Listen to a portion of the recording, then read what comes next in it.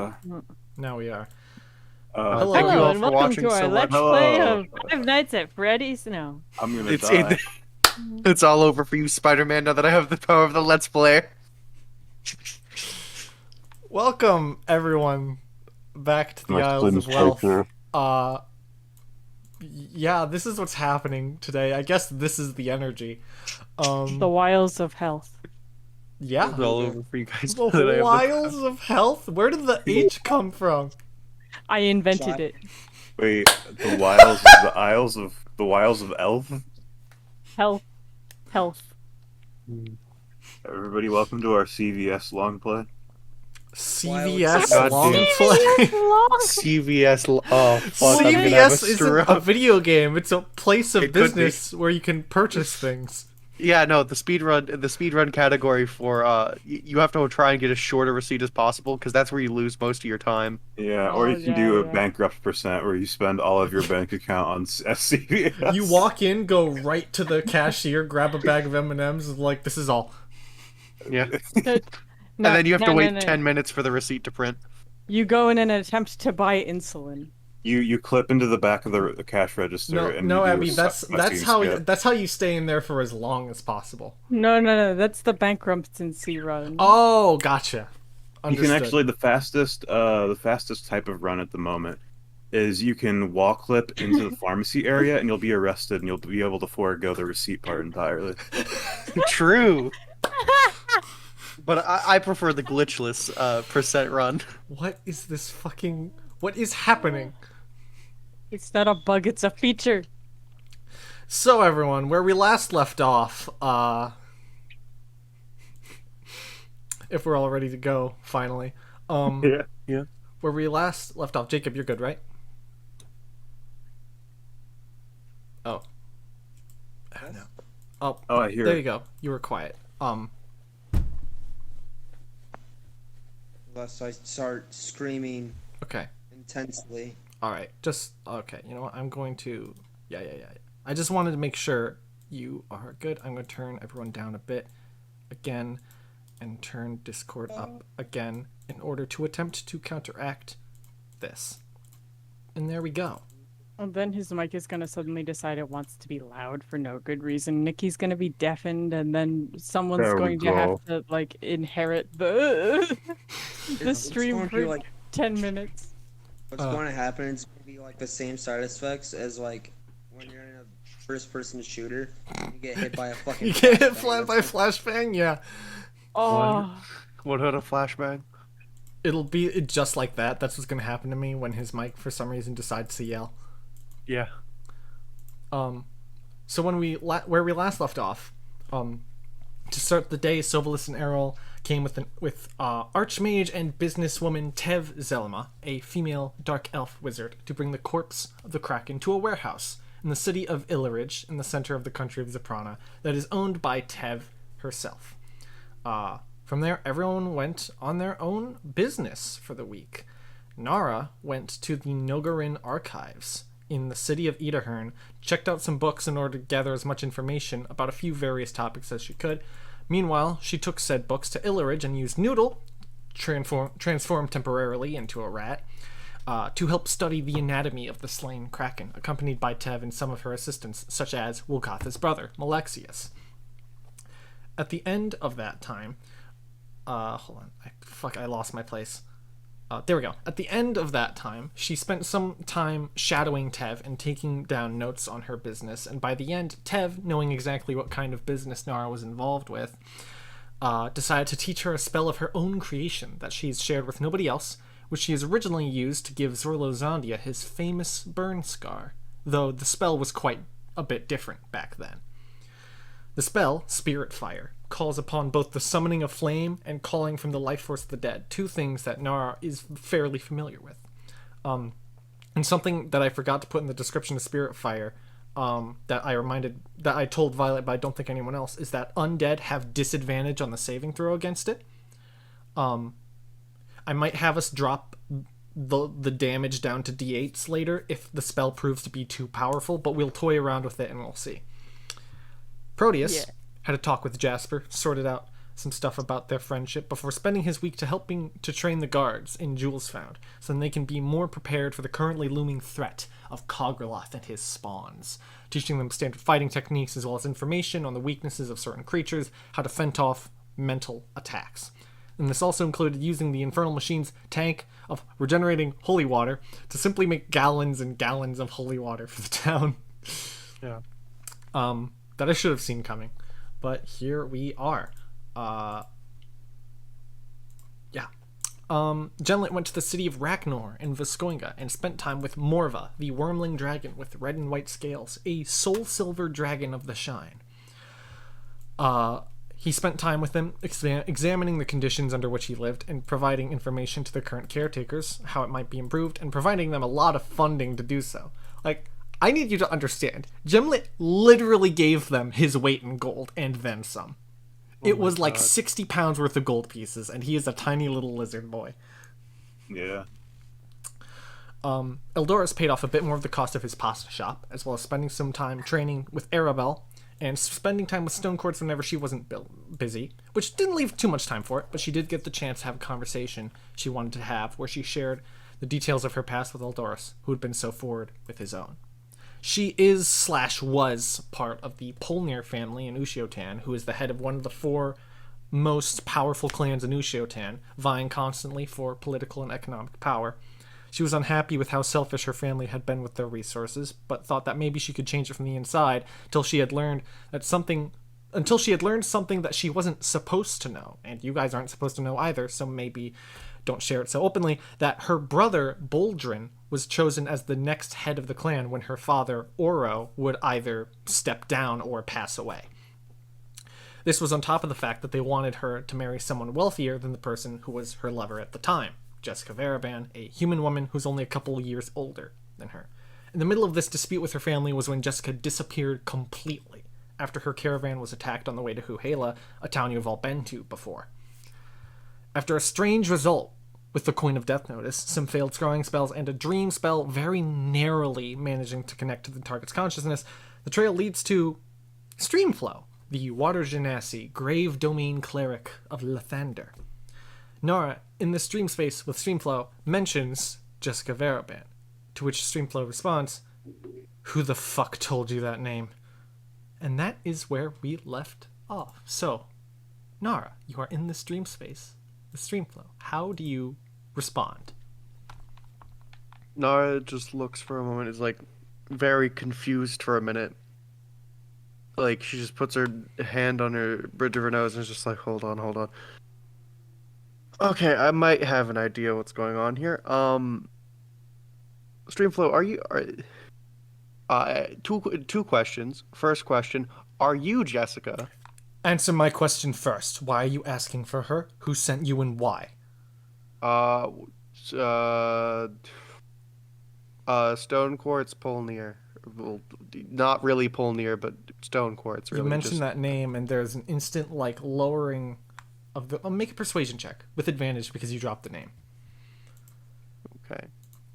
Hold on. I just realized I have not opened my character sheet yet. Oop. Character sheet, and you said with advantage persuasion? Yes. Oh boy, here we go. Here we go. 15. Okay. All right. That's really fucking low. Yeah. Jesus. For you, that's bad, but luckily for anyone else, that's average. She seems a little guarded still, but she seems to sort of loosen up a little bit. Yeah, no, anyways, she thought you were dead. We used, Nara pulls out the coin. Have I used this in front of you before? It's called the Coin of Death Notice. I don't think you use it, have. it tells me. If I use it, it tells me if someone's dead. Like, Nara's just explaining it. Yeah, so I used it to look up Jessica Varabrand, and, like, it just kind of, like, fucking broke, and I had to fix it. So then I was just like, all right, I'll cast Dream, and then it got me to use Stone Quartz, and I might have a very vague idea of what might be happening. But yeah. You do not wish me or Stone Quartz harm. No, Stone Quartz is my bud. and your Streamflow, who I know is probably still kind of pissed at me, but I consider us kind of buds.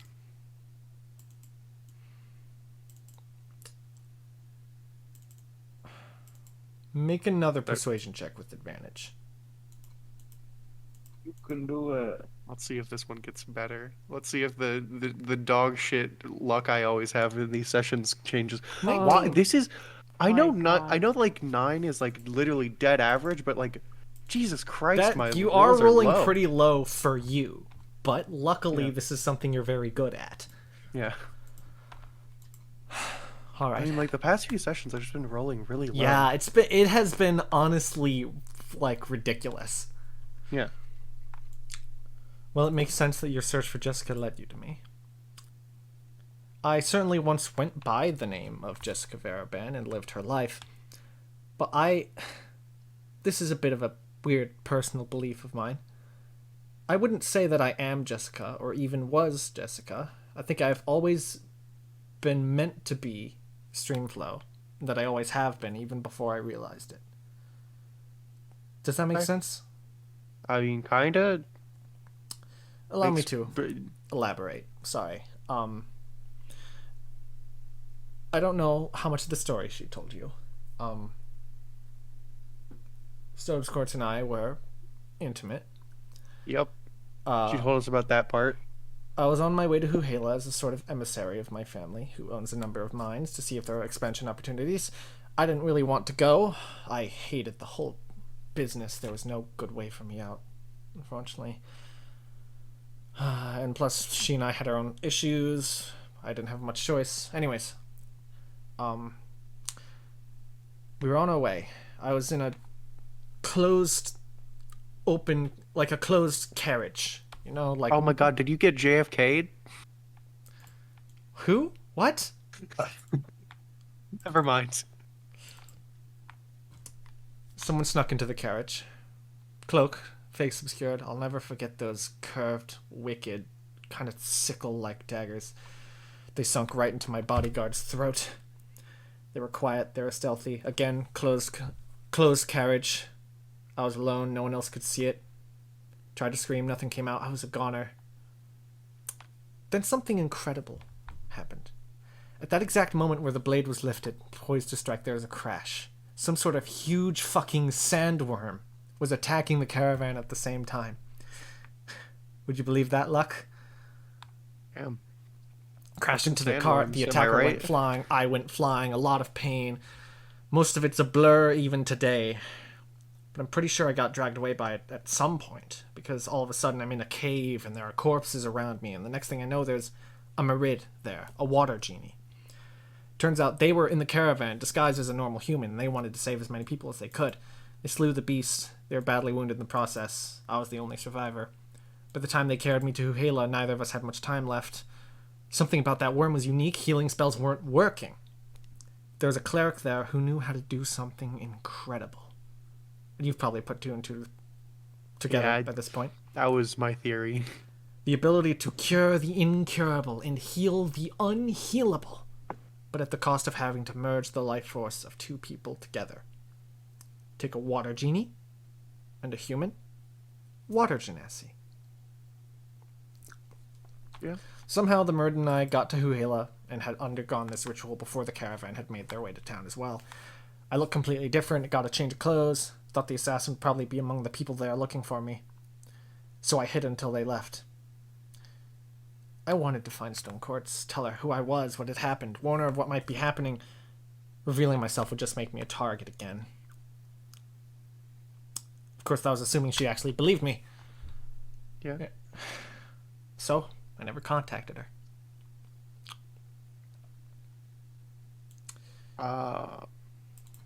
So do you want me to just look? What do you want me to do? I don't know. I mean,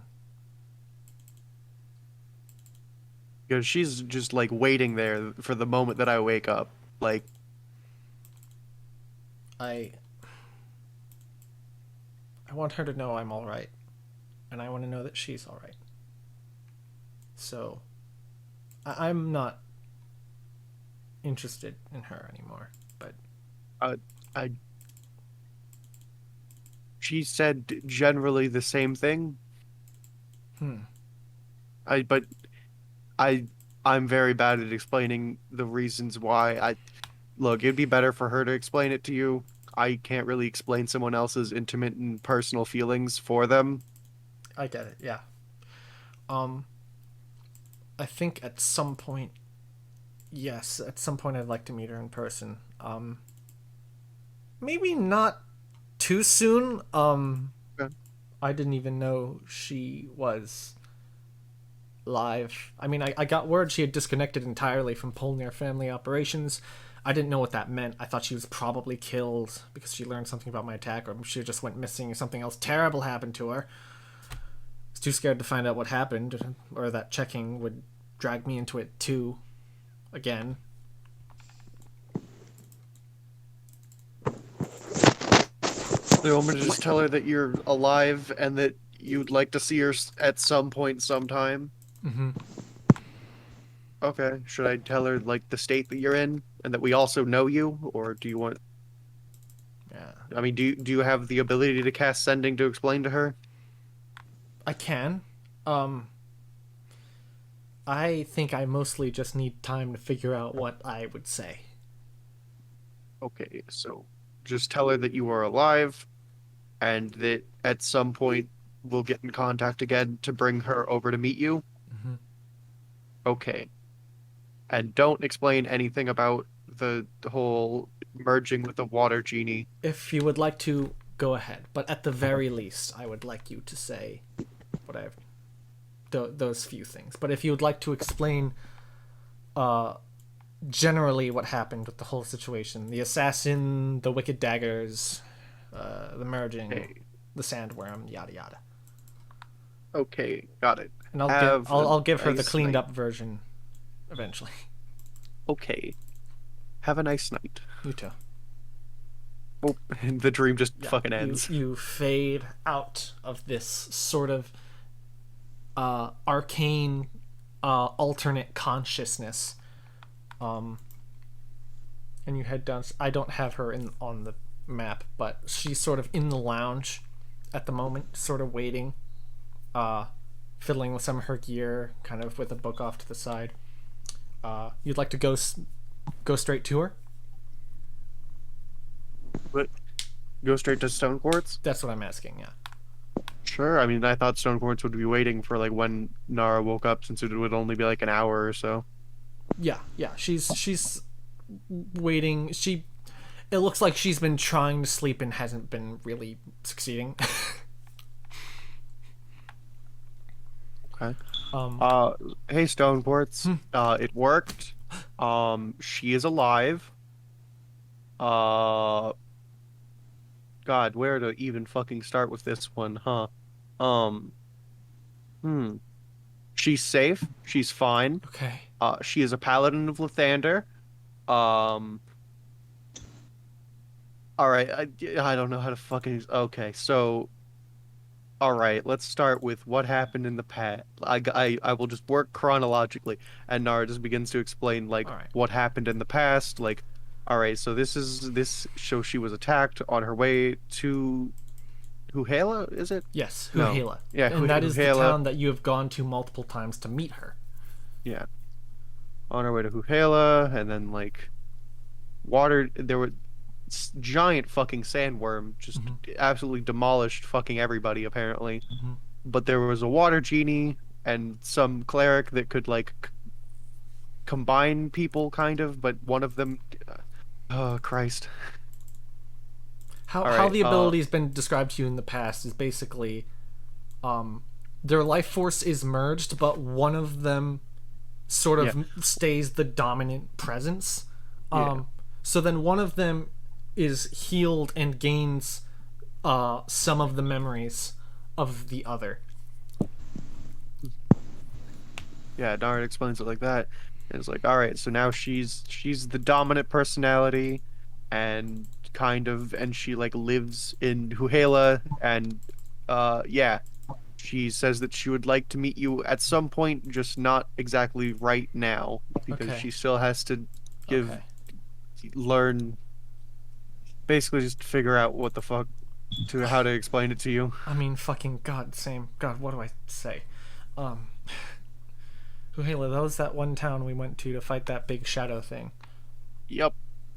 And I don't know if you met her, but the paladin there, I mean not paladin, cleric there. Yeah, that's her. That was. So I like saw her. Yes. Holy shit. That's weird as fuck. Yeah. Thank you very much. I think I'm going to sleep on the couch here tonight if you don't mind. Alright. Thank you. Sort of stands up and gives you a hug. Unbefucking-leavable.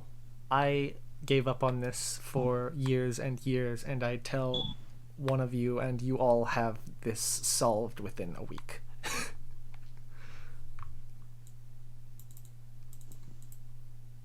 Yeah. You are all incredible. That's kind of how it fucking happens with us, I guess. Not efficient. I suppose so. I'm going to sleep. Efficiency. Thank you. Anyways, have a good night. She lays down on the couch and rests. You go back up. Is there anything in particular you'd like to do over the night? What would you like to do over the night? That's a good fucking point. Since you don't have to sleep. Well, I can't cast sending or anything. What will Nara do?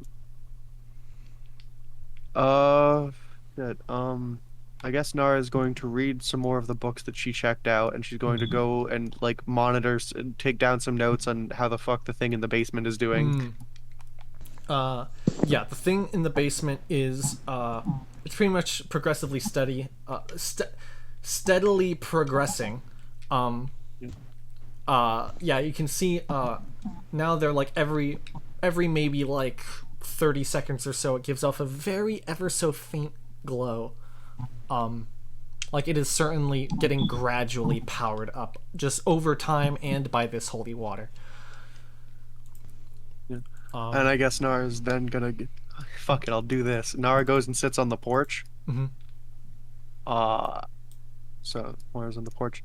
And she just sits in the chair for a little bit. And after a while, it's just like, hey, if any of you fuckers are just watching me right now, you want to... I'm think I've got a plan on how to get your friend out of jail. You hear... and a little crow lands on the porch. Hey Assassin there. speed dial. Hey. So, basically... I'm not doing any illegal shit right now until we really, really have to, and that's the only option. So I guess I'm gonna. I guess the only plan I can really think of is going to try and pull a favor with the king or something. I mean, like, can you drop like? I mean, I'm sure we could get Eldoris to just be like, nah, I'm cool with him having tried to murder me. Who else did your friend try to murder? But it was.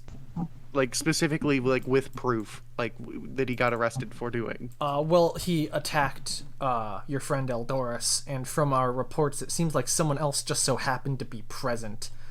I believe the name was he's some big fucking hotshot. Ezleth Oh, is it Arrow? Oh fuck, man. Oh, really? God, we didn't know he'd fucking be there. Yeah, no one knew he'd be there because before that fucking day, he was probably declared legally dead. God Can you damn murder it. someone who's dead? Yes. I mean, he's fucking fine, but of course. I mean, yeah, but like... No, I mean like legally. I don't know how Can the you fuck murder I'm- somebody who's dead? That's a good question. But Look, I don't know. I don't know if we're gonna be able to get him to drop charges if you can even do that on attempted murder. Like, if everyone's just like, yeah, it's fine, it's cool. Can you drop charges? Like, I don't know. I know about magic, not law. Hey, listen. I have another character for that. What the? I'm not gonna question that. Anyways, yeah, no, I mean, with the right friends, any charges can get dropped. Right, I guess. Oh God, I guess we'll try and talk to the king tomorrow All right. if we can. think Look, that's at some true. point we'll try and talk to the king to try and get him out of jail. I've been thinking about this current status of our offer. You know how I said you give us Rildan and Eldoris. I have been Do thinking. you really want him? Well, we were just saying that so then we could kill him, get rid of the body, all that. We understand that our request for you to give him that is a bit of a tall order. So we've been discussing things, and there's another way you can do instead of giving us him. There's a Okay. person we've had a personal grudge against for quite some time now. Okay. If you kill him, if you just ruin his life irreversibly, whatever. We who could is do he? that. But Oh wait! Before you tell me, is it fucking what was his name? Is it Nemelsa Yerrek? Because if it is, we already did that, buddy. I don't think I've ever heard that name before. All right, cool. But if it was, that would have been really funny because I we rolled- already fucked up his life. I rolled a check for him to see if you've heard of that name, and he got a nat too. Oh, The DC was low on that, but he failed. You know what? I'm it. about to get a long rest. I'll give him advantage. Sure, you can give him advantage through the crow. 4.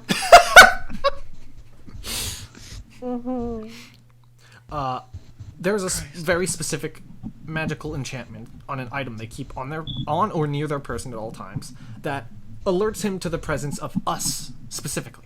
So we can't just swoop in and do our shit, but someone else could. His name is Boldrin Polnir. Oh fuck!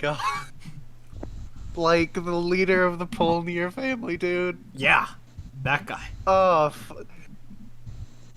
god. I understand this coming is together. also a tall and risky order. But yeah, it is. Nara's just like chuckling to herself while he's saying this, like, "Oh my fucking god." would you rather I do can't- that, or would you rather give us your friend? No, no. We'll kill him. I'm pretty sure we can probably kill him. Oh god. Time to cause an international incident, I suppose.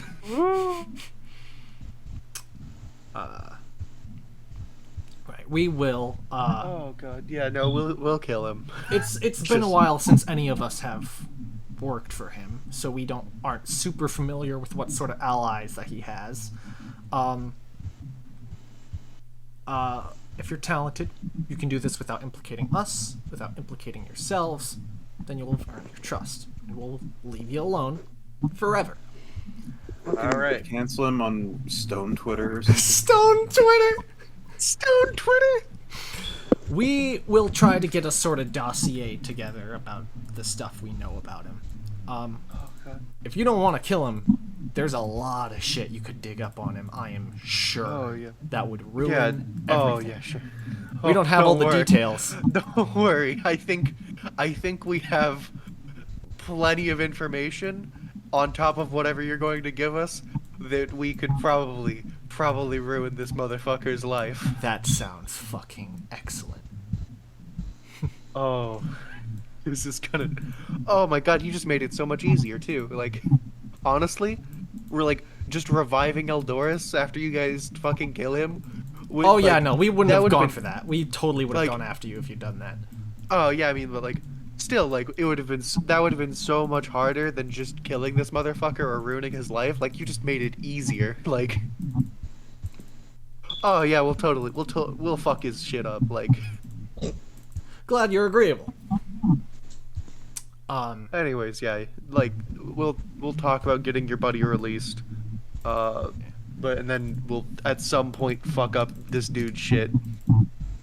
Understood. Yeah. Well, Anyways, yeah. Nora like pulls like a cracker out of her pocket, like I don't know if I'm supposed to do this, and just like offers the cracker to the crow. you see the crow goes to the cracker, and and the voice that's coming through the crow is just like, Muffled. Theodore, no, don't get distracted, Theodore, no.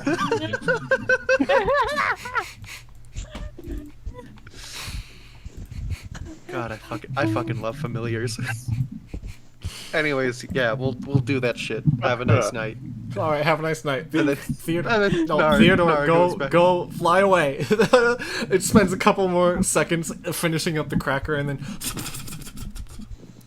Oh my god. Theodore, God. no.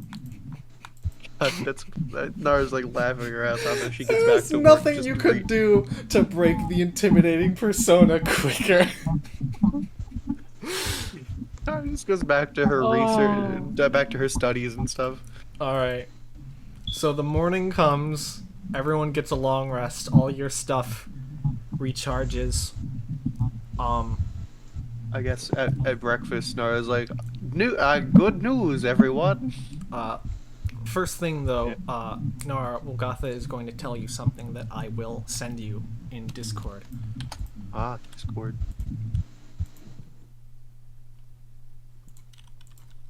I live in Spain without the W. Exactly. Explain. Fine. W, little known fact, everyone. The W in Spain is both silent and invisible.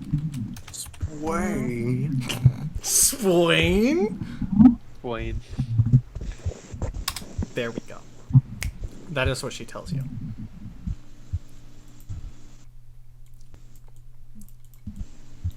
All right.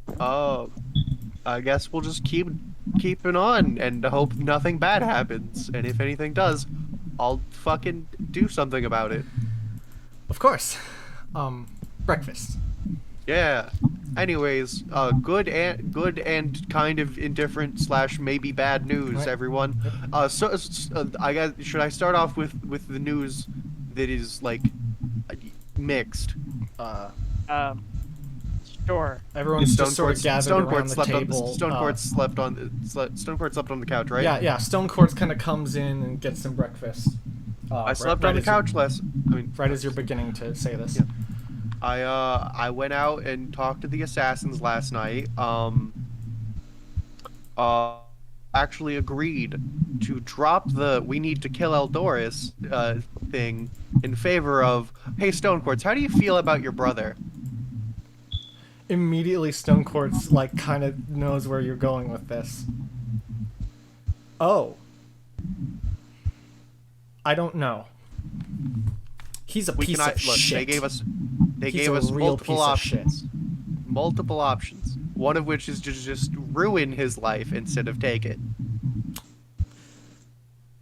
I don't know. It's up to you.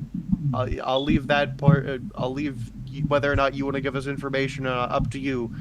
But I'm gonna be real, Stonecourts. I'm gonna fuck up this dude's life whether or not you help or not, because like it's either his life or his life gets fucked up or Eldoris like dies. I understand. It'll get better. I need to think about it. Yeah, I it's hate fine. him, but you know, Yeah, when you I grow, mean, like, when you you don't have spend to so be- much time yeah. with someone, yeah. yeah. Look, I get it, but I'm just letting you know because I don't want to like catch you off guard because you're our friend. But like, Yeah. I'm being real Of with course. you. I will have to I will have to fuck him up. Like this is like a thing that I will probably have to do if we want Eldoris to not fucking die. I understand. And We'll consider. other news is we probably have to go talk with the king today before we leave for the Barbed Mountains, so that we can like get their buddy released. Everybody cool with that? I'm cool with That's this. good with me. Yeah, All right. But But yeah, just to be clear, I would prefer to simply ruin his life rather than like kill him. I'm cool with I that. mean, killing him discreetly is going difficult, I think. Yeah. For me, anyway. Clink, clink, I mean, clink, just- clink, yeah, clink, yeah. clink. Yeah. Just like, I mean, like, at the very least, like, we could just, you know, unearth the entire criminal empire of the Polniers. Because, like, Stonecourts, I don't mean to be mean, but, like, I feel like if you just say that there's a criminal empire and provide evidence. Anything that happens after that's just kind of like justice. Yes, but when the people running the place are the people you're trying to prosecute, that's when it gets hard. That is true. I mean, it wouldn't be a criminal empire if a lot of people weren't involved and okay with it. It's true. True. That is true. I would like anybody who wants to go ahead and make a history check. Oh boy, this will be spicy. History, This is gonna baby. be so good. I'm gonna roll a fucking natural 20. I'm gonna do so good. Come Sorry. on, Proteus. so you can good. do Come it. on, you That's got a it. 14. 8. 8. Come on. Wait. 8. 8, I please. rolled in 16! From Nora. I rolled in person 14. 14. Okay, Nora. Let me pull up some information I have.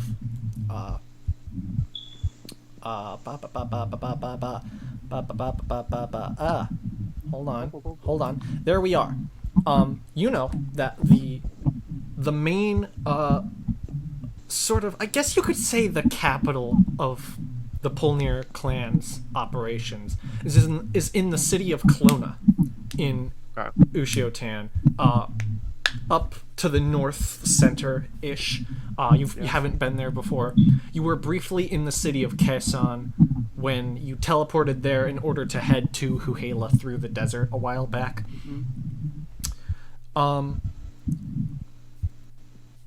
If I can pull up something else.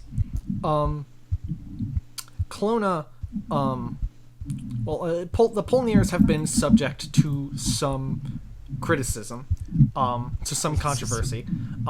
I don't want to go too much in detail because it's sad and depressing, but they're basically the late-stage capitalists of Ushiotan. Oh, amazing. Ellie, I feel no sympathy. They Take fairly regularly taking away funds from important shit to fund other things that mostly benefit them and their close friends.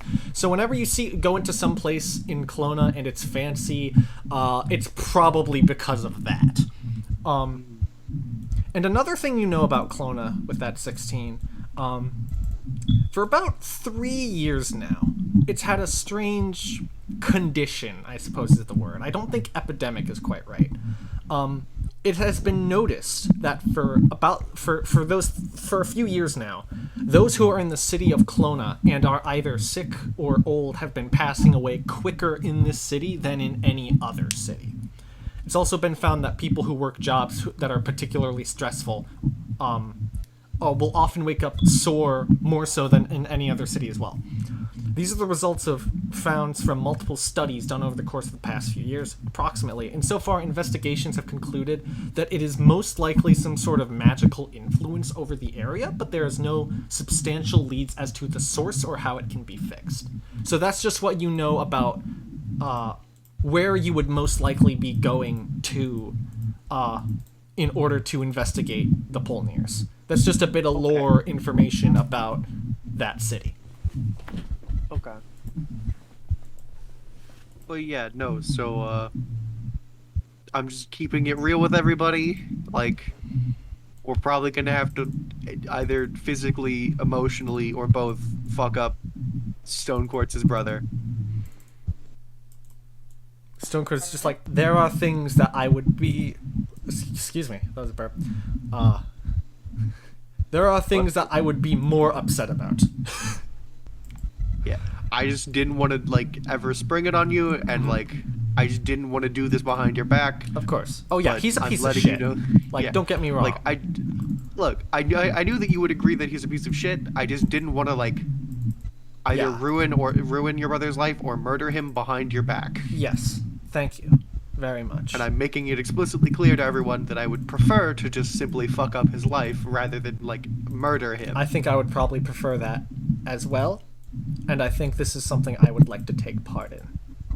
Okay. I was just letting you know. But if I do, I will Anyways. have to use illusions, but luckily I can do that. And she waves her hand, and now she looks like Nara, which you, Nara, can see through because it's a disguised self and you Yeah. have witch sight. Did Um, you just do anything? Well, you did- still see the disguise translucently. And Why then did she- you make like a semi-transparent me on top of yourself? It's an illusion that not everyone can see through. And then she waves her hand again and she looks like Arabelle, and waves her hand again and looks like Jasper, waves her hand again and looks like Proteus, and then goes back to normal.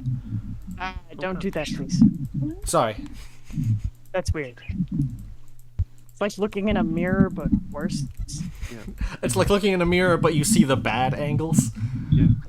Yeah. It's like seeing a bad family picture, except it moves. And It's like when you're real drawing and something and you forget to 3D. flip the canvas. All right. So, as a note, Jess is here, by the way. Hey Jess, what's up? Hi. Good. You enjoyed your Oh. breakfast? I'm all right. I've had a Don't mean nice to- week. I've got some time to rest and recover from that shit. Yeah. Do you need do you want to go back to your friend? Mean back to Guidelight? I don't feel safe going back to Guidelight where there are not people to Alright. protect me. I mean, if you want, you can just chill with us if you want. But if you have a better idea, then we'll help you with I'm it. good with whatever idea you might have. I mean, honestly, realistically, you'll probably be safest in Gemscape. That's I a can't- good point. Hold on. Well, Gotha, can you do me a favor? Yes, I can. Can you check with below me to make sure that my friend is safe? Oh, I yeah. didn't think of that. I'm gonna lower Jacob's volume. She traces her hand and casts sending. Below me, how is Ophiel doing? Is she alright? Is everything good? Waits a few seconds. She is in Idyhern right now. She is safe and she is recovering. All right, just keep me posted because I get that she wants to not be around a fucking bunch of giant ass weirdos, but I also want to make sure that my friend is safe.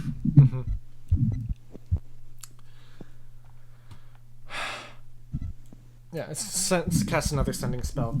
Thank you very much. If anything happens, please keep us updated. Why did I just try turning down Nikki? I meant to turn down fucking Jacob. There we go. Anyways, who wants to go talk to the King of Zaprana? Sure. Ooh, let's go field trip. All right. Field trip. Gotha will tag along. How are you guys going there? Are you casting something yourself, or do you want to go to Silverless? I figured go to Silverless. Why not? Just to let him know what we're doing at least. All right. You guys head over to Silverless's tower. You find Jordan, the gargoyle, who is out front, man. reading a book. What is he reading? He is I don't know if I've made a joke about this or not, but I'm going with it. He's reading of mice and dwarves. Oh God. Yeah, Hello, and hello. he is standing in front of the entire sunship rack. Excuse me, What? individual. Could you please? I need to grab some sun chips if that's all right. All right. He's oh yeah, sorry man. And he just scoots out of. He takes a step to the right, and there, you can squeeze in and grab a bag of sun chips if you want. Okay. Well, do they have garden salsa? Yes, they do. It's on the top shelf. It is approximately 7 feet up in the air. I'm going to make. Can I make an athletics check to try and? All right. It would actually be an acrobatics check. So go ahead. Okay. It'd just be a a- sec. Oh yeah, no, acrobatics makes sense. Never mind. You're the 18. DM. What am I doing? All right. You clamber up the shelf and you grab the garden salsa chip from the top shelf. And All right. the giant flaming skull man behind you is really impressed, and he just gives you a little hand clap and is like, "Nice job, dude." Oh, thanks, man. Yeah. He reaches his fist down to give you a fist bump. All right. I'm gonna check out. All right, you go up to the checkout, and there's it's like a cave goblin, and they're just sitting there they're on their phone. It's very clear that they're not paying too much of attention. It's very clear this cave goblin's I don't really give a shit about my job. I'm just here to make money. So you walk up, and the cave goblin's all right, what do you want? You get some chips? All right, yeah. he scans the bag. All right. How much? Actually, make a perception check. Okay. Perception. I'm so mad. God. Anyway, how about 24? Yeah, you actually noticed that the cave goblin accidentally scanned your sun chips twice, and it's on the register for 2 bags of sun chips instead of just the one. Sorry to interrupt, sir. I know you're busy with stuff. I think it went up on the register twice. The goblin like lets out a tiny sigh and like cancels the transaction and then just like rescans your sun chips. It's like, yeah, that'll be like 150. All right, I put my card in the card reader. Yeah, yeah. It starts beeping and says, take the card out. Okay, I take it out. Yeah.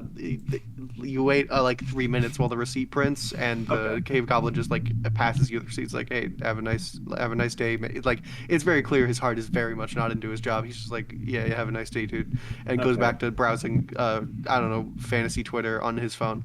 All right, I'm gonna walk out of the cave CVS, and I'm gonna trip on a stone and go down to 0 hit points. Yeah, you die.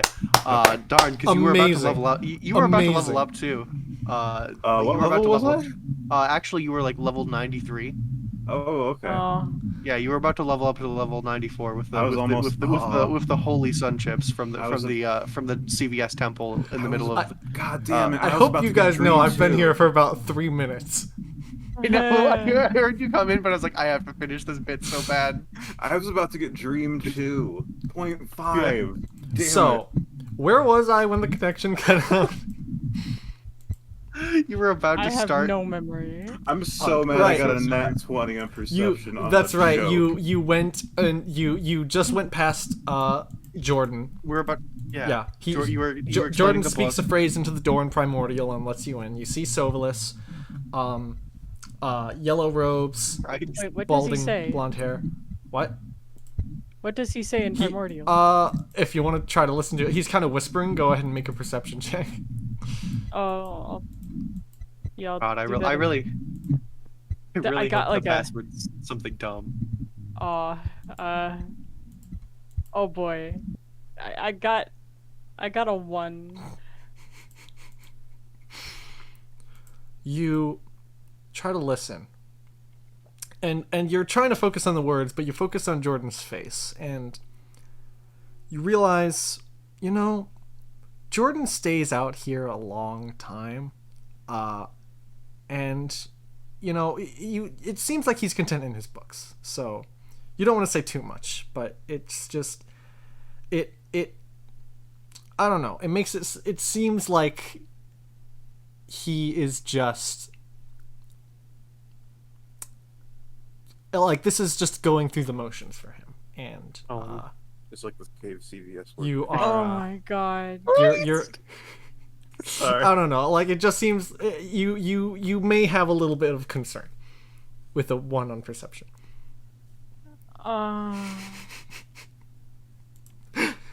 Proteus, I swear to God. Now all I can fucking imagine is Gemlet in the middle of a cave going into a CV. Alright. I'm just fucking around. If you Carry don't want to on. actually make that a character thing, you don't have to, but... What? I was just fucking around. If you don't want to make that a character thing, you don't have to. I was just... Oh, Proteus can speak Primordial, so I'm like, what did he say? Yeah.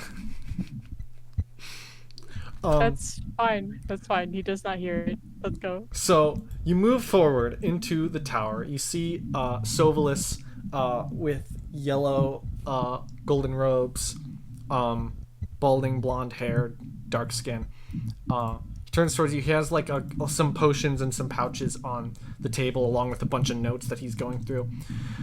Hello, everyone. I'm glad you are here. I have things to present to you all. Oh, the presentation. Like, pulls up a chair. Yes. First of all, I got information from Nemelsa, the individual who's we were recommended to by Elizabeth to get information on this Rod of Evolution, since it is in the Barbed Mountains. Yeah. He said I mentioned how it is connected to this Cogoloth somehow. Given that he wanted Cyrixio assumedly for this rod. It's the only incredibly supernatural thing about him. So that's my assumption. And from his notes, he didn't have time to go into detail because it was through some sending spells. But he thinks that this rod is somehow connected to Cogoloth in a way that we didn't know before. I already sent him payment for his services to take him, for him to take you through the mountains to a place where you'll be able to get more information. The specifics he will be able to share with you once you meet with him. It will be a difficult trip through the mountains. You'll probably see use of those healing potions you have and those special charm things.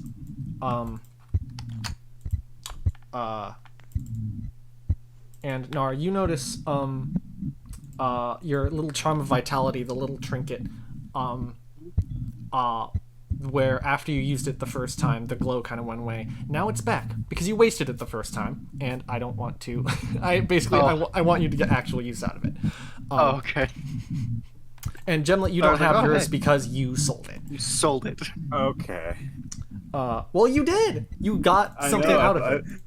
But in like Stark and you sold Who did it. he like even a monster? You know, Who did like he a even monster sell it would. to? He sold it in Idyhern. Maybe you could get it back if you wanted. What does it do again? I'm sorry. When you use a hit die on a short rest, instead of rolling, you just treat it as if you rolled the maximum amount. Does it only work for one short rest, or does it work It for works a whole for day? 24 hours. Nice. All right. So basically, I'll be- yeah, a whole day. I think I'm good. All right. Oh boy. Oh boy. Silverless also gives you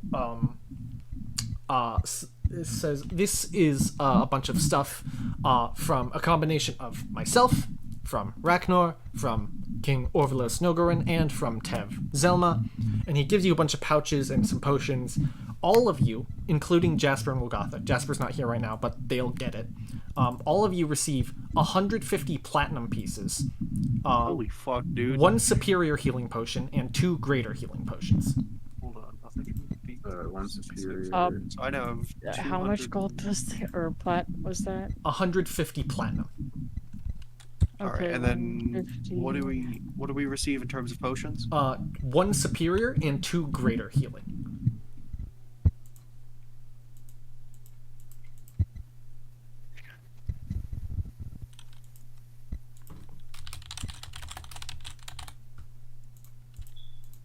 Okay. That has been added to my stuff. Yeah. Just make sure. All right. I don't have any other healing pots. I am adding it to Jasper's inventory. And I will add it to Wilgotha's as well. What's the potion? Hold on, let me turn you up. What was that question? What was the potion? You get 1 superior healing potion and 2 greater healing potions. Oh.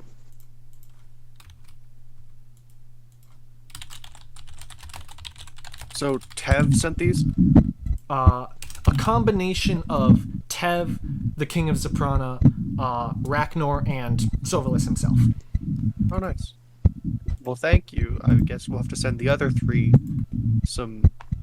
Well, I guess. You don't have to send them thank you cards. It's fine. Okay. They gave I was this about to to you say- as a part of your services to the world at large. I was about to say, like, I don't know how many. I don't really know all of the members of the Ragnar like council, so I don't really know who to send cards to. So I don't really know. I'm just glad we don't have to send cards because I don't know those people. Jacob, you have a lot of background noise. I don't know if there is anything you can do about that. Who, me? Yeah. Oh, well. No. Oh, no, it's back. Oh. Now it's gone. Noise on. Hey. I'm spinning. I'm vibing and spinning. Mm-hmm. Now it's gone, yeah. Spibing. Let it rip, I guess. If life is a Beyblade, then I say let it rip. What? Just Life is a Oh, Beyblade. that's amazing. It's completely gone now. Yee. Yeah, that's much better, Jacob. Thank you. But yes. Another note, the Grosley and Ragnar are preparing for the ceasefire that have been discussed. So now the other groups will begin doing some mercenary work to earn funds generally for our cause. But for the time being, a bunch of them soon will be returning here to help with the fact that there are a bunch of fucking pieces of shit flying around all of the time.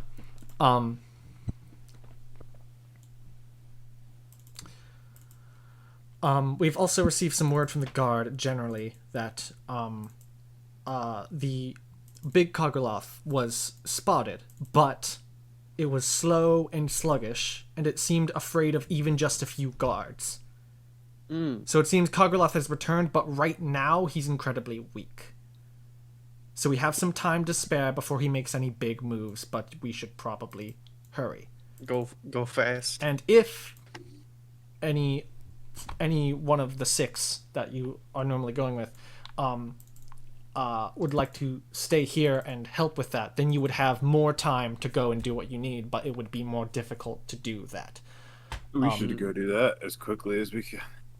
Well, first we gotta go talk to the king about like getting that dude released. So that Basically, there's, the dungeon master is allowing you the choice to either take everyone or pull a Kingdom Hearts where you swap out Goofy or Donald for the area-specific teammate. Damn it! That's so true. Because Nemelsa is going to be going with you because he will be your guide through the Barbed Mountains. And he is very capable of holding his own, believe me.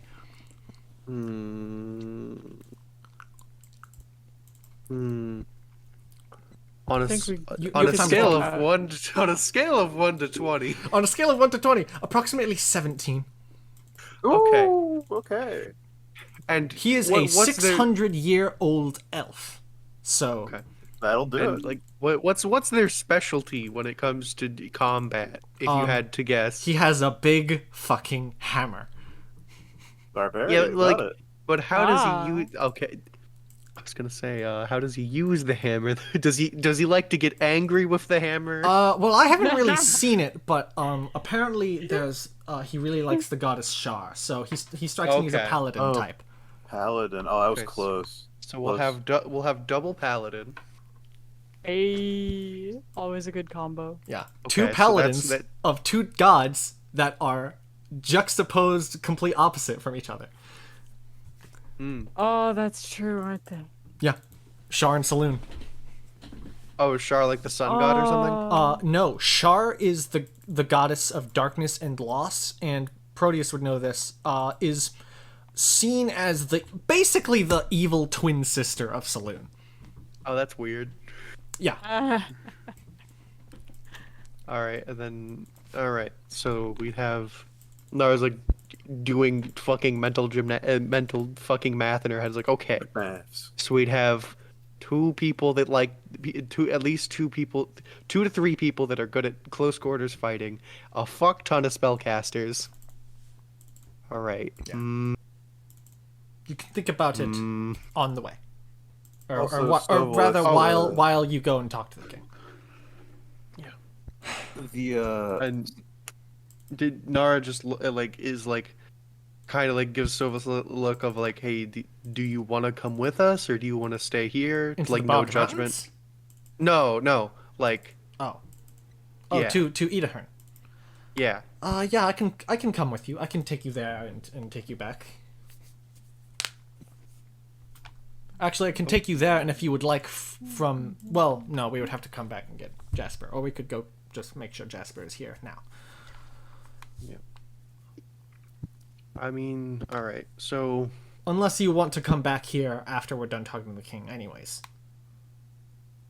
I don't really know because like I think we've got most everything that we need. And I think it's kind of up to Jasper whether or not they want to even go to the Barbed Mountains with us. All right, let me trace his hand through the air. Jasper, we might be going to the Barbed Mountains very soon, or rather, you and the group. if you want, you can come over here and we can discuss whether or not you wish to join. They'll be on their way. Right. They'll be coming here now. Yeah. Okay. So I guess we'll just wait for Jasper to get here, and then we'll talk that out. Then we'll go to Zaprana, and if Jasper wants to come to the Barbed Mountains, then we'll come back here. If not, wait. Oh, man. No, I was like, all right, look. Oh, man. A lot of things to think about all the time. Of course. Jasper, after a few minutes, arrives.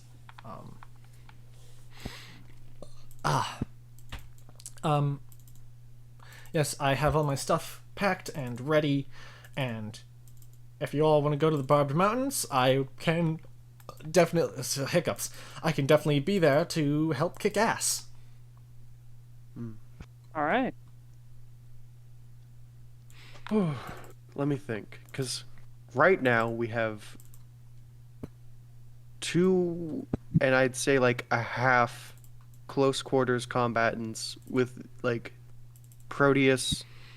Well, I guess if Jasper to come, 3.5, because we have Eldoris, who I count as like half of a close quarters fighter, because he's more suited for long range, but is also not a full spellcaster like me and Gemlet and Wilgotha. So that'd make 3 spellcasters and 3.5 like close quarters if Jasper were to come.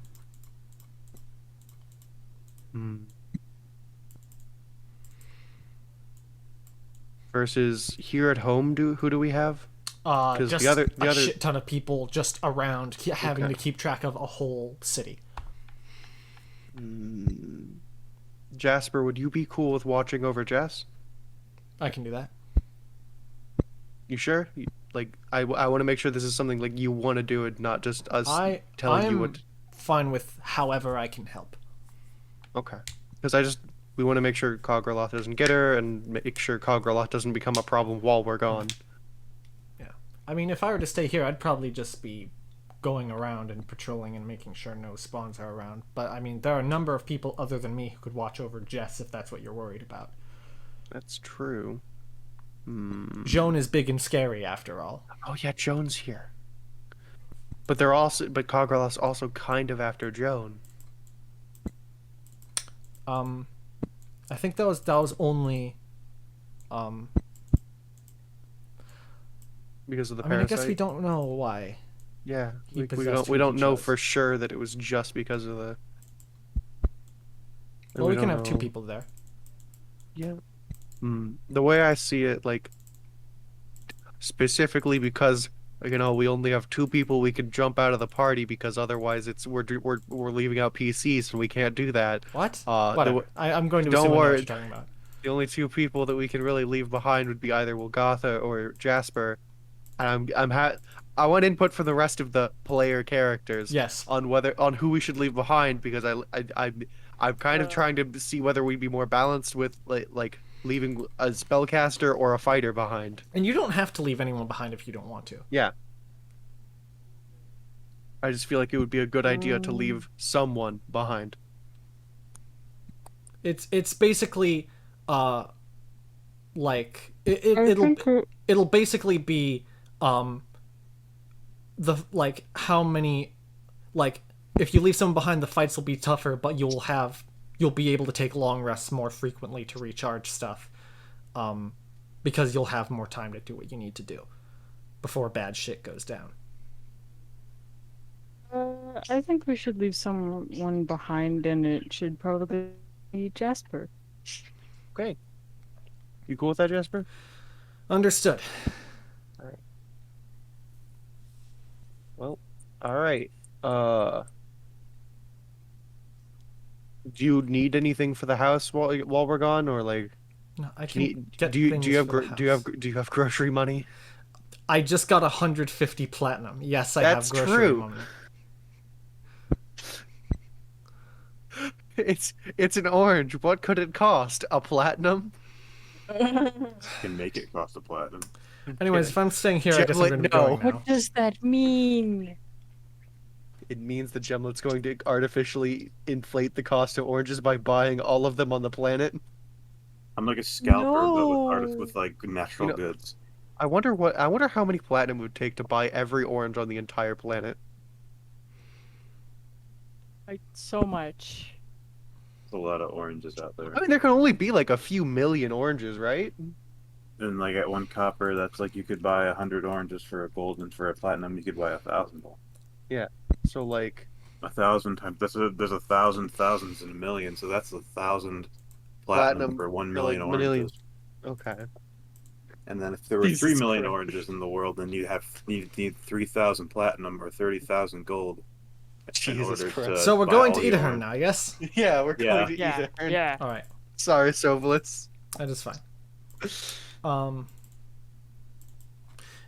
Yes, all right. You can leave Jasper behind. A bunch of other people will be coming soon as well. Traveling Sorcerer should be coming by. I Bunch wonder of if we'll others. I wonder if we'll encounter that weird blue Sorsha when we teleported last time. We'll see. Yeah, did you see that too, Sovelitz? No, I was just sort of Okay. entertaining you. Oh, Let's yeah, go. Last time He's sort of, does he look like he believes me? he has no fucking clue what you're talking about. Yeah, but does he believe me? Hold on, let me. No. Okay, he doesn't believe me. Fuck. All right. Oh. All right. Look, I get you don't believe me. Just keep your eyes peeled when we teleport. I swear to God, he's there. All right. So, so you all group together. Jasper waves goodbye. Be careful. The thunder be with you. Yep. And you all are teleported by Sovelus. You go through open space. I make a perception check. You don't see Blorsha. Damn it. Was that what the 1d100 was for? Yes. I could have just rolled a d20, but whatever. What was the range for to see if we saw It was Blorsha? it was 50-50. Oh God. Can I give Blorsha advantage with the... No, not how that works. You all teleport to the teleportation circle of the castle of Nogarin in Idyhern. As soon as we land, Nara's just like, I swear to God, he was there last time. Please, you've got to believe me, Sovelus. Let's keep going.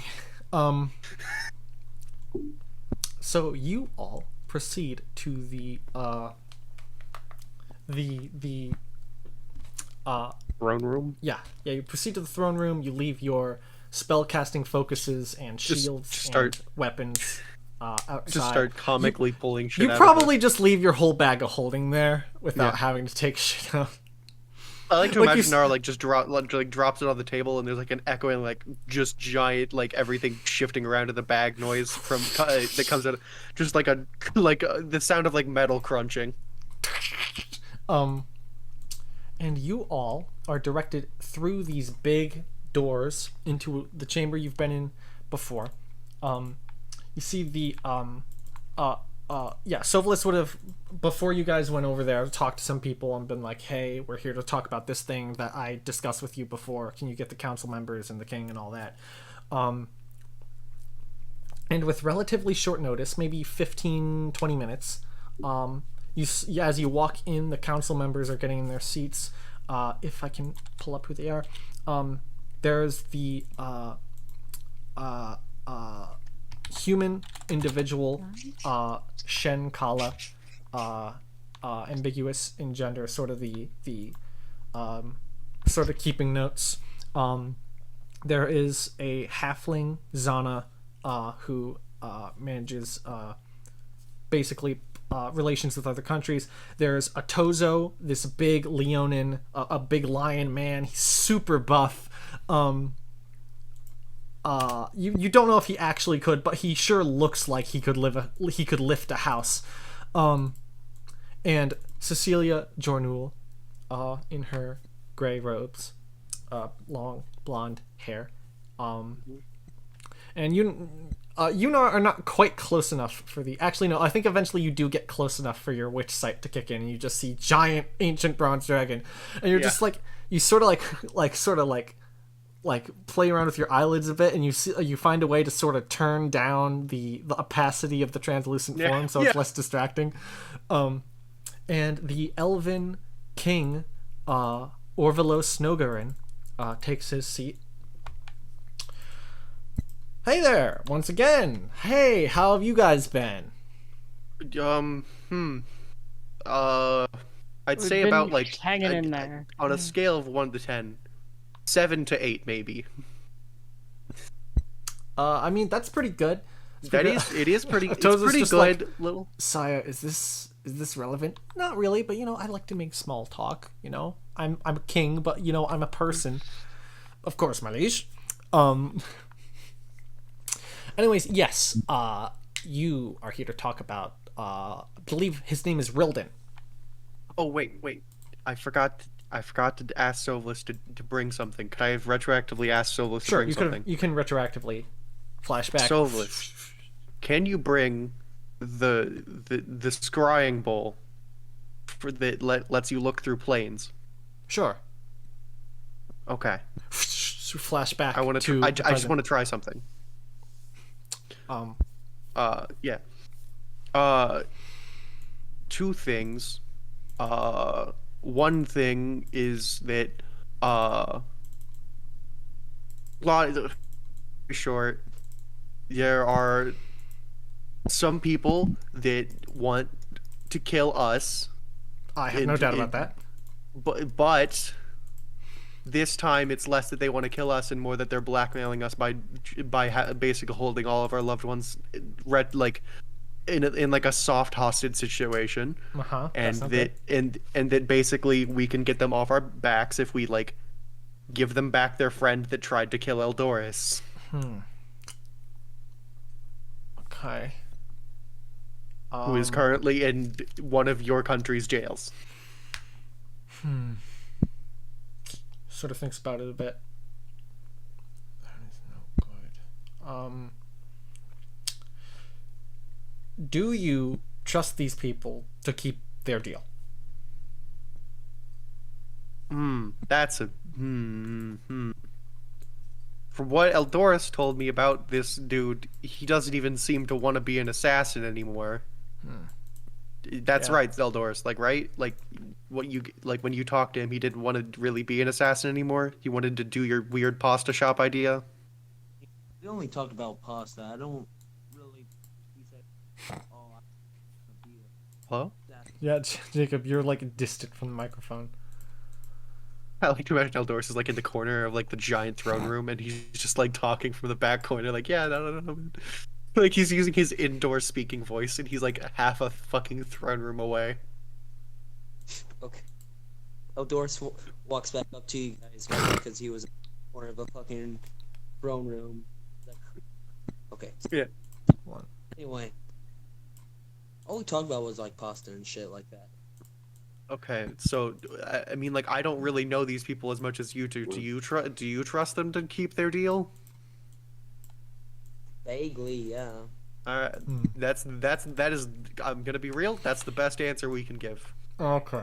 Well, sort of thinks about it a bit. Atozo, the Leonin individual's Sir, these are assassins. I don't know if we can deal with criminals and people who wish to do harm onto others. This is a security risk. Well, buddy, I don't want to deal with dead family members of mine anymore. So Yes. That's a way to shut it down. Okay. Yes, but we are letting an assassin free. This will put people other than your family at risk. Could we release them, and then if they ever do anything wrong again, we can deal with it in a way that makes this not a problem? we more just want them to not be basically holding all of our family members hostage. Make a persuasion check, my friend. Me? Could I give advantage since I talked Sure, to yeah, sure. Gemlet, Yeah. Gemlet's help gives Nara advantage. 20 total. 20. He doesn't look totally convinced, but he sort of backs I'm using down. my D10. Oh, okay. Oh, if he's like completely back, like He I was gonna say he doesn't look totally convinced, but he sort of starts to back down. you know what, I feel like if I roll higher, I might be able to get a really good thing. So I'm gonna use my D10. Okay, Why go not? ahead. Yeah, sure. Three. 23. 23.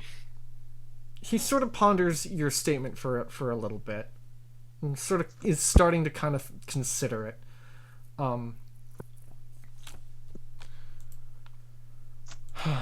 What do you others think on the matter? No, go ahead, Jacob. So I was thinking, like, if you release him, Redolent, like, I was like, open up a pasta shop and keep an eye on. Oh god, Nara's like, oh god, the pasta shop. You're gonna keep an eye on him via pasta. Buy a pasta shop. If he's out of bounds. Shit. Okay. You know what? I'm not gonna. Okay. The Keep human an eye on him sort so of he's not an talks. imposter. If we what? Keep an eye on him to make sure he's not an imposter. I'm sorry. Fucking hell. Does Gemlet say that in character? No, never. I'm not that cruel. The Good, because Nara would have laughed her ass off.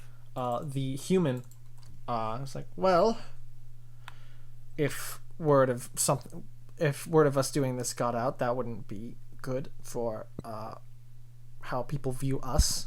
But at the same time, if we leave people who have been doing good work out to dry, that might also incur negative effects. You can do this with reasonable subtlety. But like, which part are we doing with subtlety? I suppose. Okay, I'm turning Jacob down for a bit. I mean, you guys could just, like, there- say, Oh God. you guys don't Jacob. have to, like, put this out in the public. Jacob, you're Yeah, you're getting a lot of static, my friend.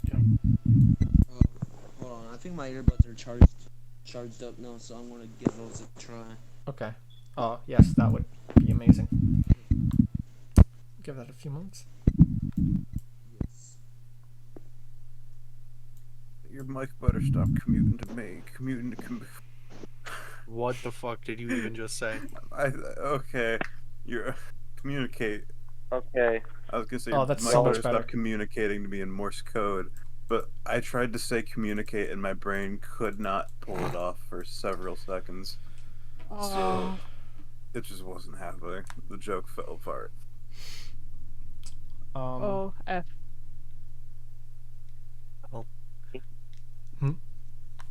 All right. Well, Good. while Yeah. we all give that thought, the second thing I just my dear friend Sovlis has invented a thing that I think might be helpful for something. It is Sovlis pull out the bowl. He brings forth the bowl. Nara just like gestures to us like, this is the scrying bowl. Tentative name. You can use it to scry into different planes of existence, which you can't do with regular scrying.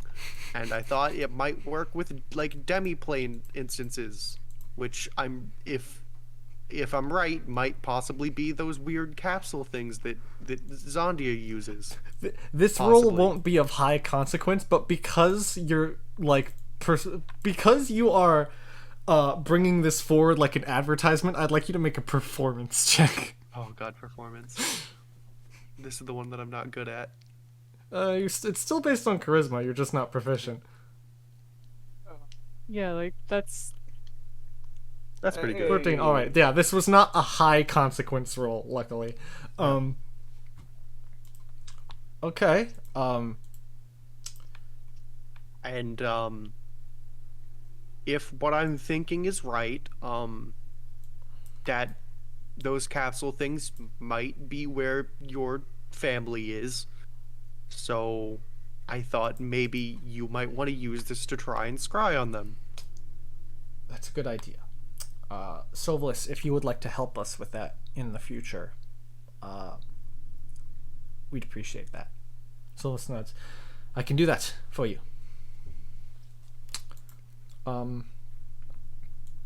Yeah, so I guess my main concern is, at this point, if this assassin is let free, you are confident that Rildan will not do any more shit like this.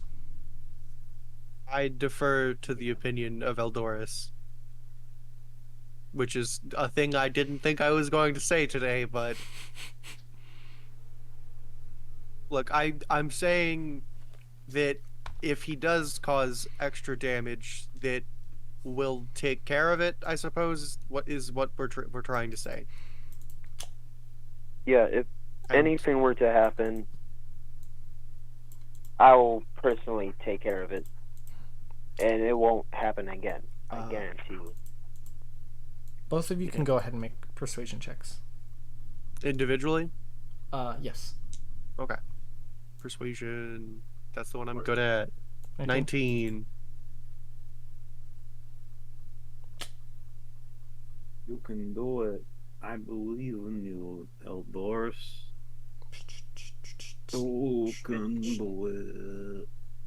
You're gonna get a crazy roll of 530, and it's gonna win us all of the video games. Yep. Except we're not in a video. Well, we are technically in a game playing on a video to some extent. Can you it's get more of a into your PNG. character, Jacob, or do you need help with that? Guess you can roll Yeah, because I rolled it.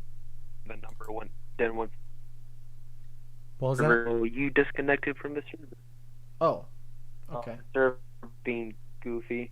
Okay. Oh, hey, from your Whispers of the Grave thing, you're still proficient with persuasion.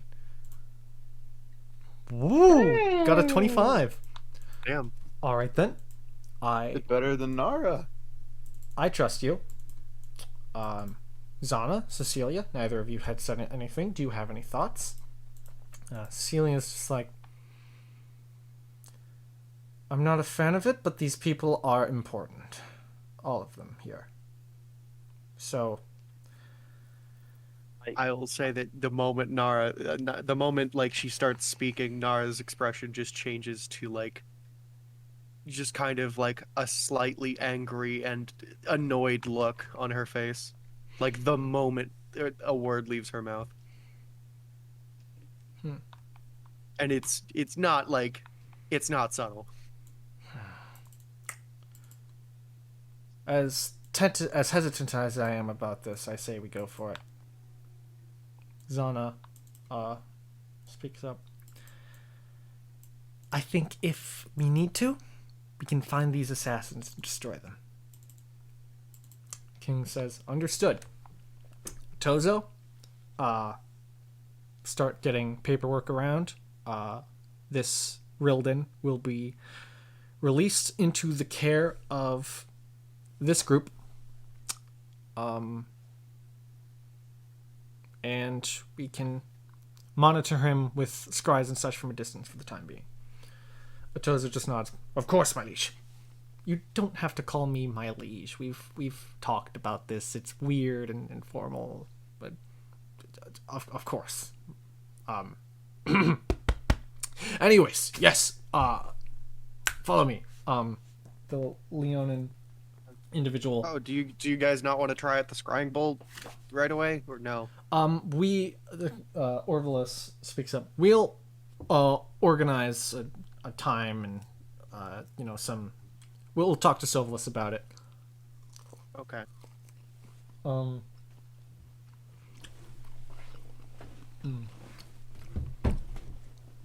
Sorry, I'm eating. You're good. Eating is important. Just like being hydrated and. Yeah, Tozo stands up. The council starts to disperse. They lead you out of the throne room. He sort of goes off to the side. And while he is off talking to someone else, you see approaching you is Sovalis' dad, who you all rescued, Esleth Jornul. Yeah. And he Nara just gives a wave. approaches you all. Hey, Azleth. Hey, Hey. I haven't been around here a whole lot. I've been catching up with the world and mentally recovering from the past 100 years of terror. But I'd like to thank you all Understandable. again. I just thank you very much for helping me get out of that. Yeah, no problem. I'm just glad we could help you and Sovalis. And Errol. Yes, and my wife. Nara does not respond. Do you have a problem with her? Yeah. What's the problem? Nara looks at Sovalis. And hey, listen. Just kind of like discreetly, like, this do I is say it? Like, so it's like, hey, listen. Let's we don't have to get into an argument right now. Well, I just Sovalis, what is the problem? Father, we'll talk about this later. Let's- Out of character, does he not know that his wife tried to kill him?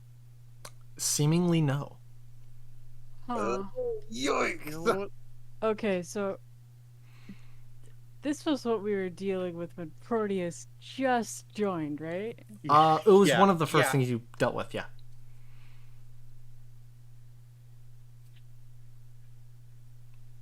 I'm wondering if Proteus would have put together that she was like the person who cursed him. I think you've been told that, yes. Okay. Look, That's what we were dealing with when I first joined, right? Like, Yes, that. I'll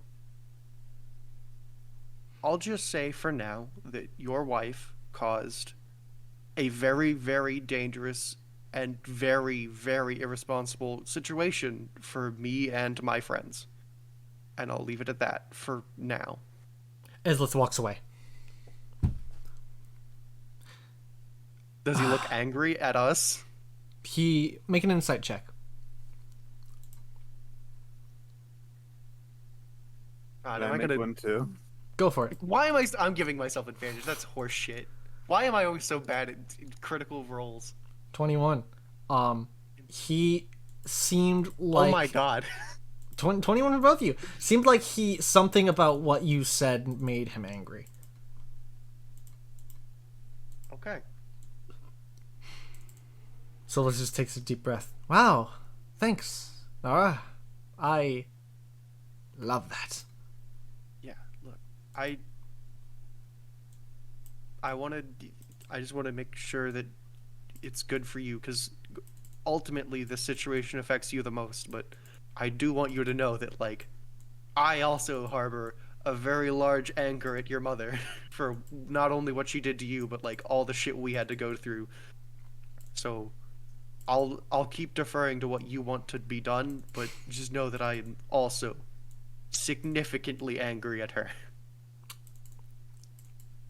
And it's very hard for me to hide my anger at people sometimes. So I'm sorry if it ever gets you in trouble or anything. Let's go get Rilton. Yeah. He eventually Atozo sort of leads you to an area, and he sort of like at basically the basement, and out from one of the cells he undoes the manacles of a sort of slightly tan half elf, generally sort of thin, not from like treatment here, but just sort of was already thin before. He comes out in sort of basic tunic and pants, because he's in prison. He's basically told, like, you are free to go with these people, but we'll be keeping an eye on you. All right, okay. Hey, Eldoris, and seemingly a bunch of his friends. Hi. Yeah, Hi. what's up, dude that tried to kill two of my friends? Hey, look, I'm not proud of it. Right? I don't Look. like. I've been starting to regret that I got into this business to begin with. Okay. The best thing you can do for us is just promise that you, and if you can convince them, your buddies, will just stop doing this shit. I'll stop fucking with you. I promise. But my No, friends. not just us. Everybody. What do you mean, everybody? Like you get like at least you need to drop out of this business forever. Yeah. Definitely. That's what I want to do. I just. Yeah. The others. I don't know. I don't know. Sarah Carr, who's the leader of the bunch. I mean, he's basically a fanatic at this point. The others are sort of I'm buying into his mindset. A couple of them maybe could be convinced out of it, but What about the dude with the crow? Because I kind of liked the crow. the dude with the crow, that's probably Sarah Carr talking to you. Damn it, I really liked that crow. He was very funny. He liked crackers. Oh, the crow. Oh, yeah, Theodore. Theodore loves crackers. I love that crow. He's cool. Theodore's pretty great. But yeah, no. Basically, we just want you guys to not cause. Look, I'm gonna be real with you. Like, we have to do one more favor for them, and then they'll leave us alone. But like, we also just promised like that you guys would stop being a problem. Otherwise, once we do your favor for them, then we're going to have to do a favor for getting you out of jail. Which that favor is come hunt them down and probably kill you guys. Maybe we should withhold that information from That's them. true. Yeah, don't tell them that, or No, I don't know if I want to go back right now. Look, we just have to like tell them that you're not in prison anymore. You're free to do whatever the hell you want. We just need to let them know that we upheld our end, which was, hey, your buddy's out of jail. Okay. Could you maybe hold off on that? Because if I go there, I want to be there with people who are willing to get maybe into a fight. Yeah, sure. Whenever you're ready to go, we'll take you over there. And from We the didn't sounds of it, it exactly seems give like them you're a time busy. frame. But I don't know how they're gonna react. Yeah, we didn't exactly give them a time frame of when we'd get you out of prison, so I'll just keep telling them that you're not out of prison yet. How's that sound? Good. Okay.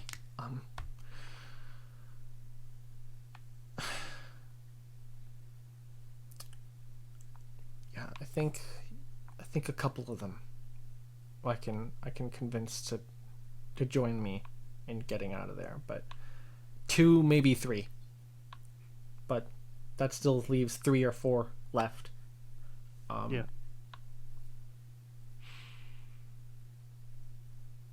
Thank you. Thanks a lot. No problem. Yep. Just we're taking you back to our house now. If you cause any problems, bye-bye. Sorry. Yeah, I know. Look, I get that you want to be like a new leaf, and I totally support that, but like, I'm gonna be real, don't 100% trust you. That's fair. I'm totally willing to give you a shot and help you get back on your feet with a new life, but also just know that the whole time that's happening, I probably won't. Look, I'm offering to help you, but I'm also saying that I don't trust you. Yeah, I get it. So anyways, yeah, we can offer you a place to stay for a while too. All right. But you might not want to stay there because it's also being I hate this because it's also kind of you have to stay there, but also you might get seen by them because they're also monitoring that. I don't fucking Maybe he could lay low, and we could get a way to contact you. I mean, but then he could run away. We'll find him. If we really had to. I mean, like, we could, but, like, I don't know.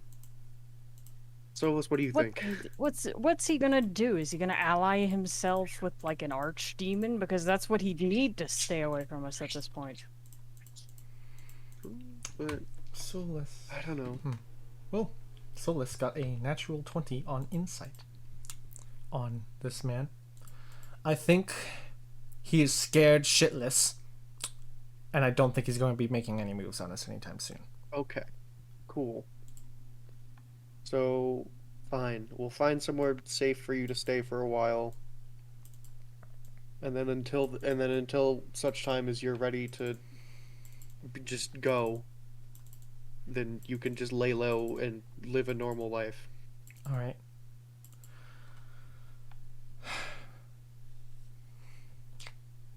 Also, maybe we should, I don't know.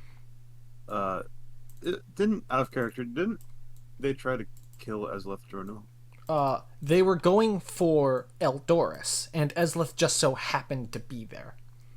Yeah, knowing that they're in the same building, and we walked past them, and they're probably going to, down the grapevine in some way, find out we did this. Maybe we should expedite this a little bit. Esleth already has been informed. Oh, okay. Yeah. He was in the middle of being informed. He was informed nearby you. You guys probably overheard it, and then he came over to talk to you. Yeah. Okay. Basically, Esleth is just on, like, sick leave from work for about 100 and some odd years. Damn, that's one hell of a benefits package. Yeah, would you guys like to return back home briefly? Mm-hmm. Yeah. I would like to put the birds to bed. Okay. Real quick, so if we could take like a 10-minute break, that would Sure. be good. Um, Could I also ask Solas one thing before we go back? Mhm. Is there any kind of item or material or consumable that makes being possessed difficult? I don't think so, but let me check some stuff. There might be something like that. Or like just increases your charisma temporarily or something? Something like that would be rare. Yeah, something like that would be rare and hard to get on a short notice. Oof, okay. Look, when we find anything that increases charisma, it's either me or Proteus's. This will be an interesting fight, and I'm totally cool with it. I hate possession so much.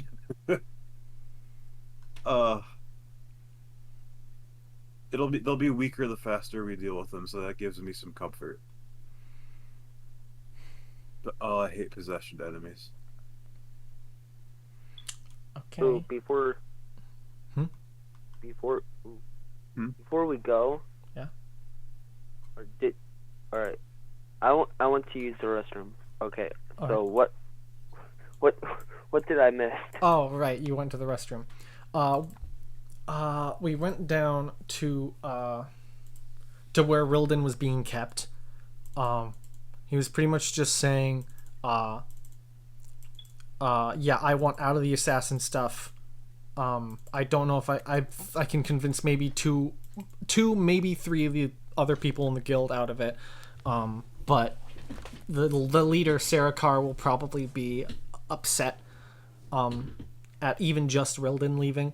So the plan right now is to take Rilden back to Gem's Gate, because it seems like he's scared shitless and won't be making any moves to backstab you anytime soon. Take him to Gem's Gate, let him lay low. I asked him. Oh, please finish. I was just gonna say, and just have him lay low until you guys are ready to contact the assassins and hand him over, ready potentially for a fight. Oh, okay. Like, I'm gonna ask him, like, yo, so, I bought this shop. Oh, the pasta shop, yes!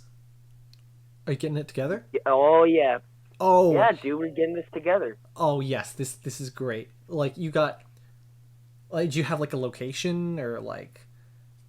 Yeah, it's in Gemsgate, dog. Oh, that is sweet. I think they're getting me some of my some of my stuff they took as evidence. I think they're gonna give me some of it back. I think if I get like a decent amount of money back, I can sort of put that into the place.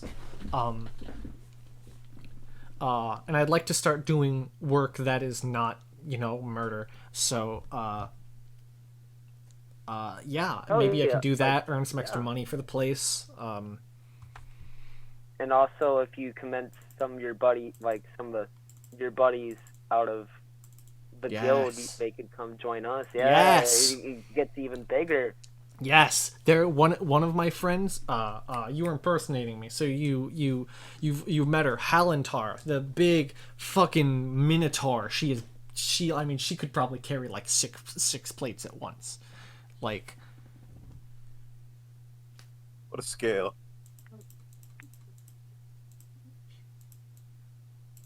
Say again, I couldn't hear you. I was saying, like, there's this big. You probably met her while you were impersonating me. The assassins has this big minotaur. Her name is Halentar. She could probably carry like 6 plates at once. Oh yeah, fuck yeah. Yeah, she'd be great. Her, I think I can get over. Salatala, I think we can get over. Or Maru, maybe. Darathor, I don't think we can. Nasun, I don't think we can. Sarakar, definitely not, because he's kind of crazy.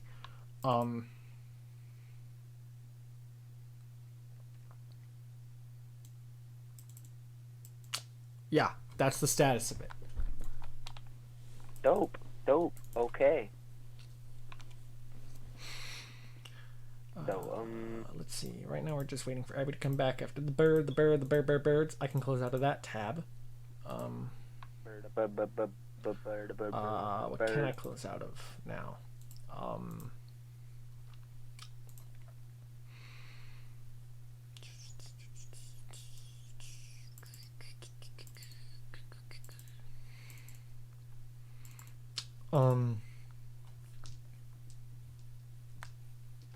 Yeah, is there something else you guys would like to do in the castle while we're here? You can check out the archives for a brief time. You can go out into the town if you'd like. I wanted to suggest to like the king or like any high officials that we could like put Redland into like, I don't know, a witness protection program, I guess, or like make sure like the public doesn't know, hey, we're releasing this person. Yeah. I think I think as a part of this, the advisor of domestic business, which is just basically anything in country, like all the operations there. Atozo Perdella, the big lion man. He's the businessman? A domestic business is just the title. It's pretty much just anything involving this country. The halfling is advisor of foreign relations. The human is advisor of public affairs, which is basically public opinion, what people in the country want us to do. It's just like, pretty much the person is just like, if everyone in the court's like, yeah, this is a good idea, they're like, actually, no, people would fucking hate that. And then there's Cecilia Jornul, advisor of magic, to make sure, like, what something done could be, maybe something could be enhanced by magic, or a problem could be solved by magic. She would be the person who says, hey, this is the thing we can do, so they can get one of their, like, if it needs a cleric, they can go get a cleric that is part of their, I guess, like, has, like, a jurisdiction in the area that they need, and they can send this cleric out in order to solve the problem. Okay, I'm back. Hi. I guess while we're waiting to go to the mountain, Nara's gonna go to the archives and see if she can check out any sort of like I guess like atlases on like the Barbed Mountains itself, like map books. Yeah, I think you've looked for this before. And there's a few different okay. sketches. But this sort of thing would be owned in mass supply by. I don't know about she's Oh, he's talking to someone else. Something like that would be owned in mass supply. Like a shit ton of maps would be owned by someone who is sort of like, there isn't really like a formal like process for becoming a guide through the Barbed Mountains. There isn't like an exam. Yeah. There isn't like a bar exam you take. No, I was just more so looking for like, I mean, like there's maps of places. Yeah, I was just saying that a guide through the Barbed Mountains would have a lot of those maps. Yeah. And you guys are going to be meeting one very shortly. Yeah, that's true. Yeah, I guess Nara's just, I don't know, getting books on like wildlife and stuff just in case. Yeah, you probably return the books you took out earlier. Yeah, then after she gets those, I'm assuming like Nara's probably gonna hang out with Sovlis while they're here, and I don't know, is like, because you said there's like there's like an elective representative body for the kingdom of Zaprana, right? What do you mean? Like a Senate or like a House of Representatives? I don't believe there is. Oh, okay. I thought at some point that you had said that there were elective representatives. I've said a bunch of different things about the world that I've totally forgotten. So okay. So then is Idyhern a true monarchy then? I mean, not Idyhern, but like Zaprana. I don't remember what I decided. I don't remember if I decided that the advisors were elected or not. I think, you know what? I think what I decided was that the advisors are chosen by the king and the other members of the court, if there are any. And if they're doing a particularly bad job, then people can pretty much just rally to have them removed. Okay. That was what began to happen. Malasif wasn't a full advisor, but he was pretty up there, and that's what started to happen to Malasif before he was booted out. Before that process he wasn't booted out. He fled before that process could be completed. And I'll just say that like Nar will either hang out with Sovlis or just like chill watching the court proceedings for the day until it's time to leave. After a bit, Atozo brings some warriors from Zaprana to basically be the witness protection program that will be nearby Rilden, and Sovlis teleportation circles you all back to his tower. You take Rilden, I assume, to probably, at least for now, the divination-proof vault. The divination-free Kintako hut. Yes, the divination-free Kintako hut. And the two sort of warriors, agents. Now I'm imagining them in, like, they don't actually have this, but I'm imagining in them, like, suit and tie, like they're like James Bond. They have like a flintlock with a silencer. They don't actually have that, but I would love it. Black, like fantasy Men in Black. Yeah, fantasy Men in Black. And then if you are all ready, Sovlis will take you four and Wilgotha, and teleport you to where Nemelsa is. Let's go. All right. He goes ahead and he pulls out probably just like a random thing, like probably like a bit of tree bark that's from the area to guarantee a successful teleport. And he casts the spell. Blorsha's not there again. No. All of you are lifted and pushed, and you, if I can pull out my... You teleport in, and you see you're at the top of a hill. Not too tall, but still overlooking an area. And you see you're very close to a small cottage with the door open. And you're overlooking a small town that has stone walls, a bunch of guards, like they are ready for an attack at any time. You see to the north there are a number of tall, jagged mountains, which are, of course, the Barbed Mountains. Oh, okay. You also see mostly to the south and the west woods with twisted, dark trees with branches that look like they're sharp, even serrated. I'd like everyone to make a history check, Proteus and Gemlet with advantage. Okay. But I read a bunch of books on this place. You can have advantage too. What history you said? Yeah, history. Ooh, 15. Well, That's pretty good. The DC for this is not let's- crazy let's- high. Let's see if Proteus does good. Well, at least you didn't get a 0. It's a very good. It is 0. Fucking Proteus doesn't know the place even fucking existed. Oh, I'm kidding. just sometimes I wonder. Hold on, let me. No, Proteus you're not moment. there. Jim was You pulling a big are- blank. About here-ish. No, you're right. Here. Yeah. Ooh, Gemlet did bad. But Yeah, no, I'm you pulling got a blank. 15. That is what you needed. Nice. If I can go back to my, there it is. You know, this is the town of Gardos. It is a guard outpost and a bouncing off point for the expeditions going towards the Barbed Mountains. You see as well as another dangerous part of the world that you see, the Warped Woods. These twisted trees you see, which are a part of the Warped Woods, will sometimes straight up attack people that are passing by. Though it is said that if someone defeats and cuts down a few of these trees, the other trees will just stop attacking and the rest of the woods will stop attacking, as if you have earned its respect somehow. And you may think, why don't they just attack the trees from a distance? And they don't, because these trees have some kind of magical ability or presence where someone can only harm them if they are within 30 or so feet of it. And they all have a number of ranged attacks as well. So that's why people only fight as many trees as necessary.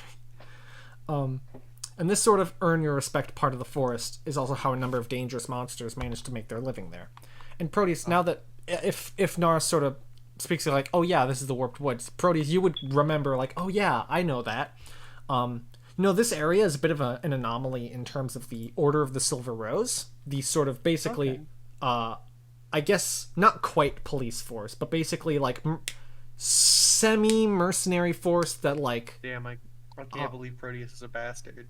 No, it's not like that. They only come in when they are He's requested. an ex-bastard. They only come into a situation when they are requested to, unless it gets really severe and they just have to step in.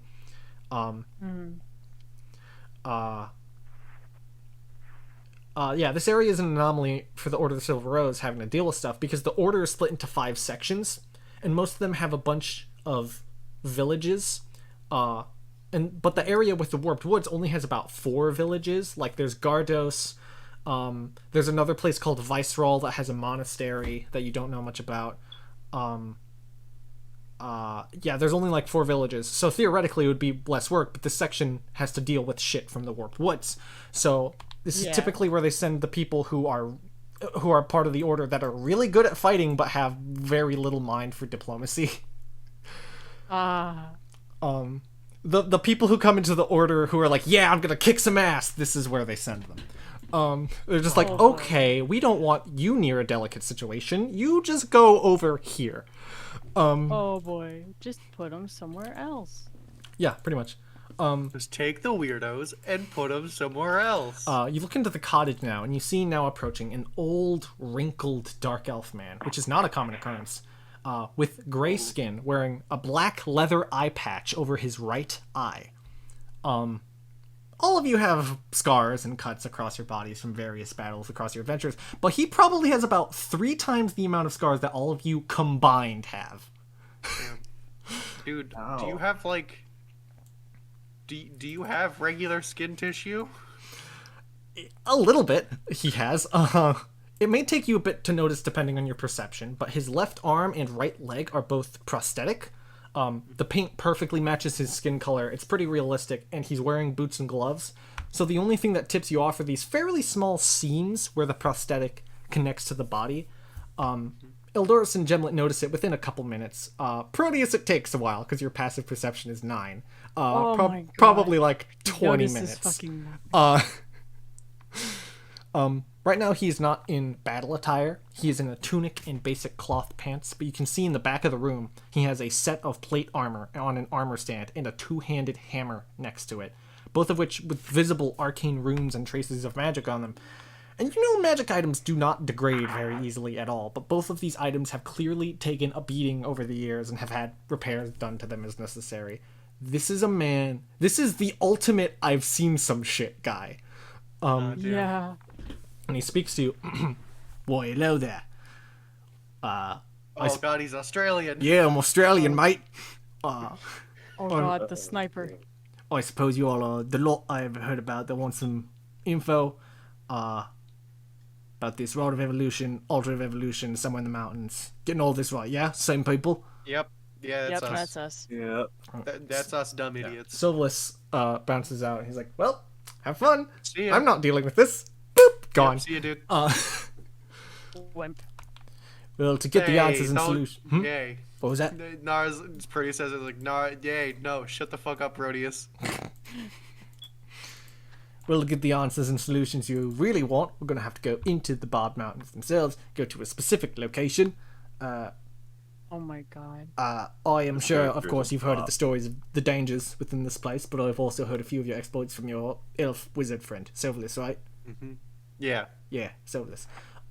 So let me explain exactly what I have found. A couple of years back, right, I went in with the team for an expedition into the mountains. We found this lake, and one of them had water breathing. Looked around, there was an underwater passageway. We all had water breathing up, swam through it, led to a sort of underground city, strange city, populated by a lot of people the type we rarely see. Gnolls, Quaggoths, Darrow, if you've ever heard of them, other folk of a more than uncommon lineage. Wait, so there's an underground city in the Barbed Mountains? Yes. Alright. All led by, they seem to be leading fairly normal lives, all things considered, led by a surprisingly benevolent vampire.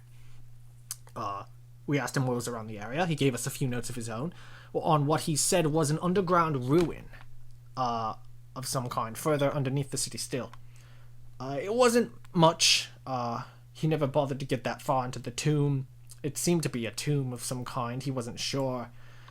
He only ever made sure it wasn't an immediate threat to the city, which it wasn't. Okay, Jacob has to jump off soon. Nikki finally found a place to put Strahd. Oh. What the fuck was I saying? Straw hat. Hmm? Straw hat. Strahd hat? Straw hat. Straw hat. I agree. Straw hat. Yeah, he never checked out more than he had to. It was sealed rather tight, wasn't really a threat. My group only bothered to check out the first main room, just like what he did. We were exhausted from our trip, we still had to go home. He said he found some notes inside the entrance that had managed to survive, written in an ancient language, and he pulls out some papers that he has, both the originals in some sort of language none of you have seen or heard of before, and the sort of the translation that this vampire gave. He could only get a few things out of it. First, it says this area is a, quote, gateway to the altars. That you should bring the rod to evolve, and here's the big one. It says that the tomb holds the essence of a shadowy being, which, quote, should only be destroyed if there is no other option. I haven't managed to find out what all that was supposed to mean, but given what Silverless told me and how this rod is sought after by, as he puts it, Cogriloth the Looming Shadow, that sounds like it's something you'd be incredibly interested in. Oh. As for this sort of evolution thing, I wouldn't be surprised if it were useful to us somehow when we get there. But of course that is a tricky situation given its current position. But We do have what's his name with us, right? Like he's here, right? Syrixia? No, you didn't bring him. Ah, fuck. Oh, We don't have the rod with us. No, that's fine. I have good news, Okay. bad news, good news, and bad news. The good news is Some of those notes that the vampire shared contain a tiny bit of info on some kind of rod, probably exactly the one you're after. The bad news is, despite the pretty detailed depiction of the arcane glyphs, the notes don't actually say all that much from what I can tell, but it seems like it's probably quite volatile and dangerous if used the wrong way, and therefore the rod is probably not safe to extract. As I'm of the firm belief it would permanently scar the body and maybe even the soul of the person. The other good news... So he's stuck with it forever. No.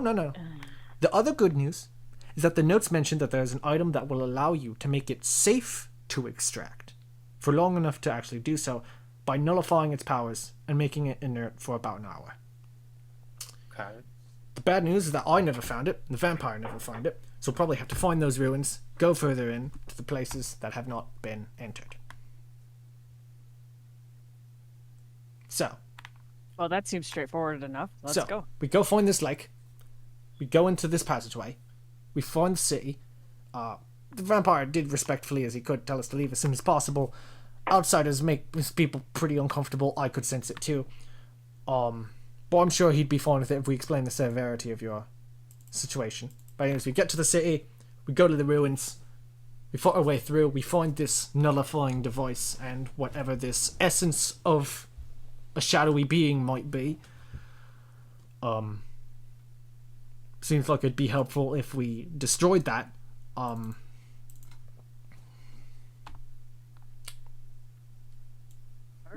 That's what we Do got. we have a street address for where we need to go in the underground city, or? I will be able to lead us there. Alright. Now let me make sure you know this before anything else, yeah? We aren't just dancing around the outskirts of the Barbed Mountains like most people who search ruins do. We're going right into the heart of it. We'll be fighting some of the most dangerous stuff this place has to offer. Beasts have made their home there and feed on things that are unwise enough to enter. Horde monstrosities with twisted anatomy, undead bodies and spirits that haunt the grounds. I think the area we need to travel through as well is also part of the territory of a particularly nasty ancient black dragon named Vexilin, who has these massive crystals poking out of her that make her more dangerous magic abilities. Oh. Are you sure you're up for that? Is she a reasonable person? Very territorial. Probably not. I would like to get a view for myself, I suppose. Head out back. Do I know do I know which type the black dragon is? Like damage type? I guess. Acid. Yeah. Go out back. I don't like acid. I'll what was that? With that information, even though I keep forgetting to change my resistance after each long rest. No worries. Should I just roll to how many damage types are there? Should I just roll for random one? Since I wouldn't have known this at the beginning of the day. Because otherwise I would make my resistance acid. But I wouldn't have known that this morning. What's it at right now? I don't know. I think it's at bludgeoning. After okay, the Kraken. I'll stick it with bludgeoning. I was just gonna roll for a random one. Yeah. We're not. We're gonna head out tonight, but we won't actually reach the mountains until tomorrow. I'm gonna take a couple hours to grab extra rations, potions for myself, things like that.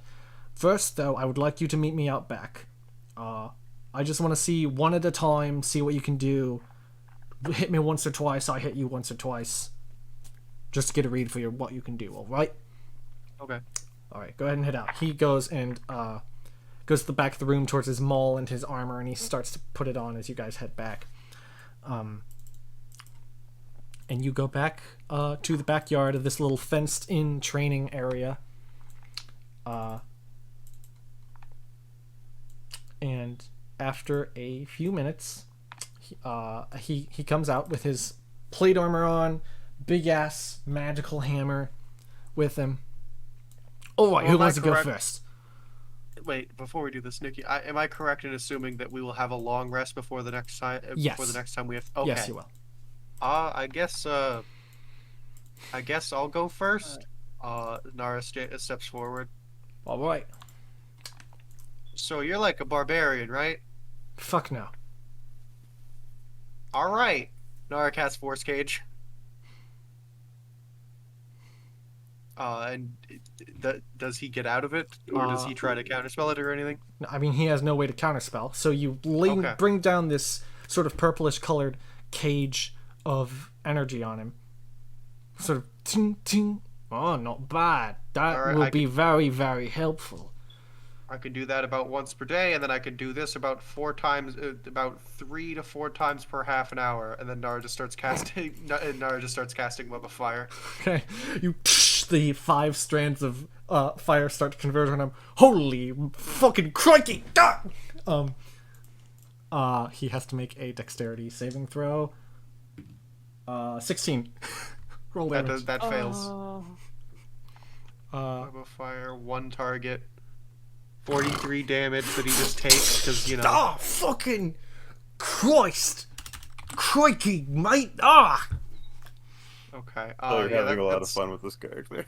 Yeah, that's one of the Nara's like flipping through a book. Alright, 'cause no, she I just get it, had- I get it. Alright, Okay. jeez, I have to go through 4 different people. Okay, Nara just puts the book away, snaps her fingers, and the cage is gone. Yeah, that's You pretty actually much what I cannot can make do. the cage disappear. Oh fuck! I keep. Nara's just like, all right. So I keep forgetting about this part. Okay, you're gonna think this is funny, right? You're gonna think this is hilarious. I can't get rid of the cage. What's your spell save DC? Oh no, never mind. He tries to teleport out, and he fails his first charisma save. He's like, oh bloody hell! He's gonna try to do it again. Wait! I have an idea. Hold on. Nara like pulls out the instruction manual for the Wand of Decision, and is like, wait, I think I can do dispel magic with this thing. I believe one of the fun things about Force Cage, like is a it wall immune of to force, Is it the immune to spell dispel can't be magic? dispelled by dispel magic. Oh yeah, Nara's like Nara's like checking over her books. Like, wait, no, yeah, that thing's immune to There you dispel go. magic.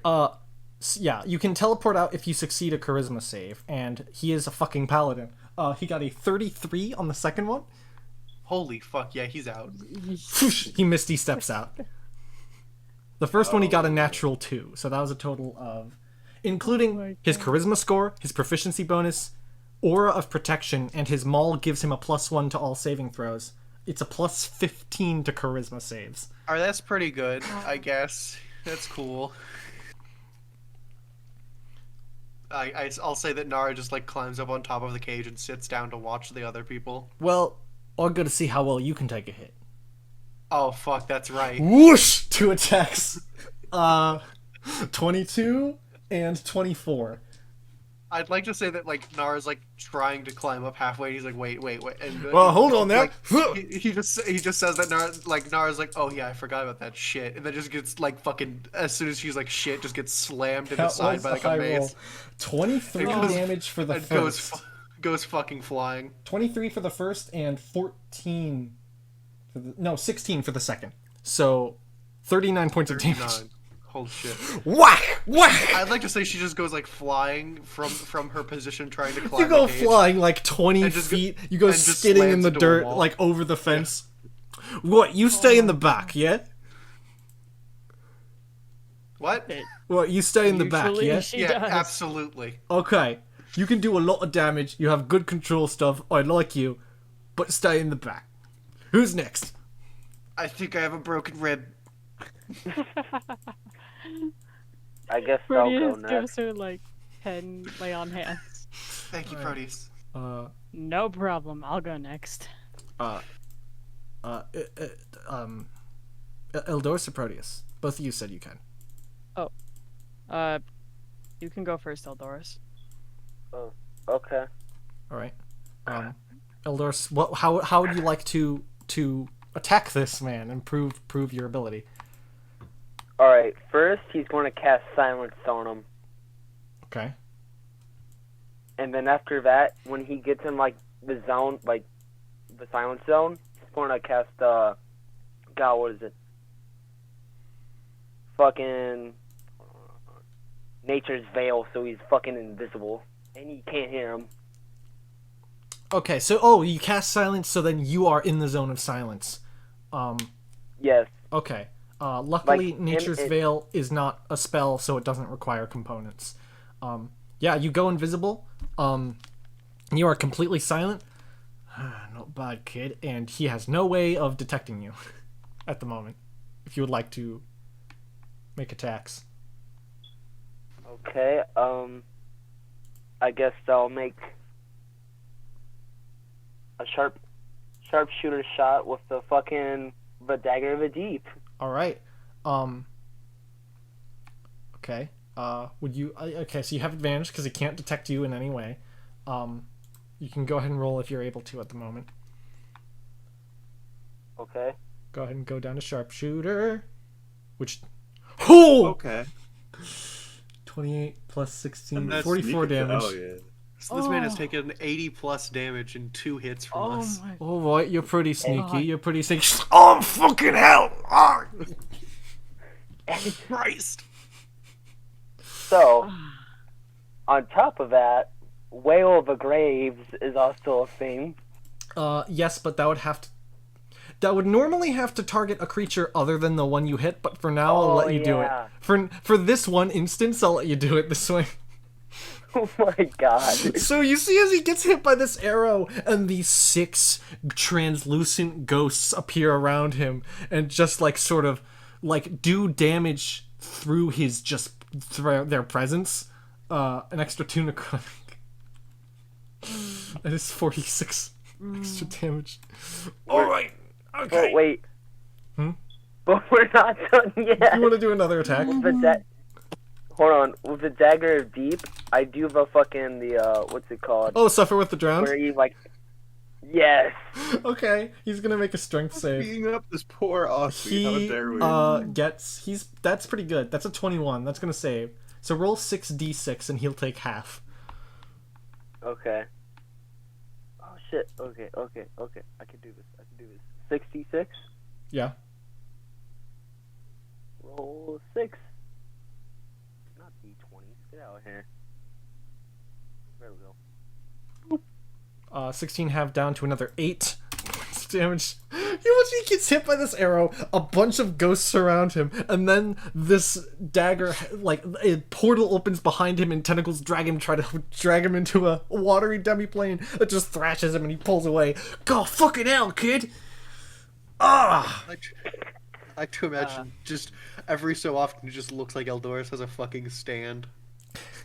He's gonna use 50 of his lay on hands on himself after that shit. So, but wait. Nara If Nara you speaks want, up as like, I have another Wait. 65. Nara I'll speaks be up as good like, for a wait, am I bit. still am I still on top of the leaderboard? Or did Eldoris beat me? Well, I don't know. I'm gonna have to see how well he can take a hit first. Shit. Oh yeah, I'm about to lose that. Eldoris just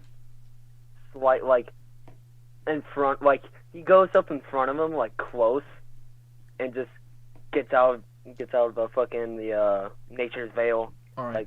Sup. Yeah, you come out of the nature's veil. And he runs towards you, and he's going to, yeah, he's just gonna whack. He's not gonna add any spells onto it. He's just gonna whack. 27 and 30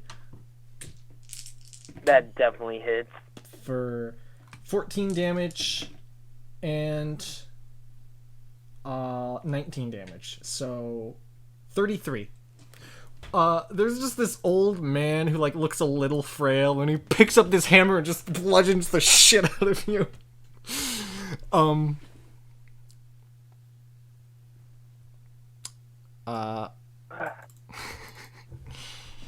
All right. Not bad.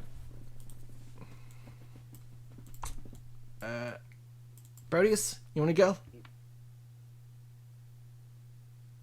Hello? Oh, okay.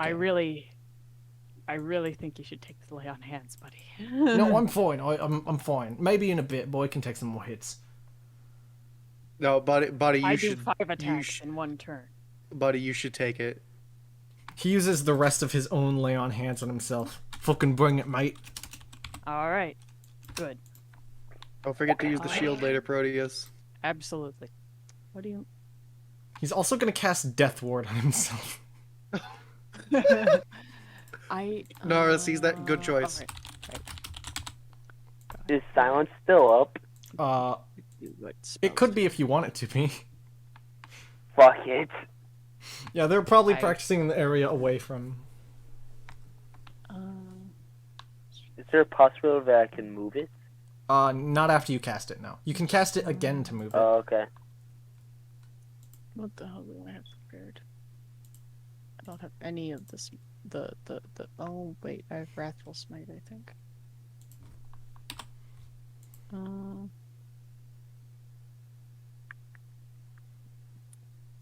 All right. Oh, I can't upcast that. Sorry, I should have looked at this before. No worries. Can you upcast Ensnaring Strike? No, you cannot. I'll do 5 blocks with the shifting weapon. Yeah. You activate Furious Weapon. Make your attacks. It's an AC of 21. All right. This is This poor dude. I don't have advantage. Whip. Do you want Hit. 2, Miss. 4, Hit. Miss. 5. 10, 15. So how many missed? 2 of them missed. Ooh, okay. So that's... I'm going to give Proteus 17. advantage on one of them. Oh,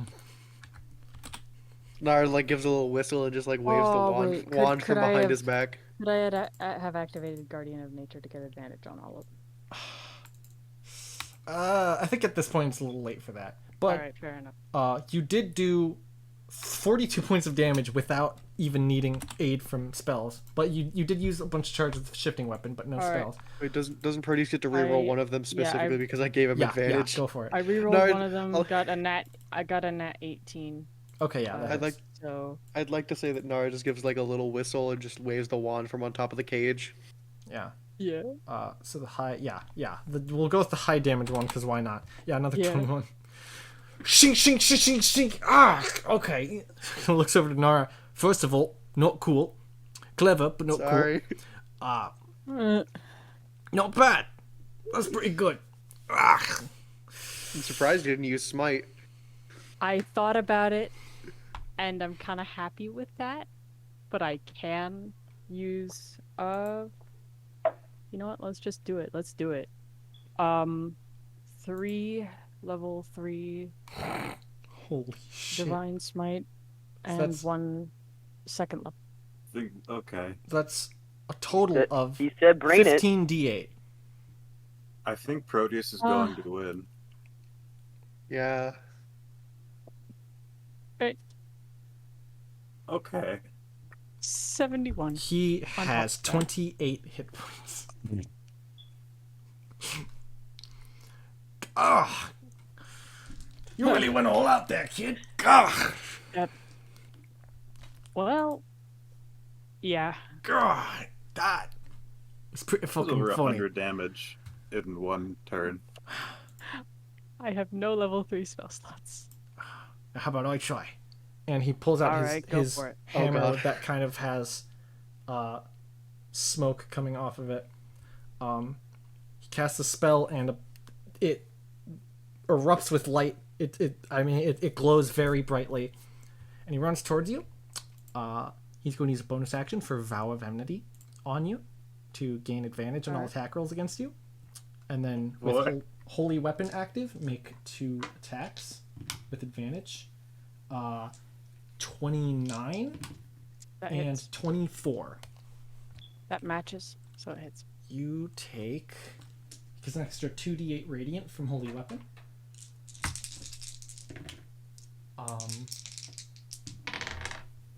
That will be 17, 23, 25, 29 for the first. Okay. You can reroll that 1. Turns into a 5. Excellent. 29 for the first and 31 for the second. So that's 60. And he's going to put a 4th level and a 3rd level Divine Smite in. Alright. For Paladins are scary. a total of another 9d8. Yeah. Another 39. So that's a total of 99 points of damage to you. Alright. Whack! Whack! Just massive, absolute bursts of holy burning, searing energy. Gemlet's just in the I'm back going to watching all this. Like, activate a charge of the shield All right, to do the thing. all right. Which damage type? Where's the... let's make it lightning Lightning. Dexterity saving throw. for the aesthetic. Yeah, he rolled very high and got a 23, so he will take He half. saves. Half of 23 is 11. Whew. Yep. These two massive bursts of radiance come and you blast back with lightning. Oh, that's a pretty good shield, kid. Yeah, it really is. Whew. You really fucked me up there. He's going to just spend a bunch of spell slots and cast Cure Wounds on himself because he's out of lay on hands. Yeah. Proteus is going to and- give him 65 from lay on hands. Oh, 65 from lay on hands. Thanks, kid. You're a Also, team player Proteus too. is- Yeah, no problem. Nara Was one of jokingly, those a Nara spell? jokingly says, I consider myself a bit Wait of a a team minute. player as well. Wait a minute, was one of those attacks a spell? Oh, holy weapon was. So you would have taken half of that. I'll say you take like 15 less because I don't remember how Alright. much. That's 15. So yeah, Proteus was brought down to 85 HP. From 169. Yeah. Alright. Nara also jokes that I consider myself a bit of a team player as well. Uh, After what yeah, she did. She is. She is. What? Who's left? Mr. I think it's Gemlet, right? yeah. Right. Gemlet time. In Alright. what time? Show me You what can you do got. it, Gemlet. All right. Gemlet looks ever so slightly uncomfortable because it's like attacking someone who's good or whatever. No worries. I've suffered worse wounds than what you're about to give me. Incendiary cloud. Wait, how big is that again? A 20-foot radius, I believe. I'll No, roll it- 10d8 damage. Nara just like as soon as Nara sees like the hand motions for what he's casting, Nara that just was like weird. fucking starts running.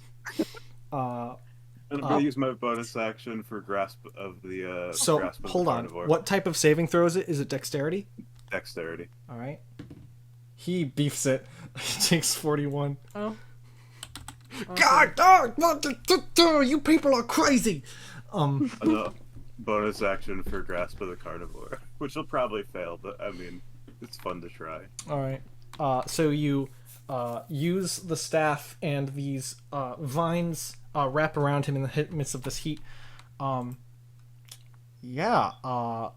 He's like, oh fucking God, Christ! Call off your fucking cloud, God! Okay. You drop concentration on it. Yeah. Okay, the cloud goes away. All right, okay, let me show you. And he starts to run towards you. It's a strength saving throw for Grasp the Carnivore, correct? Yeah. All right. All of his bonuses, his aura of protection, all that gives him a total of +9. 21.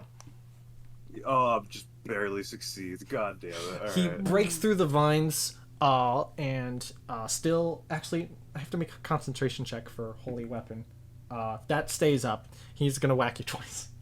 Oh boy. 27 and 25. He's rolling good on these attacks. Oh boy. Yeah. Yeah. You take.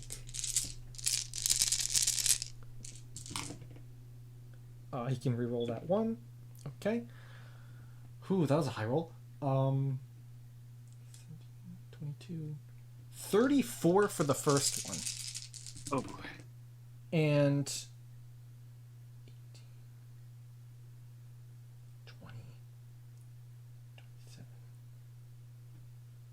28 for the second. So that is 62 points of damage. Okay. Whack! Whack! He's just beating the shit out of you guys. I go down to 46 and I just fucking fly like as far as. Whee! Hoo, hoo, hoo. Right, he stays in the back as well. Yeah. Who's left? Golgotha very You didn't stop sheepishly him. steps forward. Very what? Golgotha very sheepishly steps forward. Hello. Listen, I feel weird about this. I don't want to hurt you too badly. No, it's all right. Just fucking go full force. Okay. Don't say I didn't warn you. Oh, please don't tell me it's what I think it Oh, is. sweet. Eldoris If just this says. is disintegrate, I'm gonna fucking die. Illusory Eldoris dragon. just asked, wait, where we? Okay, that makes me A feel big a little better. illusory dragon appears behind her and breathes illusory fire onto him. And he has to make it's an intelligence save, actually. Oh. His intelligence is pretty good. He got a nat 4 though.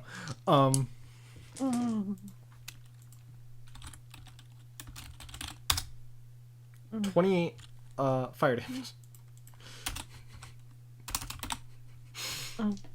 Just fucking sears him with his fire. Ugh! You could just call a fucking dragon? It's an illusory dragon, but yes, I can call a fucking dragon. Alright. We should name the dragon. Skittles. I don't know how much I like Skittles. Yeah, I don't know. Oh, it And matches what with kind of Starburst, dragon is it? This is a red one. But I can make it look like whatever I want, really. LGBT dragon. Pride flag dragon. The dragon dragon. now has like a little you know how people get the gay pride flag on their cheek as like face paint? The dragon has that now. RGB Oh my dragon. God. Sorry. Concentration We'll name him check later. for Yeah. Nemelsa loses holy weapon. Fails a concentration check. Oh, is he about to attack? No, actually he got a 14, which barely succeeds. Yeah, he takes a couple swings at Golgotha. Yeah. Old person. Wisdom save. Yeah, he takes. Oh yeah. Oh, he's good. That is a what is that? That's a 29. Jesus Christ. Yeah, both of his hit. Why is he so fucking wise? Paladins Oh, no. are proficient with wisdom Paladins- saves. Yeah. So we're not wise necessarily, but we're hard to fool. That will be. I mean, I don't have to calculate it out. She takes a bunch of damage.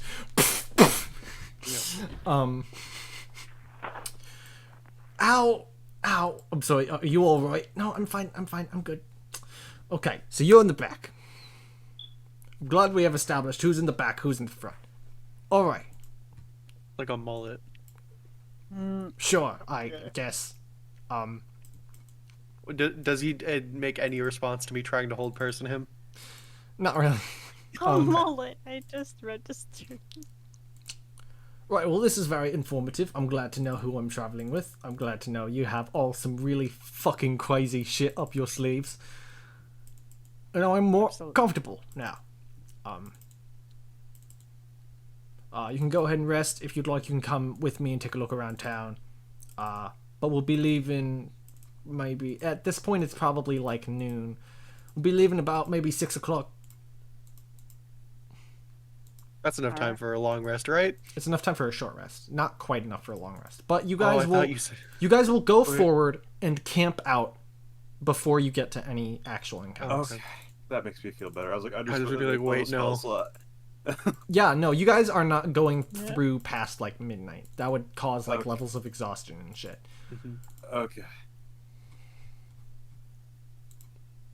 Okay. Eldoris is just gonna go and rest up. I am going to leave and also rest up. All right. Thanks for I being guess around, I'll Jacob. go around town with. Oh, see you, Jacob. Have a good night, Jacob. Night, y'all. Making my way downtown. Yeah, I guess I'll go around with. God, what's his fucking name? Nemelsa. Nemelsa. Yes. He goes around town. This seems like a very heavily guarded place because they get a lot of shit from the Barbed Mountains and from the Warped Woods. I know we were in the backyard, but did anyone see what the fuck we were doing? Oh yeah, there were like big flashes of light. There was a big illusory dragon. There was A giant huge, pillar of flame. yeah, giant pillar of flame, huge incendiary cloud. Yeah. What does it look like when we leave the backyard? I mean, Nemelsa looks fucked up. Yeah. He's like actively bleeding. God, I loved that little dynamic of like, oh, you don't gotta worry, little guy, you want incendiary cloud. I thought you were gonna do like blight or something. I like how everyone was like, everyone except for I think like Proteus and Nara was like, are you sure, man? Are you sure? Oh, Proteus made sure he wouldn't die. Yeah. And then and then Nara and Proteus were just like, watch this. Boom. You also, by the no, way, I didn't go all out. you guys Yeah. also see that I forgot to mention this. He has this sort of black, very faintly smoky tattoo across his left arm of just sort of like nothing in particular, just sort of intricate like. Actually, I'd say they're sort of like it's sort of a pattern of like the view of the Barbed Mountains from his little cottage. It gives off a little bit of smoke from it. It seems like this is a magical tattoo. All right. What's that cast? Oh, it doesn't cost anything. Okay. It helps me against the sort of necrotic withering types of damage. It helps me take less of that. And so it's like a resistance tattoo. yeah, and once a day, if I get hit by that type of damage, I can instead be able to absorb it and heal from it. Oh, that's neat. Also, my funky mole, I didn't use it against any of you guys, but if I hit Your someone, Your what? My Your mole. funky mole? my mole, Mole. Mole. Oh, okay. Hammer. I think so. I was thinking like Mole. mole. a- Like my wait, mole, wait, yes, wait, I have an mole? accent.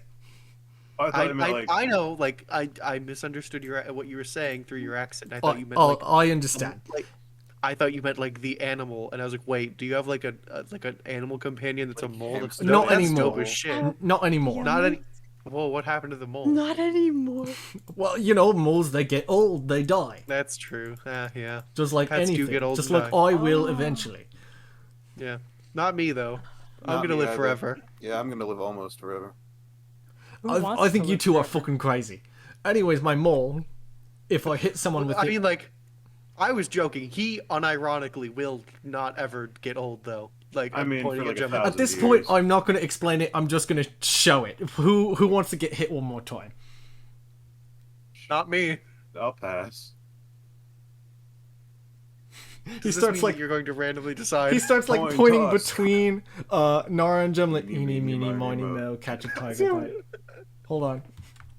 Nara- 4 through 6, teleports it's away. Gemlet.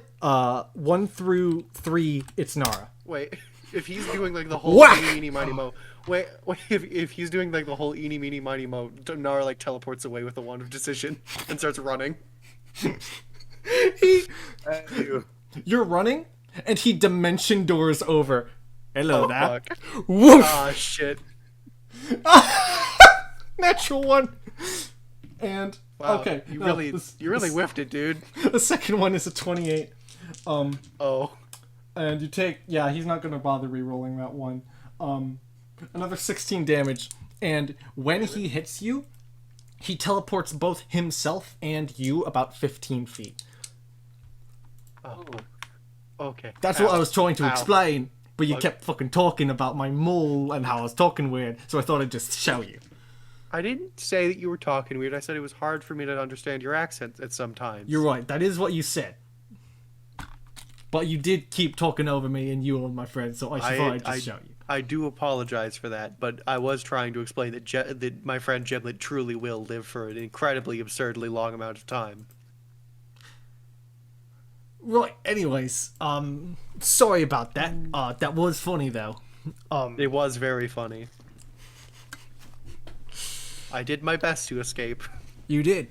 I did not expect the dimension door.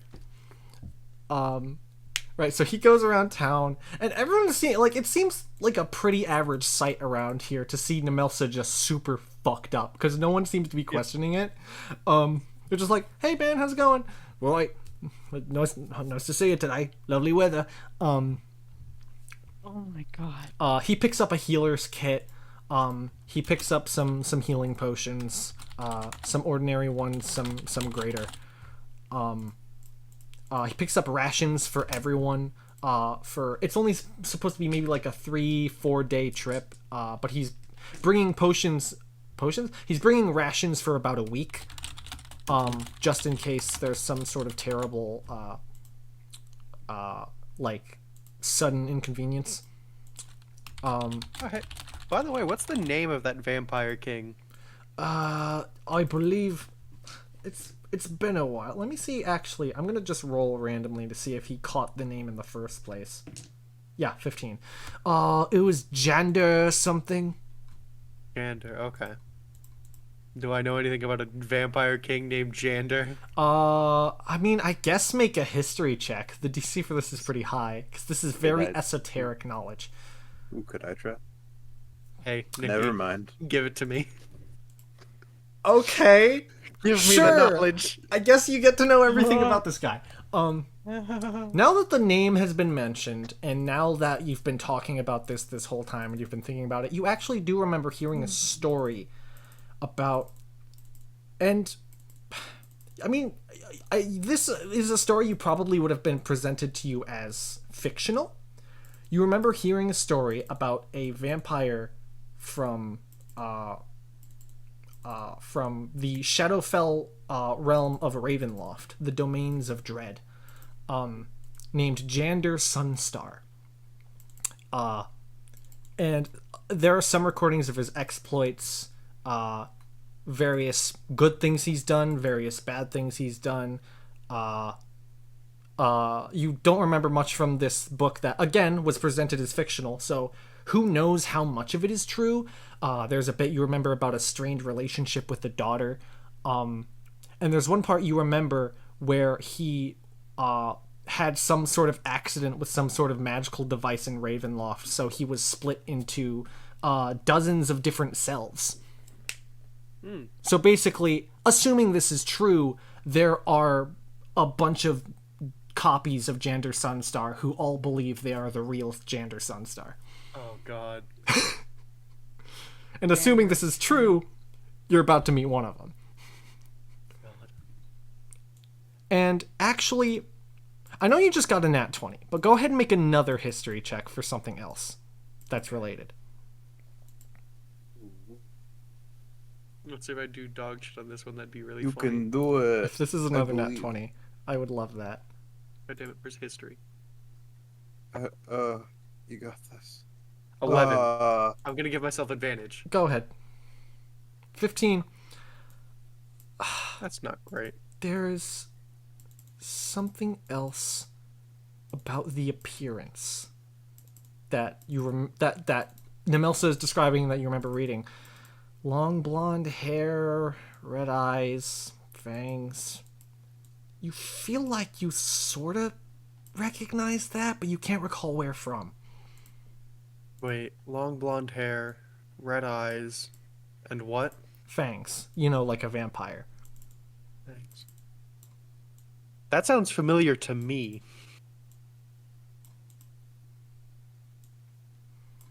We've met someone like that, haven't we?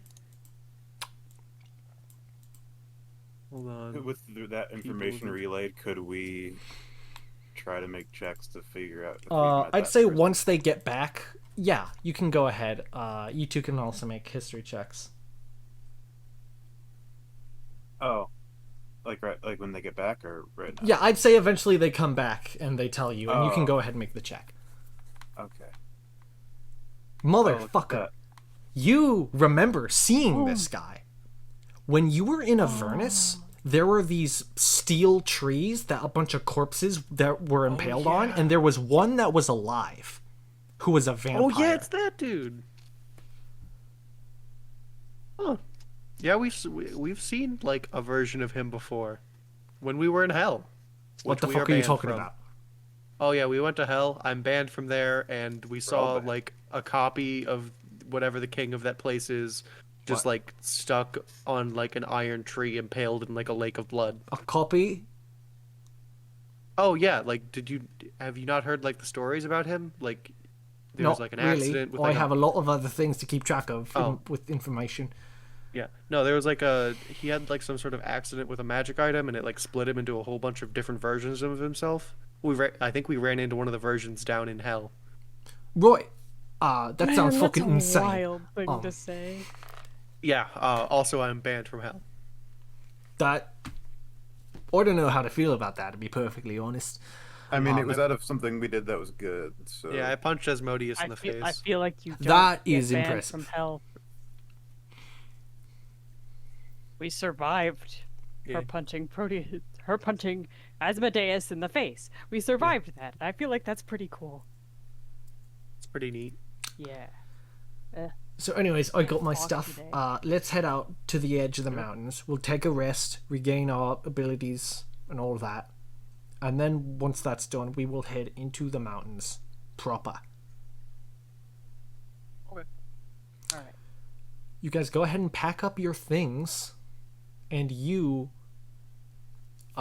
start to march out.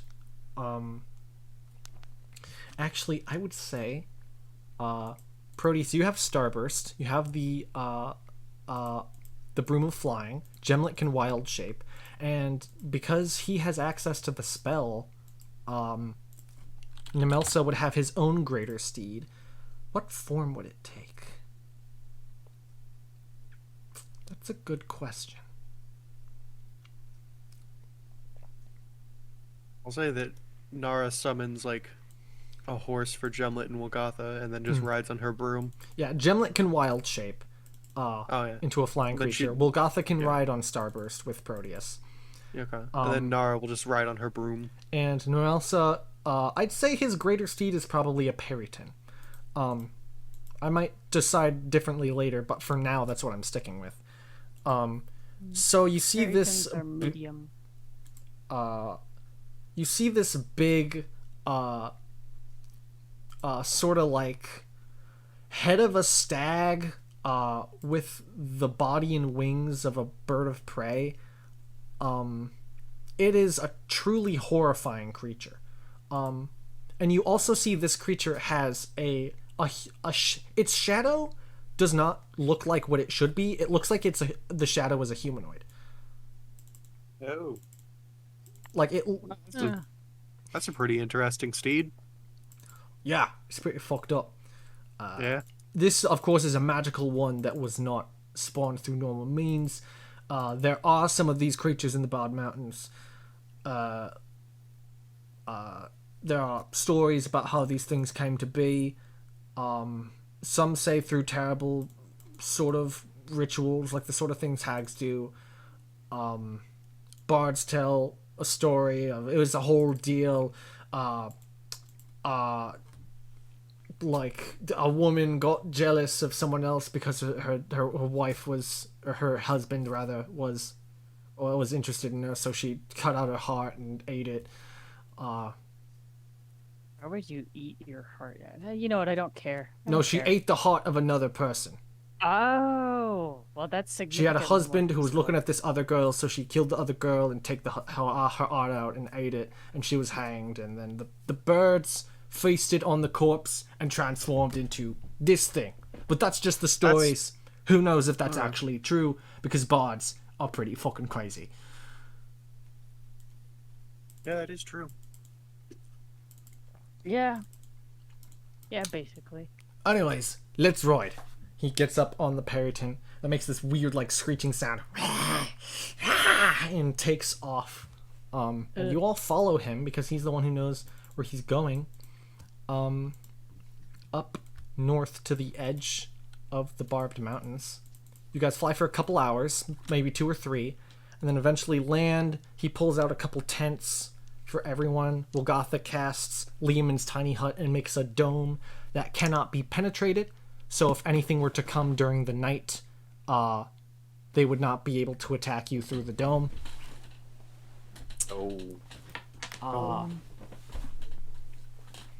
And you guys go ahead and bed down for the night. Is there anything in particular you want to do before you go to sleep, or Nara over the course of the night? Nara will keep watch while reading. All right. Nara is reading, I guess, the book on wildlife and natural features of the Barbed Mountains. All right. Are you looking for anything in particular in that book? Stuff in the, I guess if it's by area, stuff in the area that we're coming up on in terms of wildlife. I'd say with that book, it's a more recent one. You do find mention of this ancient black dragon named Vexilin, who is territorial, mostly hostile. If she comes across anyone in her territory, she is more likely to attack than not. If you're lucky, she might acid breath one person and let the rest of you leave alive as a warning. That's neat. Oh boy, that's She messy. has a bunch of like pink, faintly glowing magical crystals in her body, sort of sticking out. Origin pretty much entirely unknown. That empowers her some of her physical attacks, makes her physically much more able to withstand damage. Basically gives her more hit points than the average black dragon.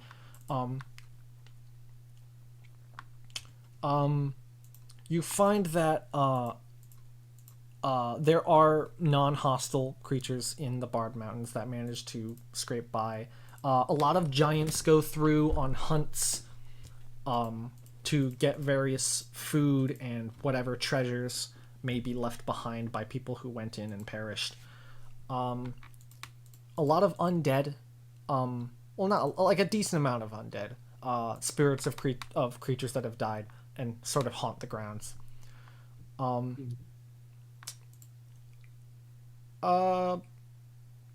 Yeah, a lot of generally miscellaneous things. Rocks fly around that area.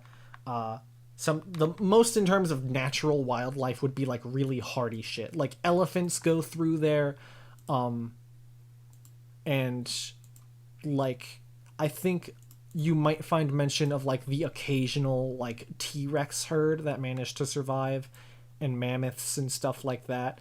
But like even more bounders find it insanely difficult to survive in these areas, so they avoid it.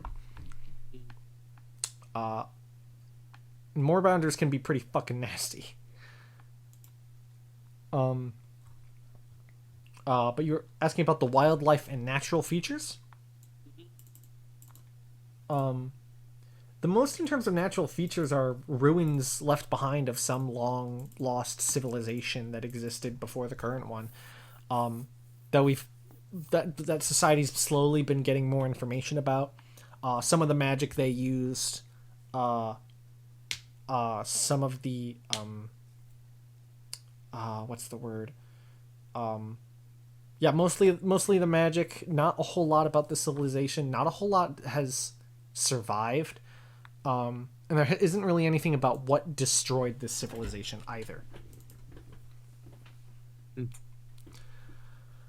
go ahead and do this research. Nemelsa stays up for a bit. He seems pretty used to staying awake in the middle of the night, keeping watch, even though there is someone else doing it.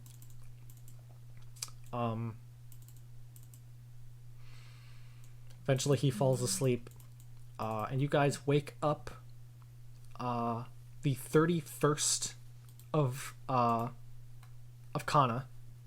I have to look at what the actual date is. It is Evocas. It's about 8 o'clock when you wake up. And you start to get up your things and head towards your destination, the Barbed Mountains, correct? That was a long rest, right? Yes, everyone gets a long rest. Back up to 15. What is spirit shroud? Alright, yeah, ready. Are we gonna be doing random encounters? Yes, you will be doing random Yay! encounters. Hell yeah! I think we have time for one tonight. I think, one, and if the first one is a fast one, then maybe two. I would like one person to roll a d12. We have 12 options. At front of ahead of us. That's the word. Who wants to go first? I'll go if that's cool. Sure. I'm fine with it. Unless, yeah, okay. D12. I got a 5. Rolled a 5. Immediately gets the dragon. God damn. You're walking towards and you holy shit. You're walking forward. Nemelsa's in the lead. You're kind of going uphill a bit, and then after a bit, he sort of stops you. You fucking hear that? Shit! we make hide! perception? Hide! Okay, hi. I need everyone to make a stealth check. Hold Oh, on. fuck my life. Let me see if I can do anything to just make it easier on myself. Nemelsa got a 12. Switching one of my shield resistances to acid. Aha, I have no stealth spells. All right, and Nara, you switched your thing to acid as well. It is acid, yes. gonna use a Actually, luck I'm point. gonna say Eldoris, because Jacob's in here. I'm gonna say Eldoris is gonna cast Pass Without Trace. Stealth, let's see. I got 13. That's good enough, All right, probably, hopefully. Yeah, Yeah, Eldoris I haven't rolled is casting Pass Without Trace. Oh. Oof. Oh no. Eldoris is casting Pass Without Can I Trace, so it is a +10 to everyone's stealth check. Can I give Proteus advantage to make that a 16 instead of an 11? With Sure. a crit fail. So that Starburst is... has to make a dex. Yes. Or I think it's just dex. So just flip. Yep, that is That's a... a 4. But Pass Without Trace makes that a 14, as long as everyone's within 15 feet of each other. Eldoris, whew, he did not have advantage, so that's only a 17, plus 10, Oh, so mine's 27. 23 then. 27. Then mine's a 31. Yeah, I'm including that. Golgotha...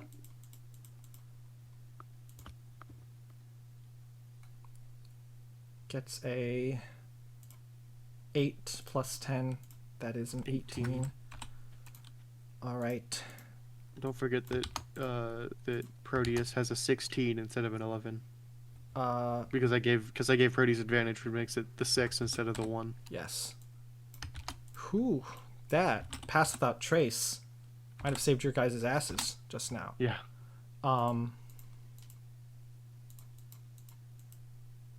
Holy shit. Okay.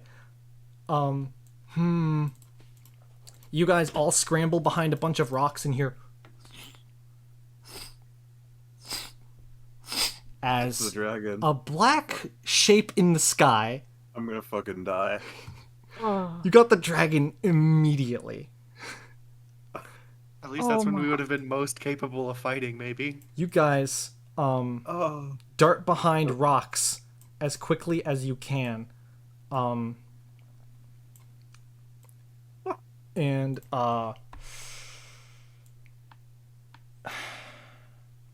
here's the thing. The Pass Without Trace helped you guys to get that high. But dragons have very high perception, is the thing about it. Oh god.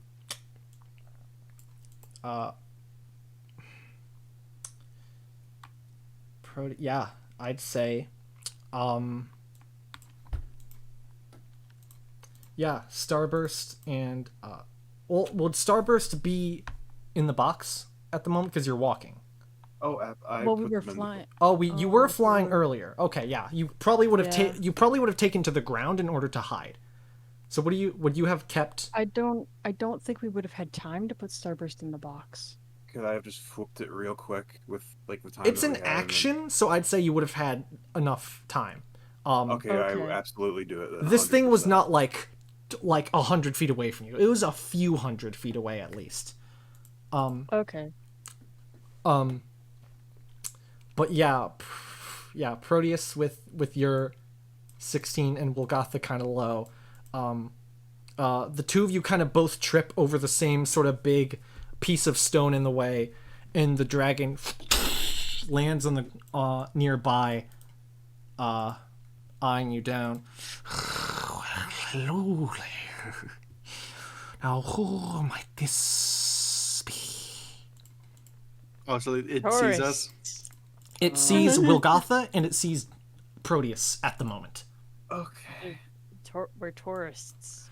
Tourists. Heard that. Yeah, we heard that there was an absolutely incredible, one of a kind dragon in these parts. And Flattery. we really wanted to check it out for ourselves. Make a deception check.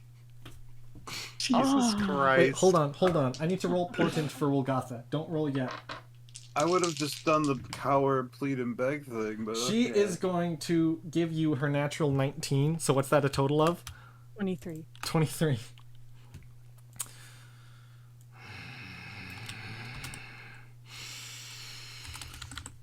And yet you come through my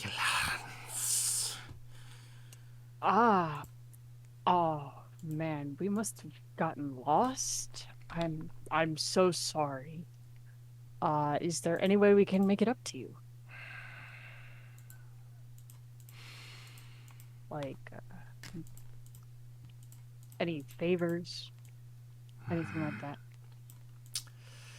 I do not need favors from mortals. Of course you don't, but maybe you want a favor? Obviously, a dragon like you needs nobody, but it doesn't hurt to have friends, especially if you have problems that you can't be bothered dealing with. Make a persuasion check. Wolgatha's too terrified to say anything at the moment. Oh. Oh no, it's You just did the not have first one. Sorry disadvantage, but you about didn't that. have advantage. Damn it. That is a 13. I do not need anything from you. Please just say we'll leave. Well, we'll get out of your way. I'm sure you're very busy. And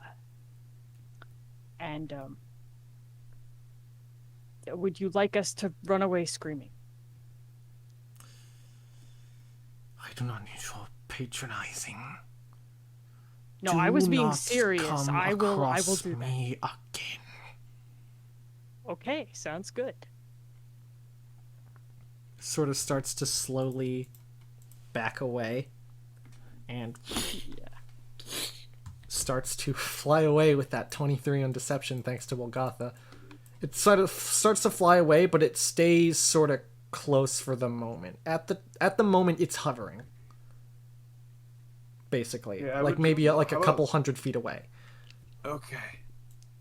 How about those two just walk away and it'll go away eventually and we're good. We don't know which direction to go. Could we have retroactively asked which direction to go? Well, you would have seen what direction Nemelsa was heading towards. So let's go backwards. Alright, Nemelsa, how do we get out of here? I mean, define out of here. Ideally away from the dragon's territory. Ah, shit. Fuck. I didn't think it was quite this far west.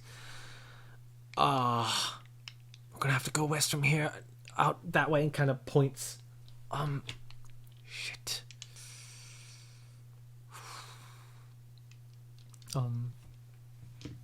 Gotham might just spend a high-level slot to cast invisibility. Because the blind sight of a dragon only goes out so far.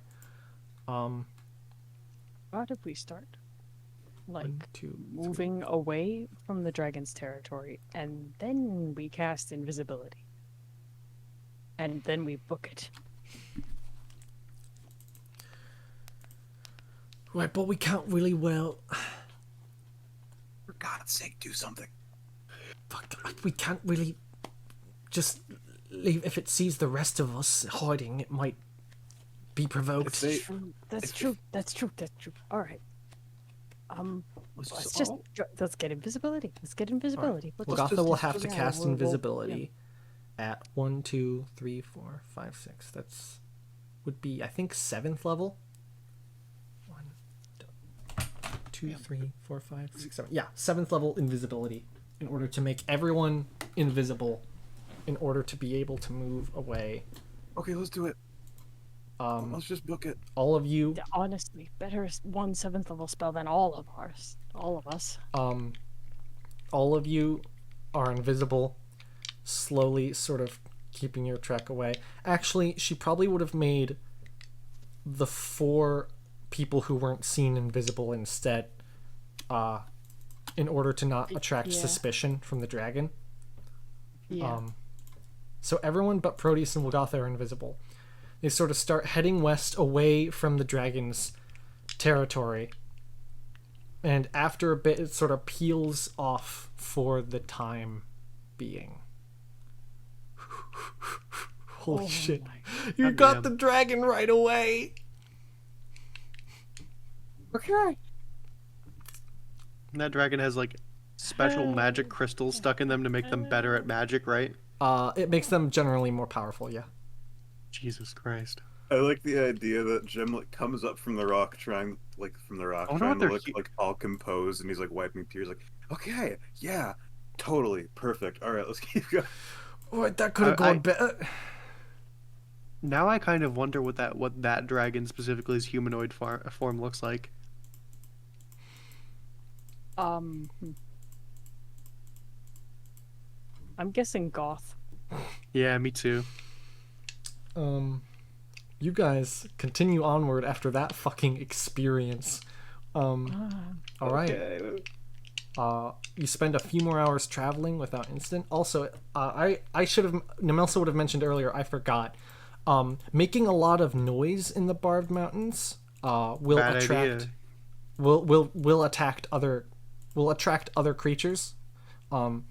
So when you're in combat, if you shoot a gun or use a big loud thunder spell, more shit is going to come check it out and you're going to have to fight that. So, and if you use a lot of super flashy spells, then shit's going to come over, but like a couple fireballs is okay. As long as They'll just think it's a wildfire. As long as it's not like fireball, firestorm, ice storm, illusory dragon back to back to back, it'll be fine. Yeah. Just be a little bit subtle with it if you can. So, God, you got past one of the encounters of the day. I'd like you to roll another d12. I will pass. And if you get a 5 again, we will not re-roll because that has not been properly taken care of. Oh. And Vexilin is still patrolling the general area. And even though you're sort of scooting away from the territory, she's patrolling the general area that you're around. Okay. 11. Good news. This one's not... Well, okay. So, you guys are roaring. You guys are moving, and you hear a roar. And at first, you begin to fucking panic. And you... Coming into your peripheral vision nearby you is a dragon, but a different dragon. It is large, thank God. Skeletal, blackish, purple-ish, kind of on the, like, scales on the skeletal bones. And they fly towards this sort of open, like, courtyard area. And a big, deep black, opaque portal appears. And it flies through, and the portal disappears. Yo, what the fuck? I'm not gonna ask. Oh, I've never fucking seen that before. All right, is there any way I could roll to see like if I know where that portal went? Make an Arcana check. All right. Do I have any idea? Like, if you want to make an Arcana check, Proteus, sure. Oh. 25. Oh, no. Holy shit! That's Proteus knows better than Nara. No, that's Gemlet. Oh, that's Gemlet. I'm gonna roll for Proteus. Wilgotha. She got an 18 plus Proteus 10. Is not capable of that. Wilgotha got a 28. I'm gonna roll for science Proteus team. for fun. Go for it. Oh boy, this is Arcana. Yeah, oh, Arcana. Boy. Ah. Hey! Oh my god. Look at that! Oh, Nara, I know things. Nara, Gemlet, Proteus, and Wilgotha are the fucking I'm science gonna roll team, I guess. for Eldoris and Nemelsa just to see what they get. We're the fucking science team. 13 and 21. A lot of good rolls science there. team. You guys go over to this courtyard area where the portal disappeared, and you check it out. There are a lot of runes on the ground that are subtle and hard to see. This is incredibly strong conjuration magic. A level of strength that you've never seen. Like, this is something that probably would have taken months, maybe years, to set up. Like, Wilgatha is looking at this, and she has caught glimpses of looking at Belomi's spellbook and seeing, like, Gate and, like, 9th level conjuration shit. This is beyond that. Oh, damn. And with all those high rolls, you start to gather that this sort of level of conjuration, it seems like a plane shift almost, but it's like it seems like from the runes, this is trying to reach a place that is disconnected from the planes of existence as you know it. Like, it is going to something outside of the elemental planes, of the outer and inner planes, of the astral sea, out of the material, not the Shadowfell, not the Feywild. It is going to something completely different. Where exactly did the portal open in this structure? There's no structure. It's just a big open space, like a plateau, basically. Yeah. And this portal's like kind of vaguely in the center. But Nar chucks a rock through it. The portal's gone. It doesn't go through. The portal is disappeared. Wait, were you about to do that? Throw a rock through it? Yeah. Yeah. Okay. Maybe it would be an idea to grab like a Chunk. pebble or something from here, so that we can get some smart people to look at this. Yeah. via Yeah, teleport. Nara picks up a rock off the ground and like wherever those runes are, Nara just sits down Nara just sits down and just starts drawing out a detailed like drawing of the area. It's at this point her also Nemelsa mentions again something I should have said earlier, and he would have mentioned earlier, but I forgot. Another important thing to know about the Barbed Mountains: teleporting out of it to get home is fine. Teleporting in is a little tricky. Even if you have an associated object that is normally a guaranteed success of teleportation, there is chance of failure. Fucking symbols are. Yeah, which you're detailing the runes and like the magical circles and stuff. Yeah, like Nara's like drawing down as much of the like what she assumes is the mechanism that powers this thing as she can. Gotcha.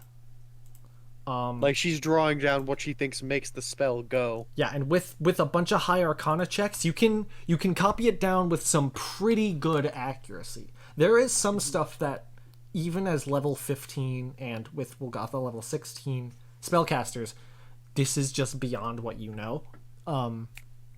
Yeah, I'm assuming Nara doesn't know what all of it means. I'm sure she knows what some of it means and what some of it does.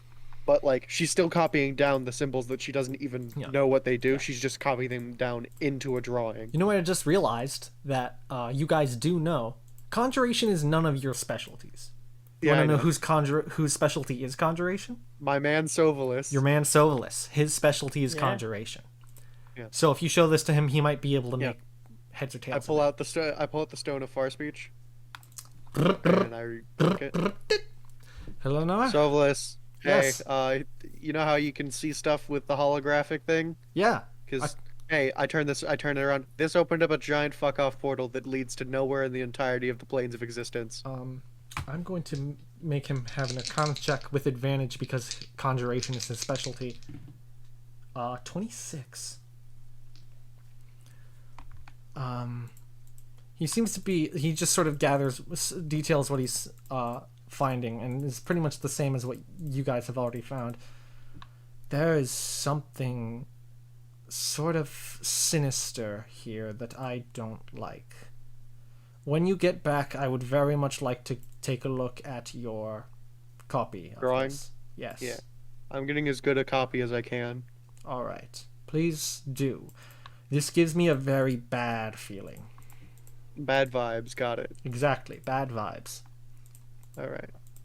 And Nar just clicks off the stone. You guys take 30 minutes, maybe 45 minutes, get a good detailed drawing before until you guys are satisfied, until Nemelsa starts to get impatient. Like, if we stay in one place too long, we might encounter something. Like, he gets a little antsy. And you guys continue off. That is the second of 4 encounters for today. It might be a good I know teleporting in is going to be difficult, but you know, it'd be worth having, you know. Of course, yes. Oh, there's Yeah, well, Gotha takes an associated object that will allow her to teleport back, maybe. All right. Who rolled last time? It was Abby. I'd like Violet. If you could roll a d12. All right, here we go. Time to get 5. 4. Okay, we're good. Can I add a +1 to that? I'm kidding. Please I don't. swear to Please, God. dear God, please fucking don't. Hello there. No. I've never been more scared of 5 in my life. 5. 8. You guys are going on your merry way. When you hear something approaching your general direction, and you guys are near some a few ruins, a few crushed buildings, and you see and there's a little bit of hiding cover, but this thing seems to already kind of know where you are, and you don't really hear it until, just generally with your passive perception, you don't hear it until it's pretty much almost on you. So I'm gonna set up the battle map. I'm gonna show you in a bit, and I'll say you can move around a little bit, maybe have one action to prepare what will probably be a fight, because something is heading right at you. Yeah. Okay. Are we gonna do the fight tonight, or are we gonna wait? I think we have some time. We can do it tonight if you guys want. Yeah. Sure. All right. This big sort of spiked creature with claws, it's quadrupedal, starts coming at you, and you see attached to it is a bunch of twisted metallic gear, like swords, armor, rusted and ruined. There's a shit ton of gold pieces on it. And as it gets close to you, the ruins that you're close to begin to animate and stand up, and seem to join the fray. And I'm going to show you the map. You guys can go ahead and move yourselves around a little bit and take one action in order to prepare. I think at this point, you guys would probably be walking because you don't want to attract the dragon's attention. Is that fair to say? Yeah, that's Sure. fair to say. Yeah. 5, 10, 15, 20, 25. And you can go ahead and roll initiatives when you so please. Do that right now. And then you said we just we have a turn to do something. Yeah, you have one action Okay. before this thing comes into view and you're able to actually attack it. So like a pre-combat spell, like Armor Bagthus or something like that. Okay. I don't know if there's a chance. Well, I don't want Starburst to get injured, and these guys are pretty close. I don't need Starburst. I'm fine. All right. Eldoris got Any, 11. there's no metal on these fuckers, is there? There's so much metal. On which one? All of the big. On this one, it is covered in metallic gear. It's in Perfect. fact, it seems to Okay. be specifically metallic stuff is attached to it, and I'll say with your passive perception, it seems to be some sort of magnetic force.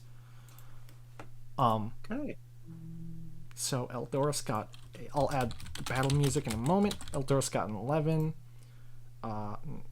Gemlet got a 15.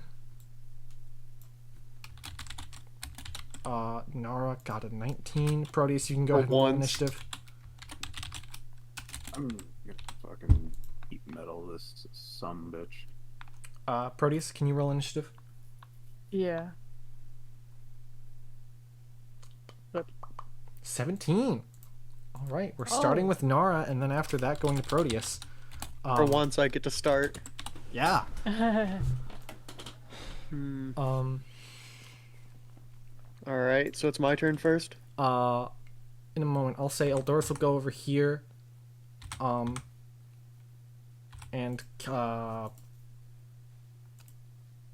yeah, no, I'll say he just moves over there.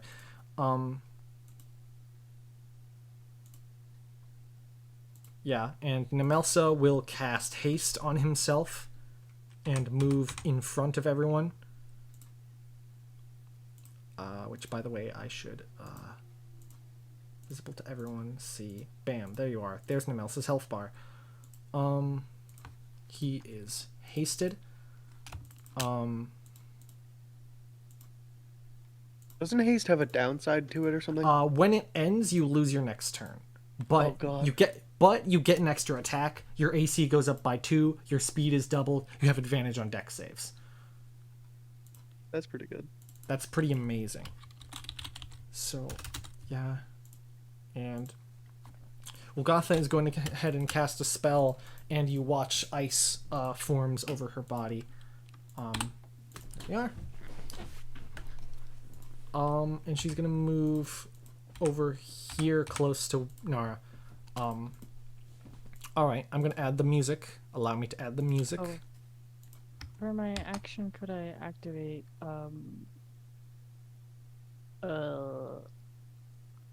Nature's Wrath. Channel Divinity? Yes. Nature's Wrath. Yeah. You can absolutely do that. Ice Awesome. forms across your body as well. Yeah. For my action, I'll do 6th level heat metal on Big Lad. No, you would have to. Your action would have to be something that you can do before, like, it comes into sight. Oh. Fuck, alright. I'm trying really hard to not pick something, like, boisterous and noticeable. And all of my shit is... If you want to just take like a dodge thing, then you can. Yeah, dodge time. Die. All right. So up first is Nara. All right. Yeah, you're first. All right. 5, 10, Spirit Fire. Spirit Fire on the 2 two. lines. Yeah, the 2 lines go to the 2 different ruin creatures. I assume. Yeah. All right. Yeah. Isn't it fire and radiant? Yes. Oh, okay, so it's 32 total. Yeah, 32. They have a dex save for half. Let me find the Ruin Elemental's stats. There it is. Ruin Elemental. Oh no. 2. Natural 1 for a total of 1. Yeah, no, he takes all 32 damage. The 2 of them both take 32 damage. As, yeah, you focus this holy energy in 2 big lines of light blue fire with little pink, purple embers. Hit them and they reel back. These stony impacts on the ground. Anything else? 5, 10, 15, and I'm good, I think. All right. Gemlet. Heat metal. Yeah. A 6th level heat metal, you said? Yeah. So it'll be, I think, 6d8. And I think since it's on them and it's an object they can't drop, they have disadvantage on ability checks and Fuck. something else. Ability checks and attack rolls, yeah. You spot this one big suit of partially ruined plate armor near the face. And you heat it up and it scorches this thing bad.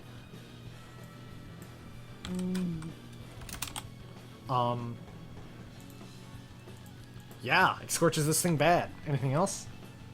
Nobody's been hit. And since I am now concentrating on a spell on someone, I'm going to use Survival of the Fittest. As Yes! a passive effect. So it Make takes them- 1d8 plus 4 damage. 4. As this 6 more spell damage. hits someone, I mean, it's technically affecting the object, not the creature, but whatever. We'll go with it. And then, that's a passive thing, right? Yeah, that's a passive thing. As So then, I think, hold on, let me see when that damage happens.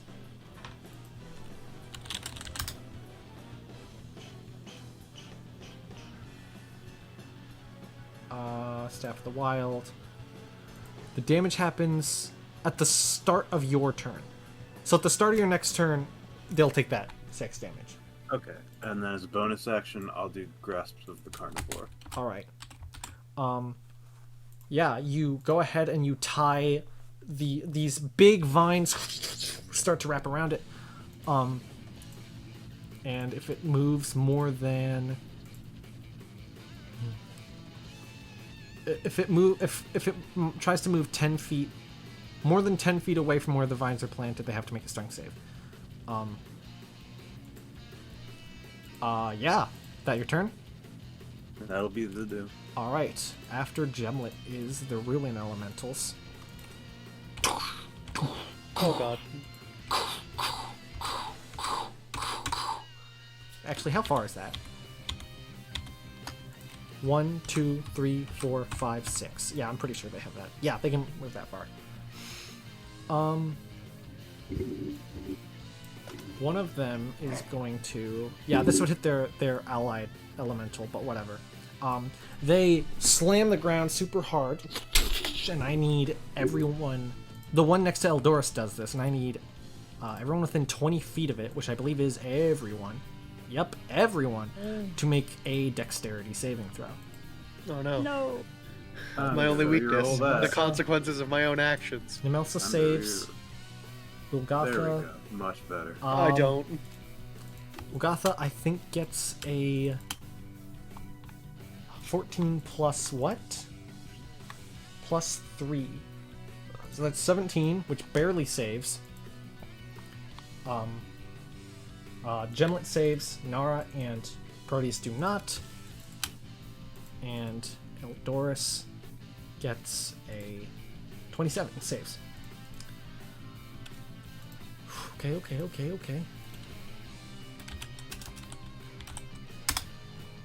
Alright, so, who failed? It was Nara and Proteus. Yeah. You two take 17 force damage. Oh no. You are knocked 5 feet away from it. So you're knocked this way, and Proteus can't get knocked further away because he's right next to another one. I use believe... my reaction for nature's protection. Yes, you can. And you are also knocked prone, both of you. Alright. That was 17 points of damage, you said? Yes, 17 force damage. I'm gonna zoom in a bit here. Does everybody take that, or just the people that failed? The people who succeeded take half, which is 8, and you are not Oh. knocked prone or pushed away. Sweet. Okay.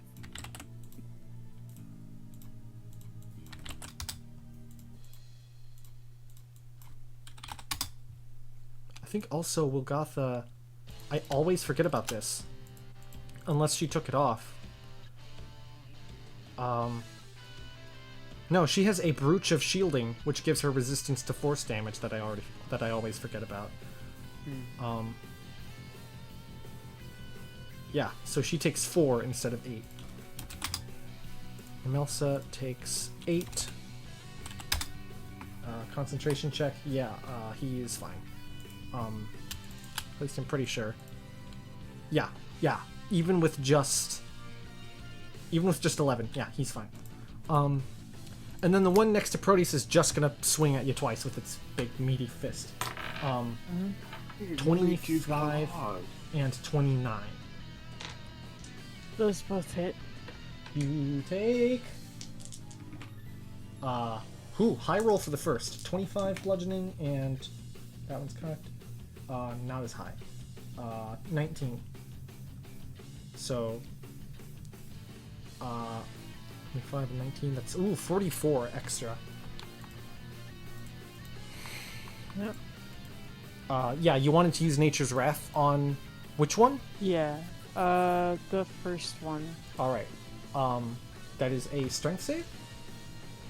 Yes. All right. Or Good strength or dex, it's choice. Definitely strength. Its strength is way better, but that's still only a 16. That fails. It is restrained. Attacks against it have advantage. Like As ice just coats it. yeah, ice goes across these ruins and sort of like makes them stick in place and unable to move. It is restrained. Yeah. Yeah. Those are the rune elemental's turns. After that is Nemelsa, who is hasted.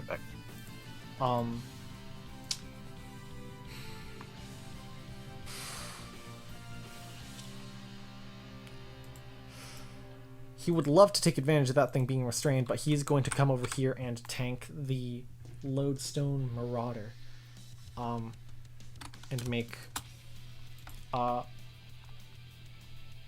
know what? Fuck it. This ability comes back on a short rest. He's going to go ahead and use Vow of Enmity on this thing to get advantage on all 3 of his attacks. He gets 3 because he's hasted. 30 hits. And no, it's not a rapier. Why is it called rapier? Maul. After the first hit, he teleports himself and the creature 1, 2, 3 spaces over here.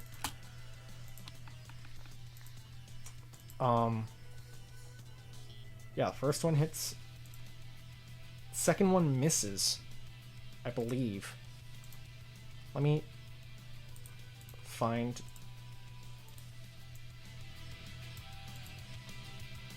Lodestone Marauder.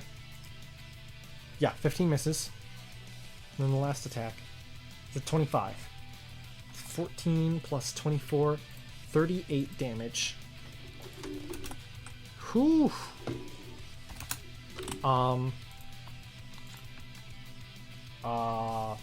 He's going to pump a 2nd level Divine Smite into that, because why not?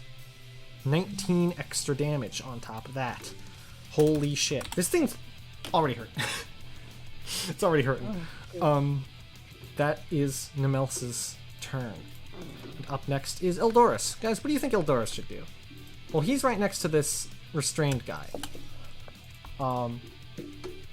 Definitely attack them. Should he back up and use his bow, or should he just go ahead and dagger the fuck out of him? Restrained would give him disadvantage on the... Actually, he should dagger. Yeah, he can use a bonus action as a rogue to disengage. Yeah, so he's gonna do that. Yeah. 1, 2, 3, 4. Bonus action disengage. Pulls out the bow and uses. He's going to make a sharpshooter shot. With advantage. 26 hits. Fuck. My god. And the second one, 14 misses. The second scatters off, but the first one manages to hit like a piece of stone that knocks like a whole chunk of it loose for 30 damage. Fuck. Wow. Sharpshooter makes his damage crazy.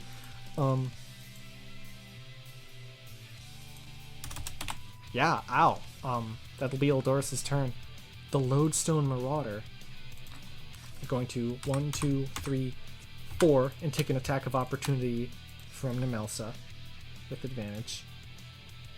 20 total hits by a bit for 21 damage, and I believe Nemelsa has, as Oath of Vengeance, Relentless Avenger. When he hits with an opportunity attack, he can move up to half his speed immediately as a part of the same reaction, which does not provoke opportunity attack. So he immediately hits it as it's moving away and then runs alongside it. 1, 2, 3. Oh no, you fucking don't. That was 4 spaces, I believe. Let me double check. Let me just move it back. Yeah. 1, 2, 3, 4, and then 1, 2, 3. So then Lodestone Marauder has used 20 feet of movement. Has Cool 10 looking more. enemy. 1, 2. And it is going to use, as a bonus action, Magnetic Attraction. Oh no. Everyone within 30 feet of it who is wearing or holding a metal object. Proteus, you are just far away enough. Gemlet, you have metal shit. Golgotha has a metal staff. Nara, do you have anything metal? No, I don't believe so. Yeah, I don't think you either. Eldoris is too far away. Yeah, so Gemlet, I need you to make a strength save. Oh, my fucking specialty. He did not have advantage, but yeah, 22 succeeds for Nemelsa. Okay, I'm gonna go ahead and... yeah, I'll reroll that, fuck. Wilgotha Alright. rolled terribly. 15. 15 barely succeeds. Okay. That was a good luck. But Wilgotha fails, and her metallic staff whoosh, flies out of her hand and hits the Lodestone Marauder and is stuck to it. Oh, bad. And it's then going to make its multi-attack as its action, all on Nemelsa. A bite and 2 claws. 17 misses, natural 1, 20 total barely misses. Well, haste makes his AC 23, but yeah, it misses either way.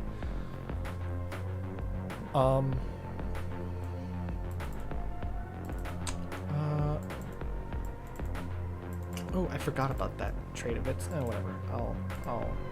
Actually, you know what? I think Nemelsa's maul is made of stone, actually, not metal.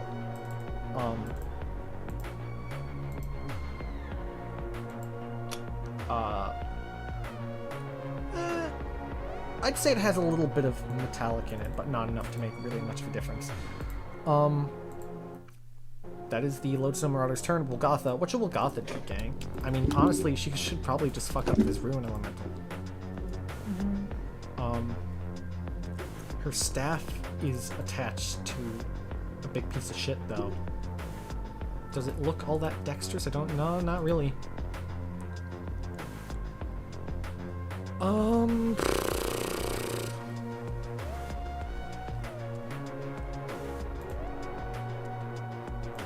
Oh, actually, the thing she got hit by earlier would have gone through temporary hit points first. Actually, this thing here is restrained. I think that means it has disadvantage on dex saves, or maybe it automatically fails it. Disadvantage on dex saves. Yeah, she's gonna go ahead and disintegrate on the Ruin Elemental that is restrained, and, well, one of them was a nat 20, but the other was a 7, so... 81 points of damage. This thing has very little hit points left, as a bunch of these runes just fall away and break into smaller pieces of stone. And then she's gonna move. Did these things have reach? I need to find that. Do these things have reach? They do not. So she's gonna slip 1, 2, 3, 4 next to Gemlet. Hey there. I really hope that wasn't your spell focus. It was, but I have a different one. And That's good. yeah, the disintegrate needed material components, but she also has her glove. That's a spell focus.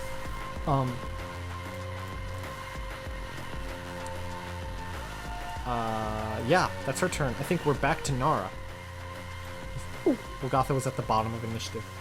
My turn. Wilgotha bottom. That's different from usual. Please stop. Sorry.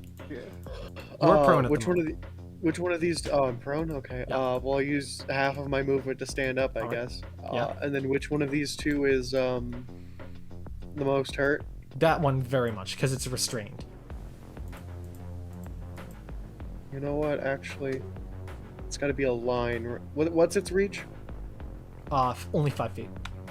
Okay. I think that's as far as I can go. So that's 15. Wait, I started here 5, 10. Okay. So let's see. I need to draw a shape. No. I need to draw a line, right? Yes.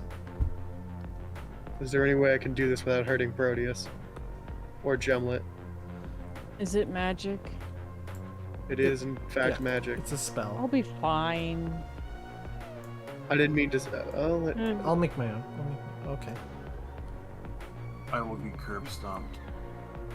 fucking... I guess... Just Kamehameha. Proteus is gonna get caught in the crossfire. All right. Full beam of spirit fire. Yeah, I suppose, because that'll hit them both. All right. Proteus, One go ahead and make a line. dexterity save. Oh no. Whew. Good thing you have resistance to all this. You sure? You sure I'm you're gonna be all right, prone, so I have Proteus? disadvantage, right? What? I'm prone, so. Yeah, prone I doesn't give you have- disadvantage on dex Okay. saves. The first one But- got a nat 1, and the other, yeah, fail. So you still fail, but you take half of that. So 16 fire and 11 radiant. So you take 27. The other two take 55. This one's gone. It just completely falls apart. The other one takes 55 points of damage. Fuck. It is impossible to challenge you fuckers. I love it though. That's a great spell.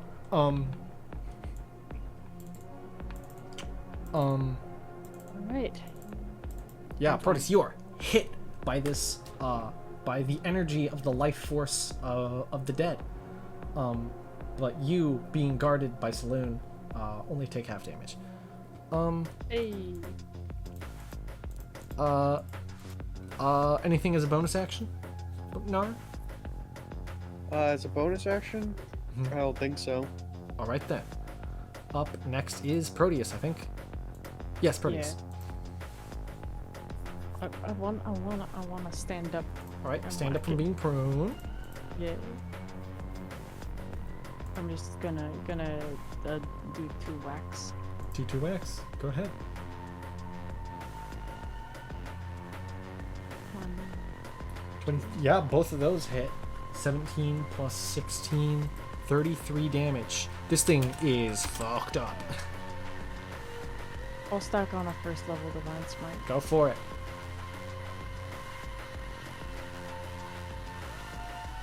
19 extra damage. That would have been a second level with that damage. Oh, sorry. No worries. Yeah, so that's just 12. Just 12. Gotcha. Who still looks fucked up? Is that your turn? Yeah, that's my turn. All right. Gemlet. Alright, first I'm just gonna get this out of the way. They take the 6 damage. And Yeah, then, 6d8 from heat metal. Oh, they take the 6 from the roll. Oh, of right, the 6. You watch as from yeah. this hot plate armor sort of like grows fiery vines, kind of reminding you of some traces of Auburn's magic left behind. Dig into this thing for 6 damage. 68, 64. 24. Oh, fuck. God, you guys do so much damage. Something not noticeable. Let's see. If you do like a couple super flashy things, it'll be fine.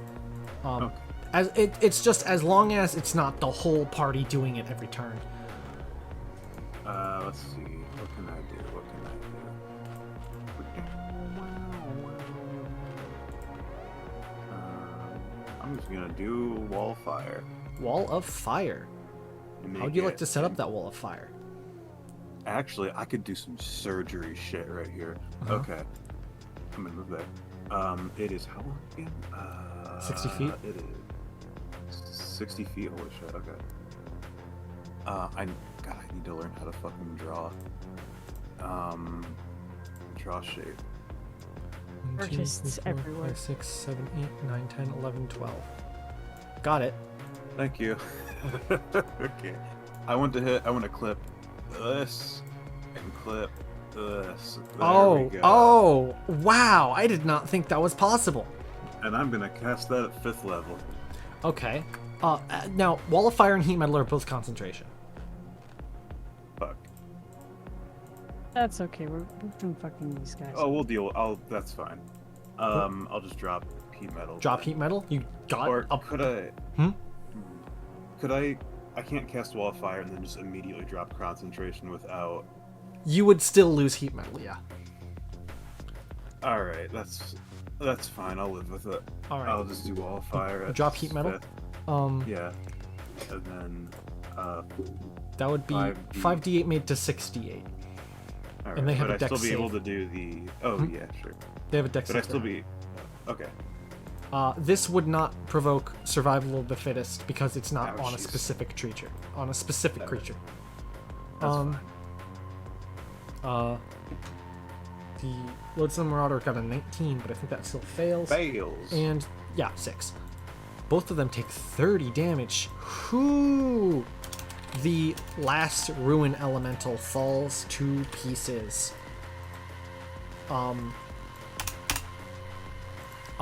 And which now there's a 10-foot. One side has 10 feet of extra pain. Would you like to, if you did it on the side you're on, you would be in it, and put your friends at I'll do risk. the other But side. huh? I'll do the other side. Okay. Because yeah, it's the choice of being able to hit the enemy or also putting your friends at risk. So yeah, you make the other side the side of extra heat. Yeah. And that will be your turn then? Do you want to move? There we go. There we go. Anyways, after that, the Ruin Elementals are both gone, destroyed completely.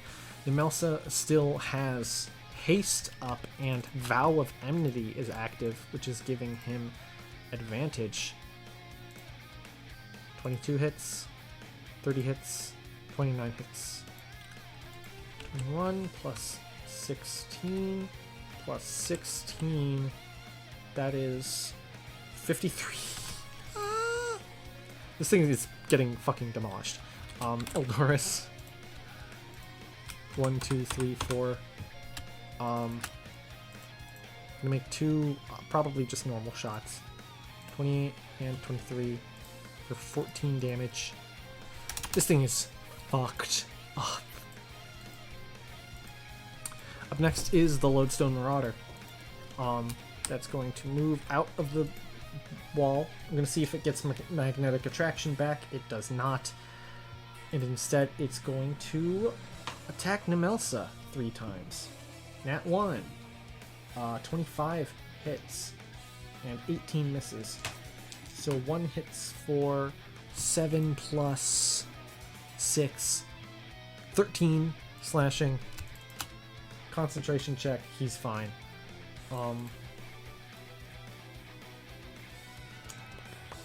I said 13 damage? Yep. And then the Lodestone Marauder. I mean, yeah, I can't really get away. 2, 3, 4, 5. No, it tries to take cover that way. I mean, that's going to be its turn. It's fucked. Golgotha's just going to shoot a firebolt. Like, come on. This thing is donezo. Fire's good against steel. Actually, you know what? Let's do something funny. 1, 2, 3, 4. You watch her extend her left hand, which is not the one she normally uses. The right hand is the one with the glove. She extends her left hand, and it sparks up with electricity as she is casting Shocking Grasp. 29 hits for 20 damage. It hits this thing, and the electricity courses through its body and through all of the metallic objects. And this thing is electrocuted completely and slain. And God, that was an easily won combat. What did she grabbed the staff and electrocuted it through that? Yeah, she could have done that. Yeah, she jumped towards the staff, grabbed it, and electrocuted it through the staff. So all these creatures, the Ruin Elementals fall apart. Gemlet, you drop the wall of fire.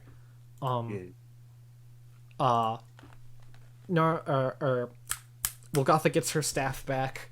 No other items were lost. There's a shit ton of metal and coins. Metal and coins where? On the body of this Lodestone Marauder that has some sort of ability to magnetically attract shit and just has a bunch of ruined stuff on its body. Cool. I guess we just start scraping that shit off of it. So, there is a lot of shit on this thing. It's heavy enough to where you're going to have to dedicate an entire bag of holding to the ruined equipment on it. Is it Maybe all we should ruined? just take the It's- more interesting stuff. It is not completely ruined. It's taken damage. It will sell for less than normal price. We But- could split the stuff among our bags of holding, maybe. You could. If we can take 10 minutes, Nara can sit down, cast detect magic, and pick out specifically the Okay. magical stuff. You take 10 minutes, you cast detect magic, you find there's one shield there that is completely non-damaged, and you find that there is like a locked case about the size of a keyboard. Both the case itself and some stuff inside of it is magical. Oh, neat. Nara pulls out the chime of weapon. opening. All right, ding! You open the chime of opening opens up the case. I need everyone to make a dex save against a fireball. God fucking damn it. I'd say for this, probably everyone's in Proteus's aura of protection. Yeah. Maybe make it 3 uses, because I had to get rid of 1 use of the chime of opening. All right, That chime has helped us so much. Nemelsa fails. Nara succeeds, Gemlet succeeds, Proteus succeeds. Bulgatha. Actually, Nemelsa had Proteus's. Oh wait, no, he already has his own aura, and those auras don't stack, so never mind. Oh, if they did. I would just hate it. all God, I paladin fucking party. imagine. Bulgatha All fails, and Eldoris with the aura succeeds. I think it's a DC 16. Yes, it is.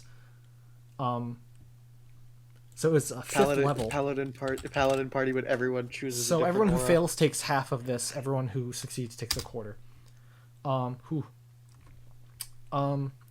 Nemelsa of- and Bulgatha take half, so 19. You 3 all take only 9, and Eldoris takes 9. Wouldn't Wolgatha take quarter anyway, since she's resistant to fire? The resistance from resistance to spells and resistance to fire do not stack. Okay. Alright, well, there we go. You take 19, and you take. What's in the box? Let me take off the hit points first. Okay. Some of that is absorbed by the temporary hit points that Wolgatha got from that one spell. Wait, technically, didn't I kill something? You, Because I killed. I think you did, right? Yeah, so Yes. I got temp HP from that, so I'm back at 89. Yeah. You get, I think, you get your Warlock level plus your Charisma modifier. Yeah. So that's like what, 19? Uh, Wait, no, Warlock level plus Charisma yeah, so it'd be modifier, 20 which is... now. Okay, so then I still have 11 temp HP left over. Gotcha.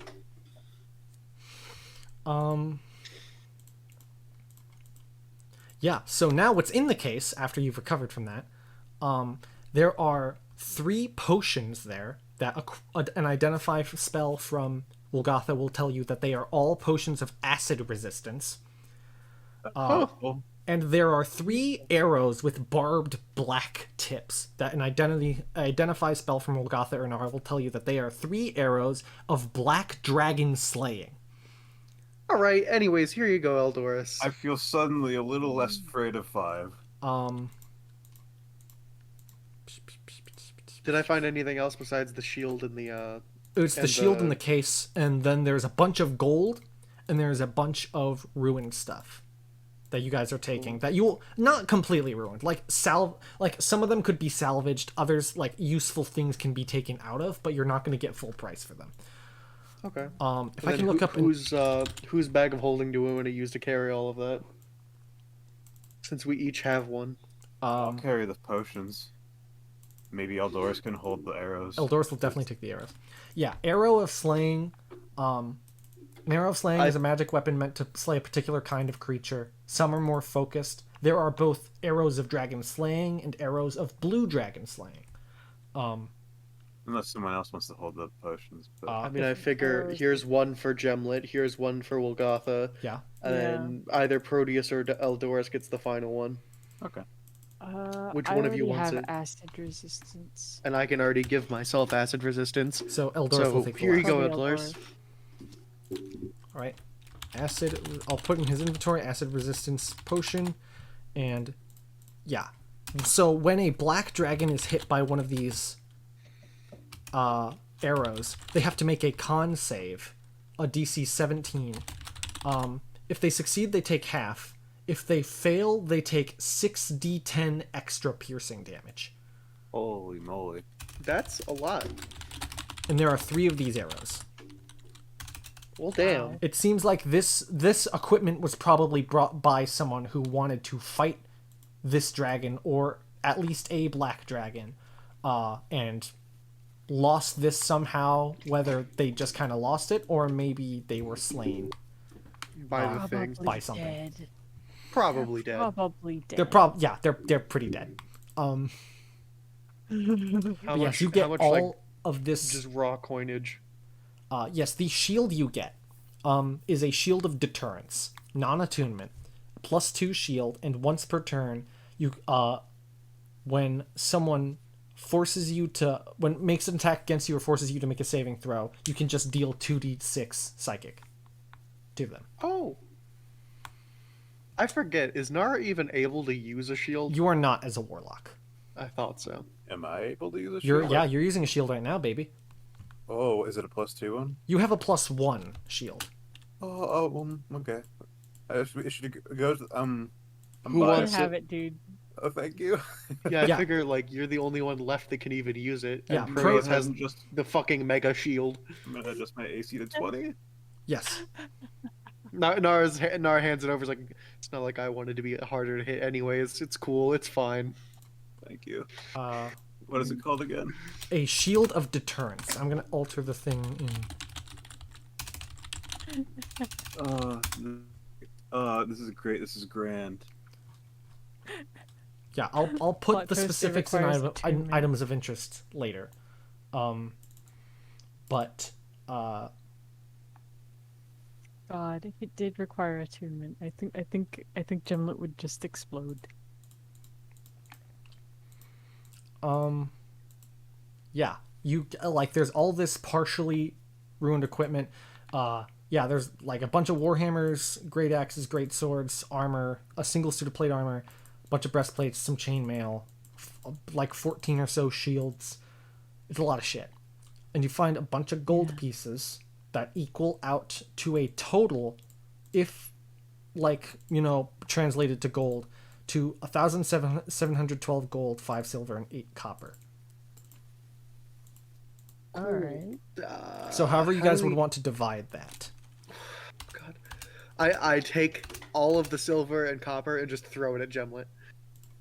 Yeah. So, Gemlet, you get 259 Like, it silver just- and it hits him and it's 687 like, copper.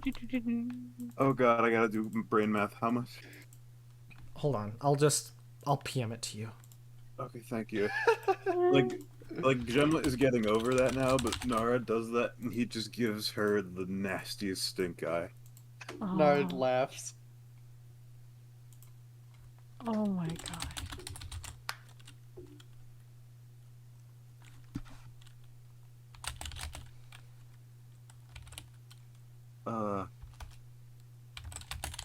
God, that's funny. Oh He god. sees the silver. Yeah. Yeah. Have. Hold on. Shit, I'm trying to do shit in my brain. Oh my god.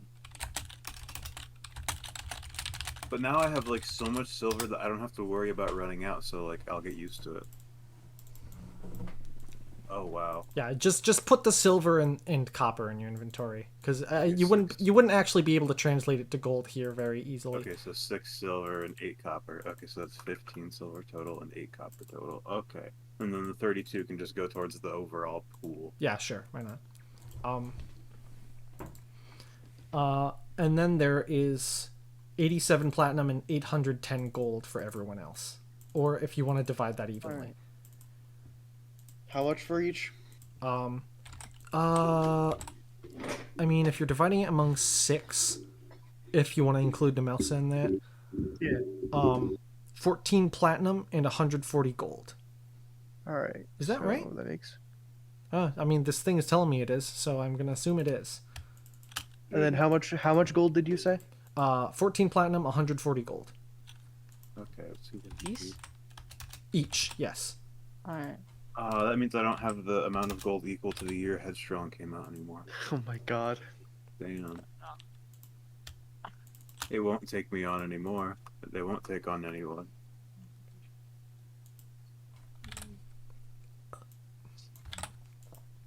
Math What if- is awful. Who invented All math? DMCA stuff aside, imagine if we fight Zondia and there's a whole lot of tension, and then we just boot up Fredboat. It's like, burn it down, burn it down. Yeah, god Oh. Jesus. Oh my god.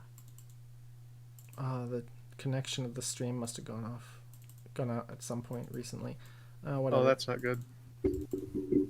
Whatever. We probably only lost a few minutes.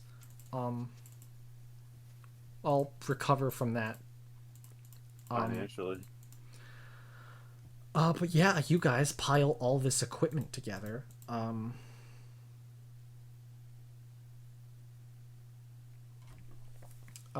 I'm going to put. You know what? Someone just put, like, in a place where you know you'll remember it, a whole lot of, like, broken stuff. We put it in items of interest. Sure. I'll put just in my treasure a lot of fucking broken stuff. This was a fun encounter. This was good. Alrighty. Well, you got a bunch of stuff out of that. And there's a little bit more time in the day for you guys to travel. You guys will have one more encounter if you want to keep moving forward. We don't We have... have 4 in a day. Yeah. Maybe if you want to roll the D12, Sure. so it's like evened out. Yeah. If everyone's cool with that, yeah. Sure, fine. Oh, welcome to the house. If you get a 5, I'm sorry. 2. Two. Oh, thank God. I don't know if we should say thank God yet, but You guys are continuing to move forward, and by the time you reach the end of the day, it's getting pretty late. You guys come across what looks to be a camp, an encampment of some kind with some tents set up, and there are some corpses there. oh, that's neat. Maybe we shouldn't fuck with this.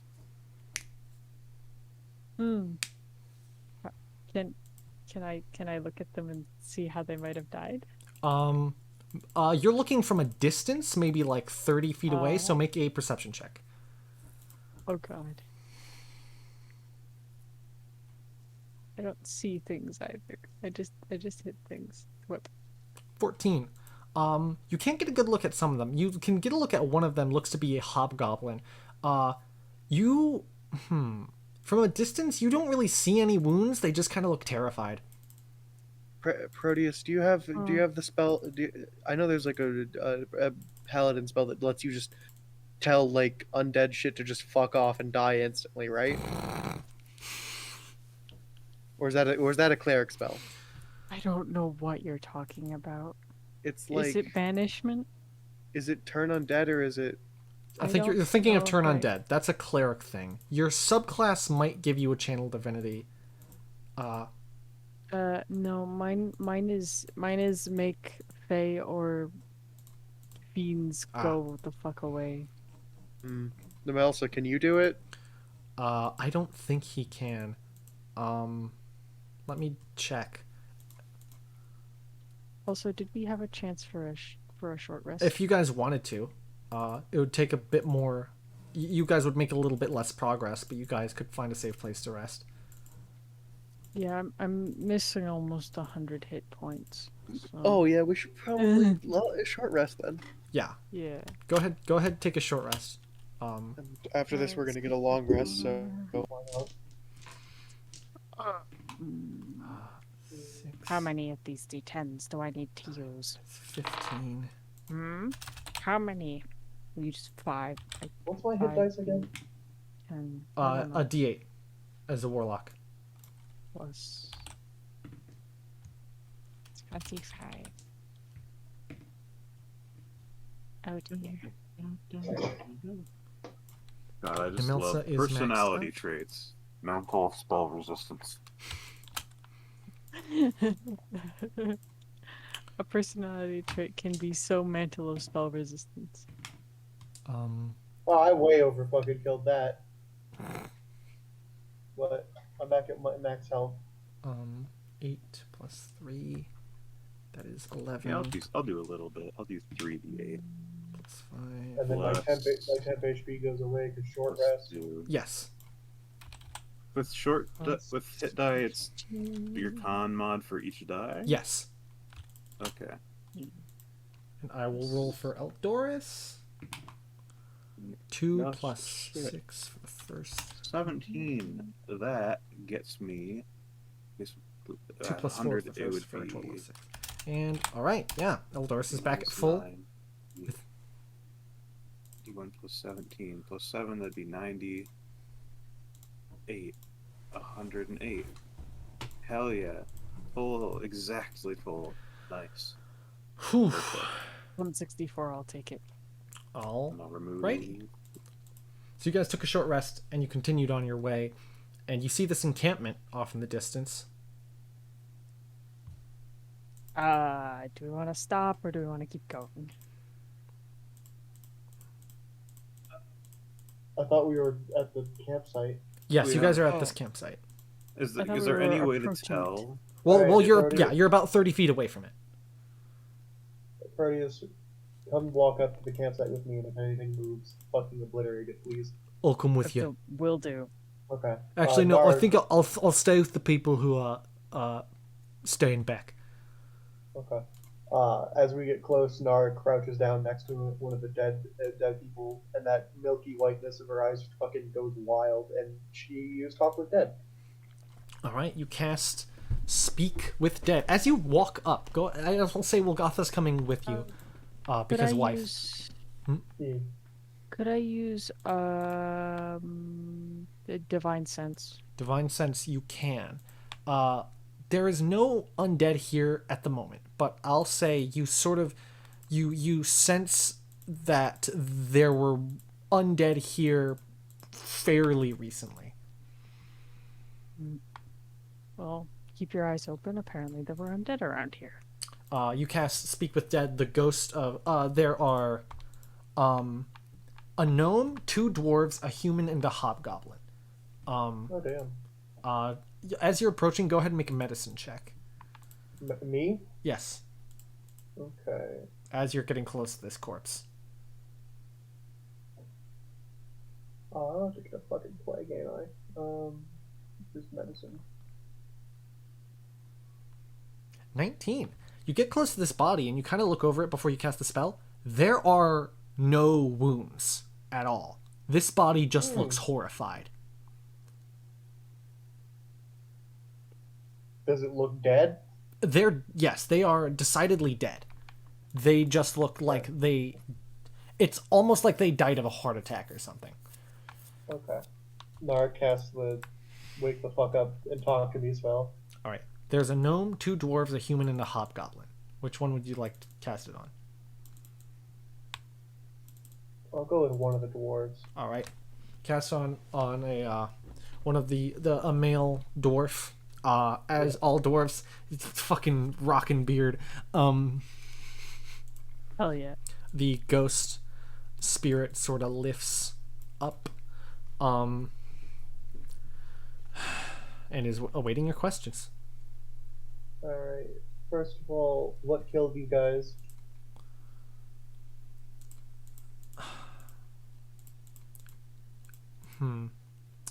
The answer you receive is visions of terror and some sort of light spirits. I didn't understand it myself. Alright. Who are you guys? We're just an expedition who came in for treasures. Went the wrong path. Alright. And I get one more question. I believe you get 5 for Speak with Dead. Oh, five questions. Alright. Let's see. Which way did the spirits come from? The corpse points to the northwest. Okay. And can't ask anything that you wouldn't have known when you died, so I can't ask how long ago you died.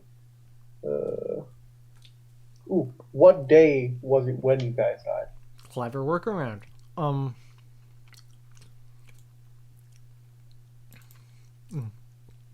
Sorry, I got something in my throat.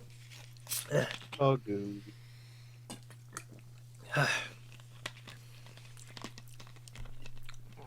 A 22nd of Kana. And what is today? The 31st. Alright. 11. It's been 9 days. It's been 9 days. I can do math. The basic addition. Yeah. Alright. And I guess, where is your group from? We can cast reincarnate on these guys. No, You could. That's a lot of fucking money, Proteus, if you want to do it. I can't do it. If you want to do it, you can do it, Proteus. We, That doesn't we could a lot ask of which fucking- one I is the can't. most. I don't have fifth level spell slots. Gemlet's the only. Oh, no, I it's a don't have it druid only ready. spell. It would have to be Oh. Gemlet. And I don't have it prepared. You could Oh. long rest here if you wanted. Oh, we could. That's Can we a ask them who terrible the idea. Can we ask them who the most powerful member of the party was? Nara already asked the last question. But you could But I cast can it on do it- another person. Guess what? I can do it to another dude. We could just bring the body with us and then Oh reincarnate. my Um, god. This is like sacrilege to the max. To the We max. came from Ushioten. Alright. The city of... What city? I think it's Kesson. Oh, God, now I have to look at my document of locations. Yes, they say they came from the city of Kesson. Alright. And that spirit goes back into the body and goes limp. Alright. And then I'll raise another one, ask it one question, which is like, which one of you is the leader? On a scale of 1 to 20. Oh, fucking Let no. me- Fuck off with that shit. Fuck off with my own thing. Yeah, fuck off with my bit. Yeah, that's my character trait. That's my character trait. You can't do that, Gemlet. They respond saying, shit, hold on.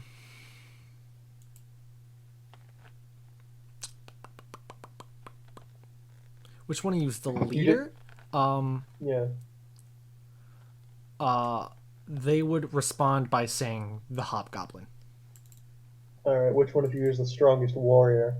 Also the hobgoblin. You see this Alright. this hobgoblin has like full plate armor, God damn. and like a shield, and like what appears to be maybe just like a +1 battle axe. What was each of your roles? You're really making me make shit up on the fly, huh? Yep. The hobgoblin was a martial fighter. The dwarves and the gnomes spellcasters. The human was a rogue, basically. Are any of you healers? The two dwarves are. One was a cleric, and one was a druid. That's question 3. Which one of them is a cleric? They point to the one that you already spoke to. Can either of them revive you guys? They do have that magic within their capability, but what level Alright. they don't specify. Well, we're gonna gamble with this one. Alright, if we camp here for the night, we're going to raise that one specifically. Nara points at the one that was just pointed out to be the healer, All right. like the healer that can raise Yeah, dead. both of them can raise dead. But one of them was pointed out to be the cleric, and you do see a Yeah. holy symbol on them. What holy symbol would they have? What does reincarnate? Still need to look this I'd like everyone, or not everyone. Proteus and Nara, and I might roll for Rolgotha in a moment to make religion checks to see if you can Religion? identify the holy symbol. They have a little amulet across their neck. Okay.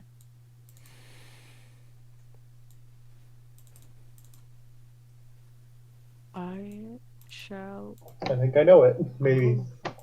18. That's pretty good. Is that good enough to know? Let me check some stuff real quick so I can find that out. Oh, well. We both rolled 18, so. 18. Not bad. The holy symbol is three open eyes on like a little amulet. There's like two that's normally right next to each other, and then there's one like third one like above them, sort of in the center. This is the holy symbol of Ayun, the goddess of knowledge. The problem here, right, is that unless there is coincidentally and conveniently a shop in the Barbed Mountains that sells rare oils, we're kind of shit out of luck for reincarnate. Don't you? No. Wait. Doesn't your spell focus, like, override that or something? Not for costly components.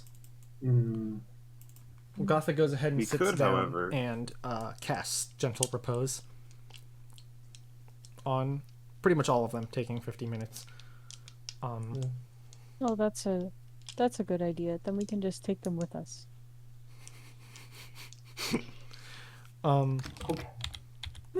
Corpse bag. At this point, would you say, Gemlet, that you've approached by this point?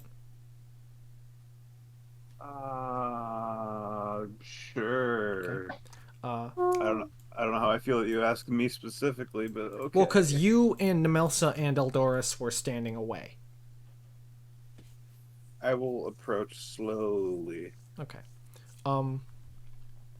You sort of approach. Yeah, you're there. Okay. Yeah, Gemlet, you get a good look at these bodies. You also see they just died from apparent fear. Okay. Something feels a little off. It might just be me. Boy. Well, I mean, we're in the Barbed Mountains. Things are always off. Things are always threatening, always looming. Yeah, okay. That didn't make me feel a whole lot better, but thank you anyway. But it's the truth. It is. I mean, what, do you think this would be a fucking circus?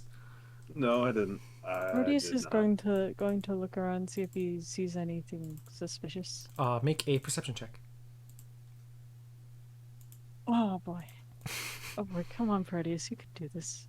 You can see shit. You can see shit. Please.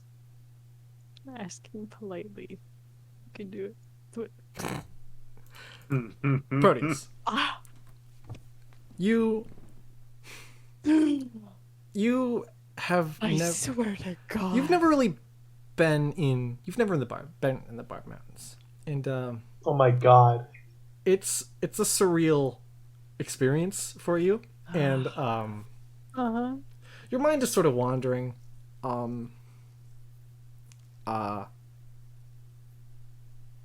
And like, I don't know, your mind's just sort of wandering at the moment, and you can't help but think, like, this is just something you think about every now and then, because why wouldn't you? It's not something you care about a whole lot. You never have. So you come to mind, I don't know who my biological parents are. I don't care, but I don't know.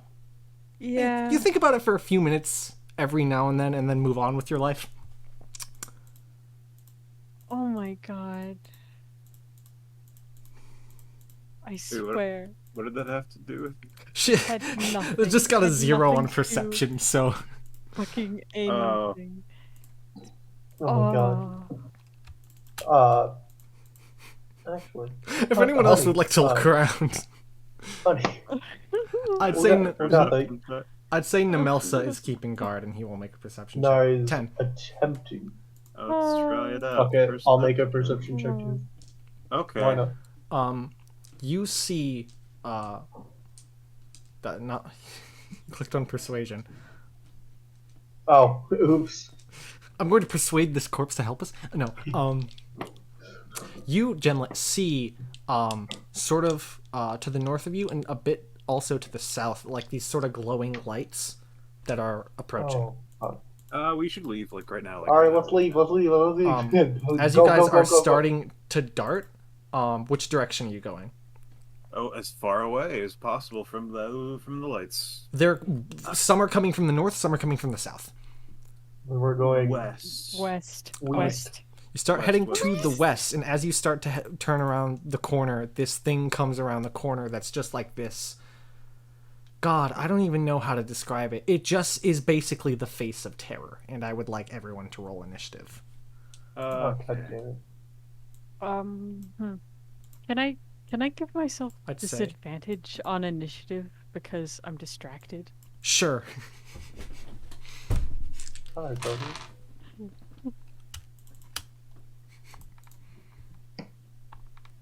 Yep.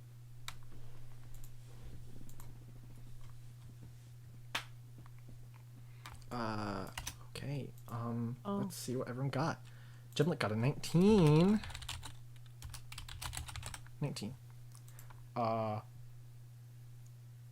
Nara got a 15. Alright, going after Gemlet. You are. I will unpause the music. Okay, it didn't do it with a disadvantage, but Go ahead and roll again. that's I rolled in person, it's a 4. Alright, 4. Proteus is very much going last.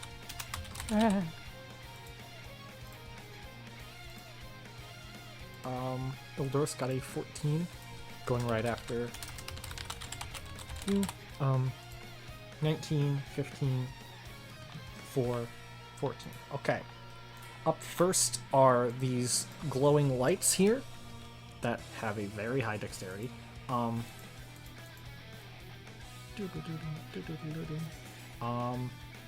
Yeah, this will-o-wisp is going to head towards all three of them. 1, 2, 3, 4, 5, 6. 1, 2, 3, 4, 5, 6. 1, 2, 3, 4, 5, 6, 7, 8, 9. 1, 2, 3, 4. One is gonna attack you, Gemlet. 12. Hits your new fancy shield. And you can do 2d6 psychic damage to it. Oh yeah. Oh god. Like right now. Attacks. Yeah. Without spending a reaction Okay. once per turn. 22 I to love hit this thing. does hit Golgotha. 9 points of psychic. These things, not super hardy. That hurt.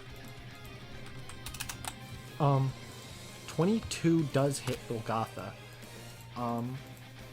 Yeah, shield's not gonna stop it. But you know what? While I'm thinking about stuff about reactions, she's gonna use her natural tiefling Hellish Rebuke, which has not seen the light of day in so long. Dex save for half, which these things are very good at. 27. So that succeeds and it takes half. 1 attacks Nemelsa.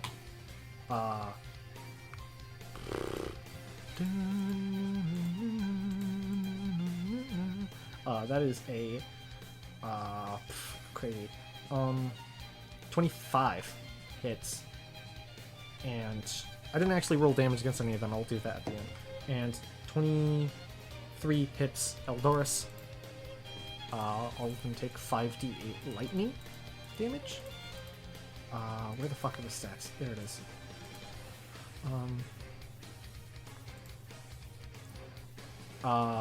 Golgotha takes 19. Nemelsa takes 29. And Eldoris takes 22. As these things come forth and just shock your allies. Ow. Luckily, you, Gemlet, block the attack. That's their turns. Up next is, I believe, Gemlet. Yep, Gemlet. With Nara behind that. So it's my turn? After Gemlet. Okay. Okay. Alright.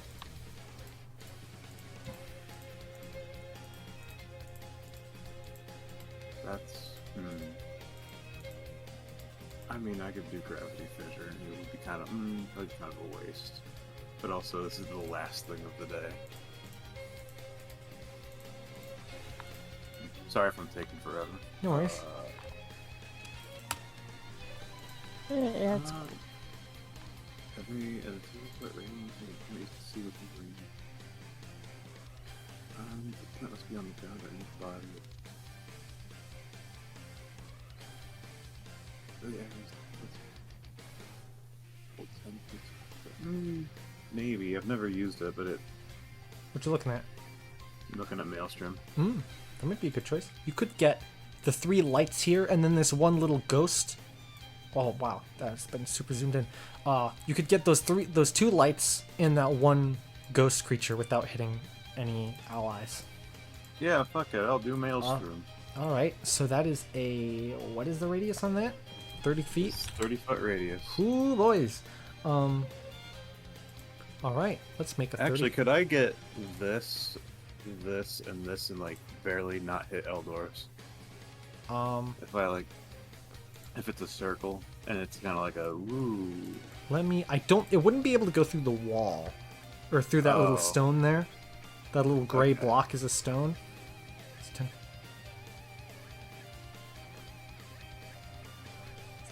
That's a 30-foot radius.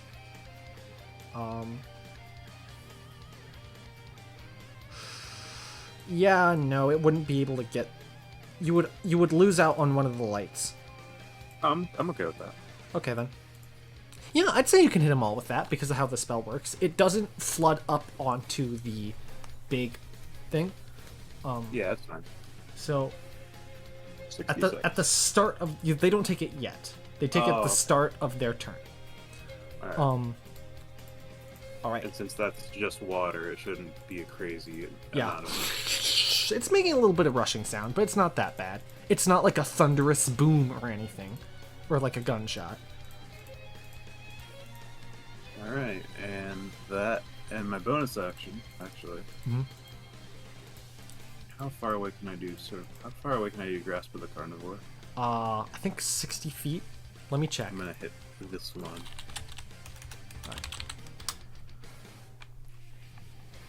Staff of the Wild. 45 feet is the range. Oh, one. But I take opportunity attack if I moved like right here. Yes, you would. You would take 2. Damn. I don't really want to do that. I'll hold this one with it. All right. All right. You form these vines around this ghostly female figure. That'll be the do. All right. Who is up next? It's Nara. It's my turn. Y'all are surrounded. Well, yeah. I'm gonna use a 5 targets. Web fire. Flame. Yeah, web of fire on the 4 things surrounding us in this thing. All right. The Bodak in front of you gets a 22. That was a high ass roll. Just barely saves, actually, I think. And then the will Yeah, wisps just barely. have much higher dexterity. 24, 14, nat 20, and nat 20. Jesus Christ. So only one of them fails, unfortunately. I'm gonna. No, that's not worth it. Well, we are about to long rest, so I'll give one of the will-o-wisps a disadvantage. All right. The one that failed was the one that failed was hit by Golgotha's Hellish Rebuke earlier and is destroyed. They don't have a whole lot of health. Which one are you giving disadvantage?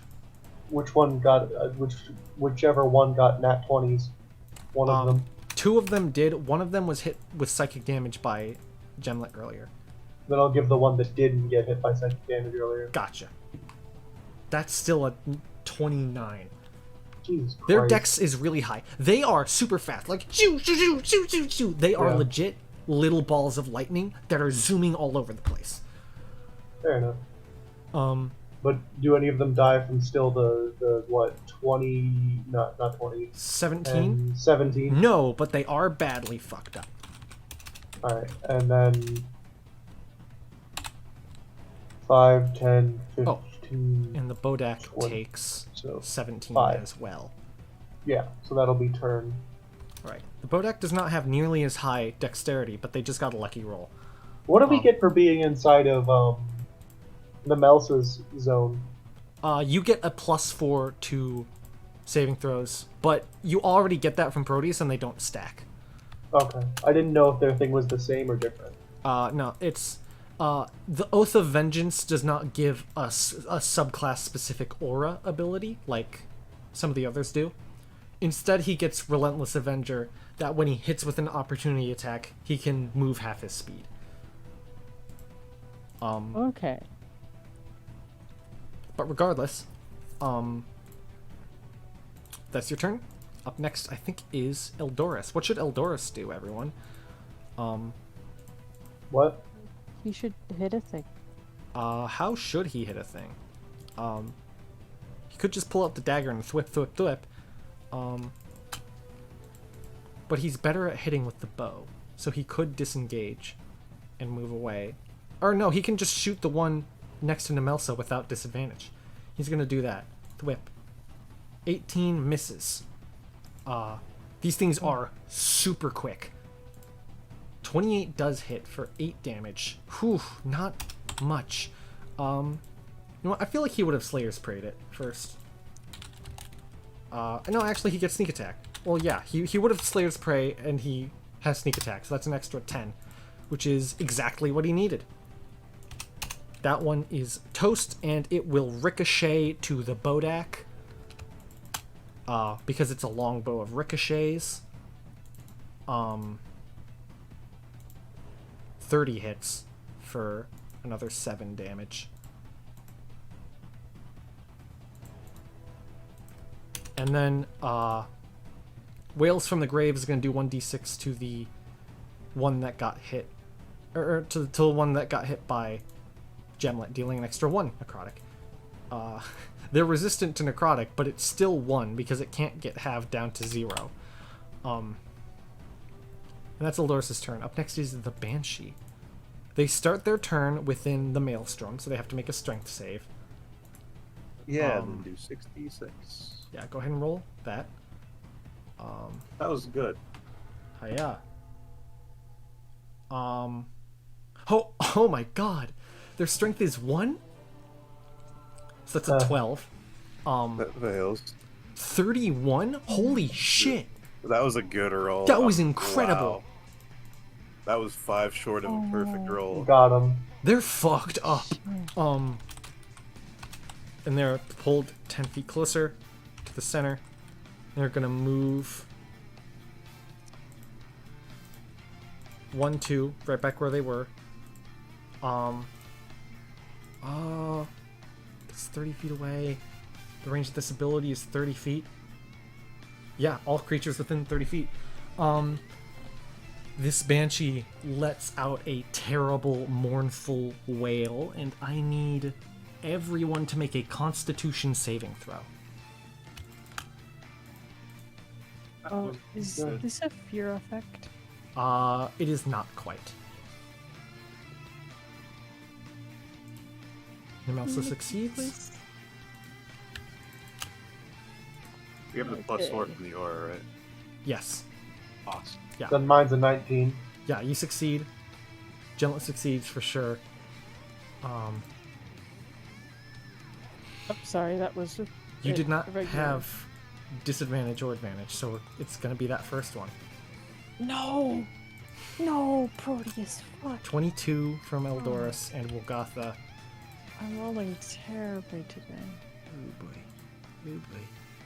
Wolgatha succeeds. Okay, everyone who succeeds, which is everyone but Proteus, takes 9 psychic damage.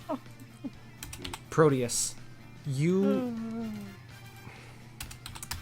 feel yourself not necessarily overcome with fear, but like overwhelmed by some sort of terrible emotion that you do not understand, and your heart stops and you fall to 0 hit points. Holy shit! Okay. That was a DC 13 con save. It was not that high, but it's a pretty terrible effect. Oh wait, wait, no. If it was not disadvantage or advantage. Could I have given Proteus advantage with the one decision to give him the 23 plus 4? I'd say it's a bit too late for that, because I've That's already told fair. you what happens. Okay. Proteus falls unconscious from just this overwhelming surge of psychic energy Okay, going into everybody him. target that one first above everything else. It has moved 10 feet. It'll move... Do I have decide to not die yet? You can do that now. I have decide to not die. I refuse. I refuse. So, you use No, thank you. Undying Sentinel as you, as your heart and mind and soul are overcome with grief and sorrow and a little bit of fear. You see this little spectral image of Saloon come next to you. It's okay. You can do this. You fall to Music 1 hit timing point is instead very of good. 0. The Proteus' ability activated. Sturdy. Yeah, pretty much. So I'm gonna try to move one. Oh wait, actually, the maelstrom is difficult terrain, correct? I believe it is, yeah. Well, it can fly. So the first 5 feet is difficult terrain. 1. So that's 10 feet, and then now it's flying above it. 15. And then it's gonna try to fly further away. It has to make a strength save against the thing. Here's the thing about that, right? Yeah. The Banshee has incorporeal movement, which means it can move through objects. I'll say it auto-succeeds, but it takes a d10 of force damage. Because of that ability. 4. That makes sense.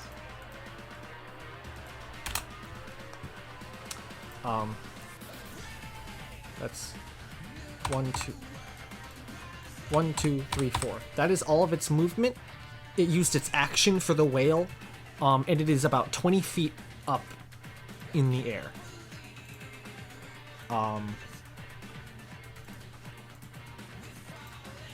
20 feet. And that will be that one's turn. I believe up next are the Bodaks.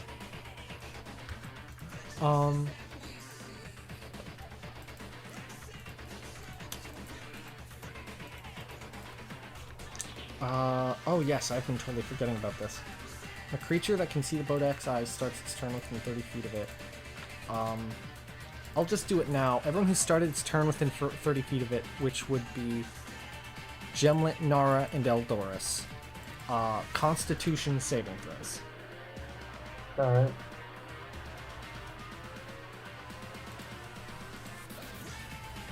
Gemlet succeeds, Nara succeeds. I'll roll for Eldoris. He succeeds. Alright, nothing happens to any of them. This thing is scary.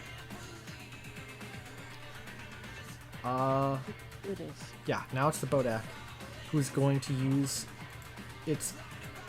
this one here has to make a strength save against the Maelstrom. Definitely not. 13. Oh my god. What the fuck? 1, 2. The Pulled same in number of... 31? That's Again. that's incredible damage, dude. The That is same amazing. Fucking roll as last time. I thought I was like looking at the wrong roll. I was like, no, it's the same fucking thing. God, okay. Alright, jeez. You are a maniac. Yeah, very hurt. Did One... it succeed the thing? Or... No, it failed. Okay. That's 10, 20, 25. It's going to use its Withering Gaze ability on Nara. I'd like you to make a Constitution saving throw again. Third con save. You I also have the +4. you do have a from +4. the That helps you.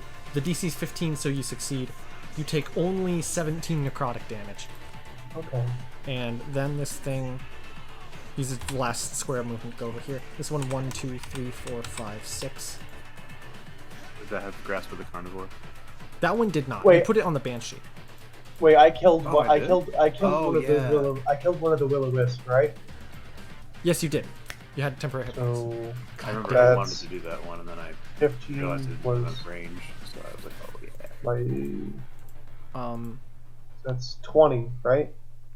20. yeah, 20 So I temporary have points. 20 minus what again? 17. So I have 3 temp HP left. All right. The next one is gonna make Nemelsa do a con save. Actually, this is necrotic damage. He's just gonna go ahead and use his necrotic absorption tattoo to heal for half the damage instead of having to make a save. So half of 37 is 18. So he uses his reaction to just heal for 18. He can do that once per day with necrotic damage. And that's the boat axe. Nemelsa is going to...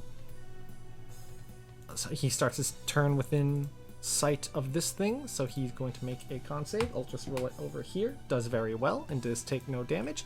2, 3, and he's going to beat the shit out of this thing. He's going to Hunter's Mark it. He has that as a Vengeance Paladin. 2 attacks.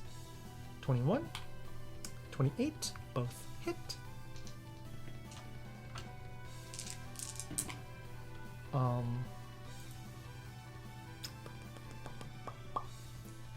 Uh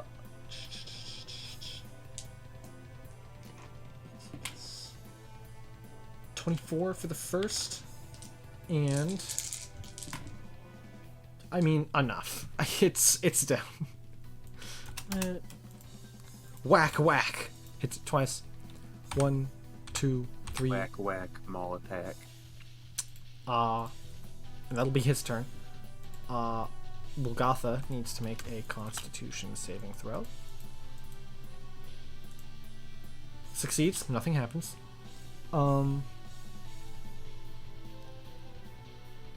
And she is going to cast a spell. She's gonna cast a Steel Wind Strike. Yeah, sure, why not? Move over here. I would like someone to roll 6d12 for me. I'll make. Does that get better as you level up or something? No, it's a 5th level spell. Oh, okay. It's Steel Wind So you Strike. remember it used to be 60-10. 40. Yeah, it's 60-10. I sorry, I said it- 12 on accident. It should be 60-10. Go ahead and re-roll it. Since Steel Wind Strike is like a physical attack with using like magic, does it get more powerful if you have like a magical like weapon? No, it doesn't. It's just a spell. Okay. 28. The first Will-O-Wisp is hit. The second is missed. The Banshee is definitely hit. The Bodak is definitely hit. The Banshee is fucked up. The Will-O-Wisp that is hit is destroyed. The Bodak... That was the first time the second one was hit. But that was a decent chunk. And she's going to end her turn within 5 feet of this one. Because Steel Wind Strike requires you to teleport around, and that is her turn. Proteus, I need you to make a... Are you within 30 feet of that? It is. You can either make a con save, or you can avert your eyes from the thing and have disadvantage on any attacks this turn. What? Proteus.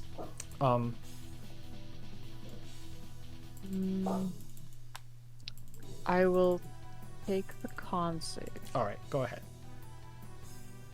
You succeed and take no damage. The DC is only 15.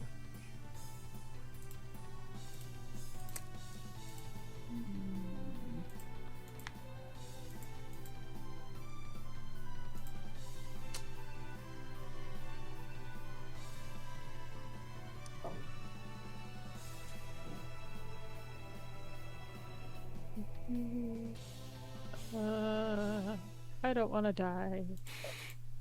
But I also want to attack these things. But I don't want to die more. I'm going to heal myself Alright. with a lay on hands. For how much?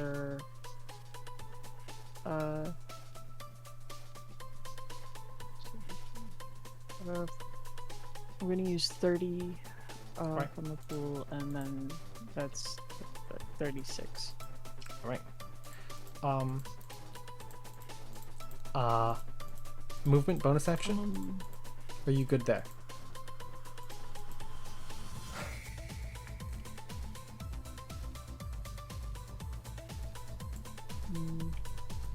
I'm going to move like this. Understood. That'll be your go. Yeah, I end my turn. The Will-O-Wisp, the one that's still alive, is not in the maelstrom, and is going to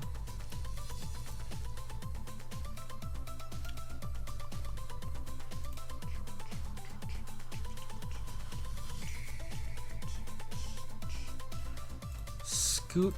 Fuck. Well, now Proteus has a bunch of hit points. Fuck it. It's gonna try. It's gonna try to whack Proteus. Okay. If it was a nat 20, it might have been able to knock you down, but it was not a nat 20. That was still a 28. You take 22 lightning damage. But that's all it does. Okay.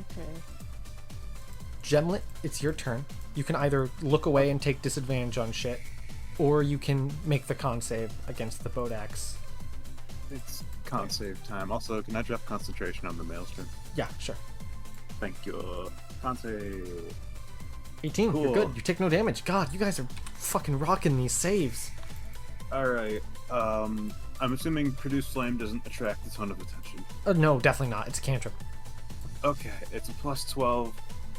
I really want this thing to die. Alright, go ahead and attack. Okay. 16 does hit. It's resistant to fire, so it only Fuck. takes 9. Okay. That's enough. Did I hear? Thank Did I hear resistance to fire? Well, it's dead, so. I'll kill its ghost, even though it was a ghost. That was a kill its once ghost per day square. ability, but also it was good to get Oh. rid of it. Oh, okay. It's scary. I thought it was like a once per turn thing. I was like, this thing is scary. Oh yeah. Oh, that's Kill it. terrifying. Yeah, you hit The it. and insta murder the, machine. The ghost It evaporates. did go through. It went through 164 hit points with a single bad roll. I don't like that. Bad. That's, Very like bad. that's I gotta pretty much a say- power word fucking kill, isn't it? I gotta say, But that more encampment, powerful. that encampment must have made some bad fucking con saves. Yeah. Eh, You want to move, Gemlet? Wait. God, opportunity attack? You would get one from the light. Yeah. I'll pass. It's probably a bad idea, but I've just Instead- realized. We can totally resurrect one of those dudes. I'm We gonna have the- use- Oh, sorry, go ahead. where's the rod? In the middle of, I just realized that we had the rod. It would be probably a bad decision because we need Are that fighting sometimes. Cogrilla Yep. soon. That's your turn then. I'm gonna use. If I have 15 bubbles in Mercourt, can I use 7 or 8 in one? You turn? can use 7. I'll use 7 on Proteus. All right. Much So- obliged. 76 plus 7, I believe. They have 38 hit points, All right. and that'll be my turn. 38. Who's up next? I think it is Nara. You can either look away or take the con save. If I look away, what happens if I look away? You have disadvantage on stuff against it. Oh well, is that against this or that? The thing next to Olgatha, yeah. Oh well, then I'll look away from it, and then use an AOE attack because that doesn't need advantage or disadvantage. Let me see how this works. Yeah, you can totally do that. All right. Anyways, get bent, and here we go. What are you Where is hitting it with? Love of fire, because why not? All right. I think it's one Bodak target. got an 8, and the Will-O-Wisp got a 21, but I don't. It has so few Wait, hit no, points. I did one target. Oh, okay. It fails and takes the full damage and is fucked up real bad. And I have to hit with a direct attack to be able to use Hurl Through Hell, right? Correct. It would have to be Yeah, an then I attack can't. roll. Yeah, then I don't think I have any bonus action spells that I can do to hit anything. Probably not. Yeah, then I'm done. All right. Eldoris' turn. He's gonna take the con save. You can do it. Oh, Whew. Oh boy. never mind. Yeah, he that is a natural 1. I think if I know what happens when you roll low enough. Oh, there's another penalty for rolling too low. Oh, okay. So for this creature, if you roll 5 or lower below the DC, you instantly drop to 0 hit points unless you are immune to being frightened, which in Proteus' aura, he is. So he just takes the normal failure penalty of, that was really high, 36 psychic damage. Okay, that's good. The dropping to 0 hit points is a... Is this the same thing that nearly killed me? It's very similar. Okay. The Banshee has a slightly different ability. It is not affected by fear. Okay, I was gonna be pissed. Yeah, no. If that were the case. Yeah, Carry no. on. This is a different ability where if you fail the save, you take a bunch of psychic damage. If you fail by 5 or more, unless you are immune to being frightened, then you drop to 0 hit points. Ah. So it's a Okay. different thing. The That makes Banshee is just make a save. If you succeed, you take some psychic damage. If you fail, you drop to 0. Nothing about fighting stuff. Okay. Yeah, Eldoris takes a bunch of psychic damage, and he will shoot at the Bodak. Whew. He'd have sneak attack on that, which would get doubled. So, 24 damage, which I'm pretty sure is enough. Yep, had 12 HP left. This arrow sinks into it and it falls. And then he takes a swipe with the dagger at this here Will-O-Wisp. 26 hits for 9. Whoo! I'm pretty sure it has 1 HP left. Oh my god. Nemelsa, fucking... Yeah, nat 20. You could throw a penny at it and it would be like, ugh!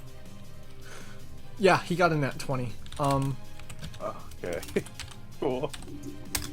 That's the bludgeoning. That's the improved divine smite. It's toast. You clear out the undead in this area. Completely and utterly. Good. Now we can sleep here. That's great. You all begin to lick your wounds, make your camp. What wounds? Hi. Fuck you. Hello.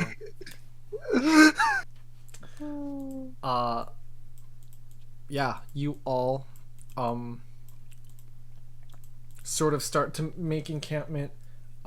Gentle Repose is cast on all the bodies by the end. Lehman's tiny hut is set up, so no one will have to worry about getting attacked in the night. I'd say probably like a few things will come by and like scratch at the dome and then see they can't get through it and then walk away. Bitch. And you guys go ahead and lay down and get your rest. Yay. And I think that is a pretty good place to leave off for this session. Yeah. This was fun. This was great. We got some combats in. You guys can't avoided the believe- dragon with good stealth checks for the most part. And a very good lie from Proteus. yeah, with the help Somehow. with the help of Wilgotha's portent. That last like a encounter I fucking- was excited for. Barbed Mountains feels like a fucking Resident Evil game. Like, my god. Yeah, that's exactly what it's supposed to be. Here's the thing about that last encounter. It was designed to be, if you roll pretty well on these saves, like decent, because the DCs are pretty low, you'll make it out fine. If you consistently roll low on these saves, you're gonna be fucked. Because there's the Yeah. Banshee that could reduce you to 0 instantly, and there was the Bodax who could reduce you to 0 instantly if you were out of the Aura of Courage, and the Will-O-Wisps had an ability to where, as a bonus action, they can target someone within 5 feet of them that has 0 hit points. If they fail a DC 12 con save, they die. Oh my god. So that was very like low save DCs, but if you keep on failing them, I mean it's gonna be over quick. And then for once I rolled high, plus Yeah. plus the plus whatever from Nemelsa and Proteus. Yeah. So Nara's just over here like, you can't fucking hit me! I am a living god! Yeah. If with traditional abilities that would have been real easy, but they did not have traditional abilities. I like how Nara jokingly, wildly goes back and forth between, oh yeah, I'm just a normal person, to I'm a living god! Not only that, but she goes back and forth between I'm a normal person, I'm a living god, and I am just a little twig. Yeah, I'm just a little baby girl. I'm not gonna do anything. I'm fine. Don't worry about me. I'm a god. Yeah, whatever. What do you need? Huh? Oh yeah, I'll go to the grocery store. What? Nara's constant oscillation between acting like the weakest person on Earth, the strongest person on Earth, and just a regular person. Oh, I thought you were actually talking to somebody off of Discord, like your That would be sister or weird something. because I am in a basement. Oh, and you're not at your sister's house anymore, right? Nope. That's a great quote. That would be weird because I'm in a basement. That would be weird because I am in a basement. Let me just... Putting it in quotes. Yes, I am. Just live in the spectral basement. The extra planar basement. Yeah. So that'll be all, everyone. That's all, folks. That's all, folks. Had some Fred technical Boat. difficulties. I banish you. I should have the ability to ban. I want to ban Fred Boat. I'm kidding. I've You done did I'm it. going to. You did I- it. I banished Fred Boat to the We could, no we could music probably zone. ban Sidekick now that they are effectively a dead bot, Yeah. Oh. pretty much. That'll be all, Oh. everyone. To the Shadow Realm with you. I think we'll I see you did guys. actually ban a radio.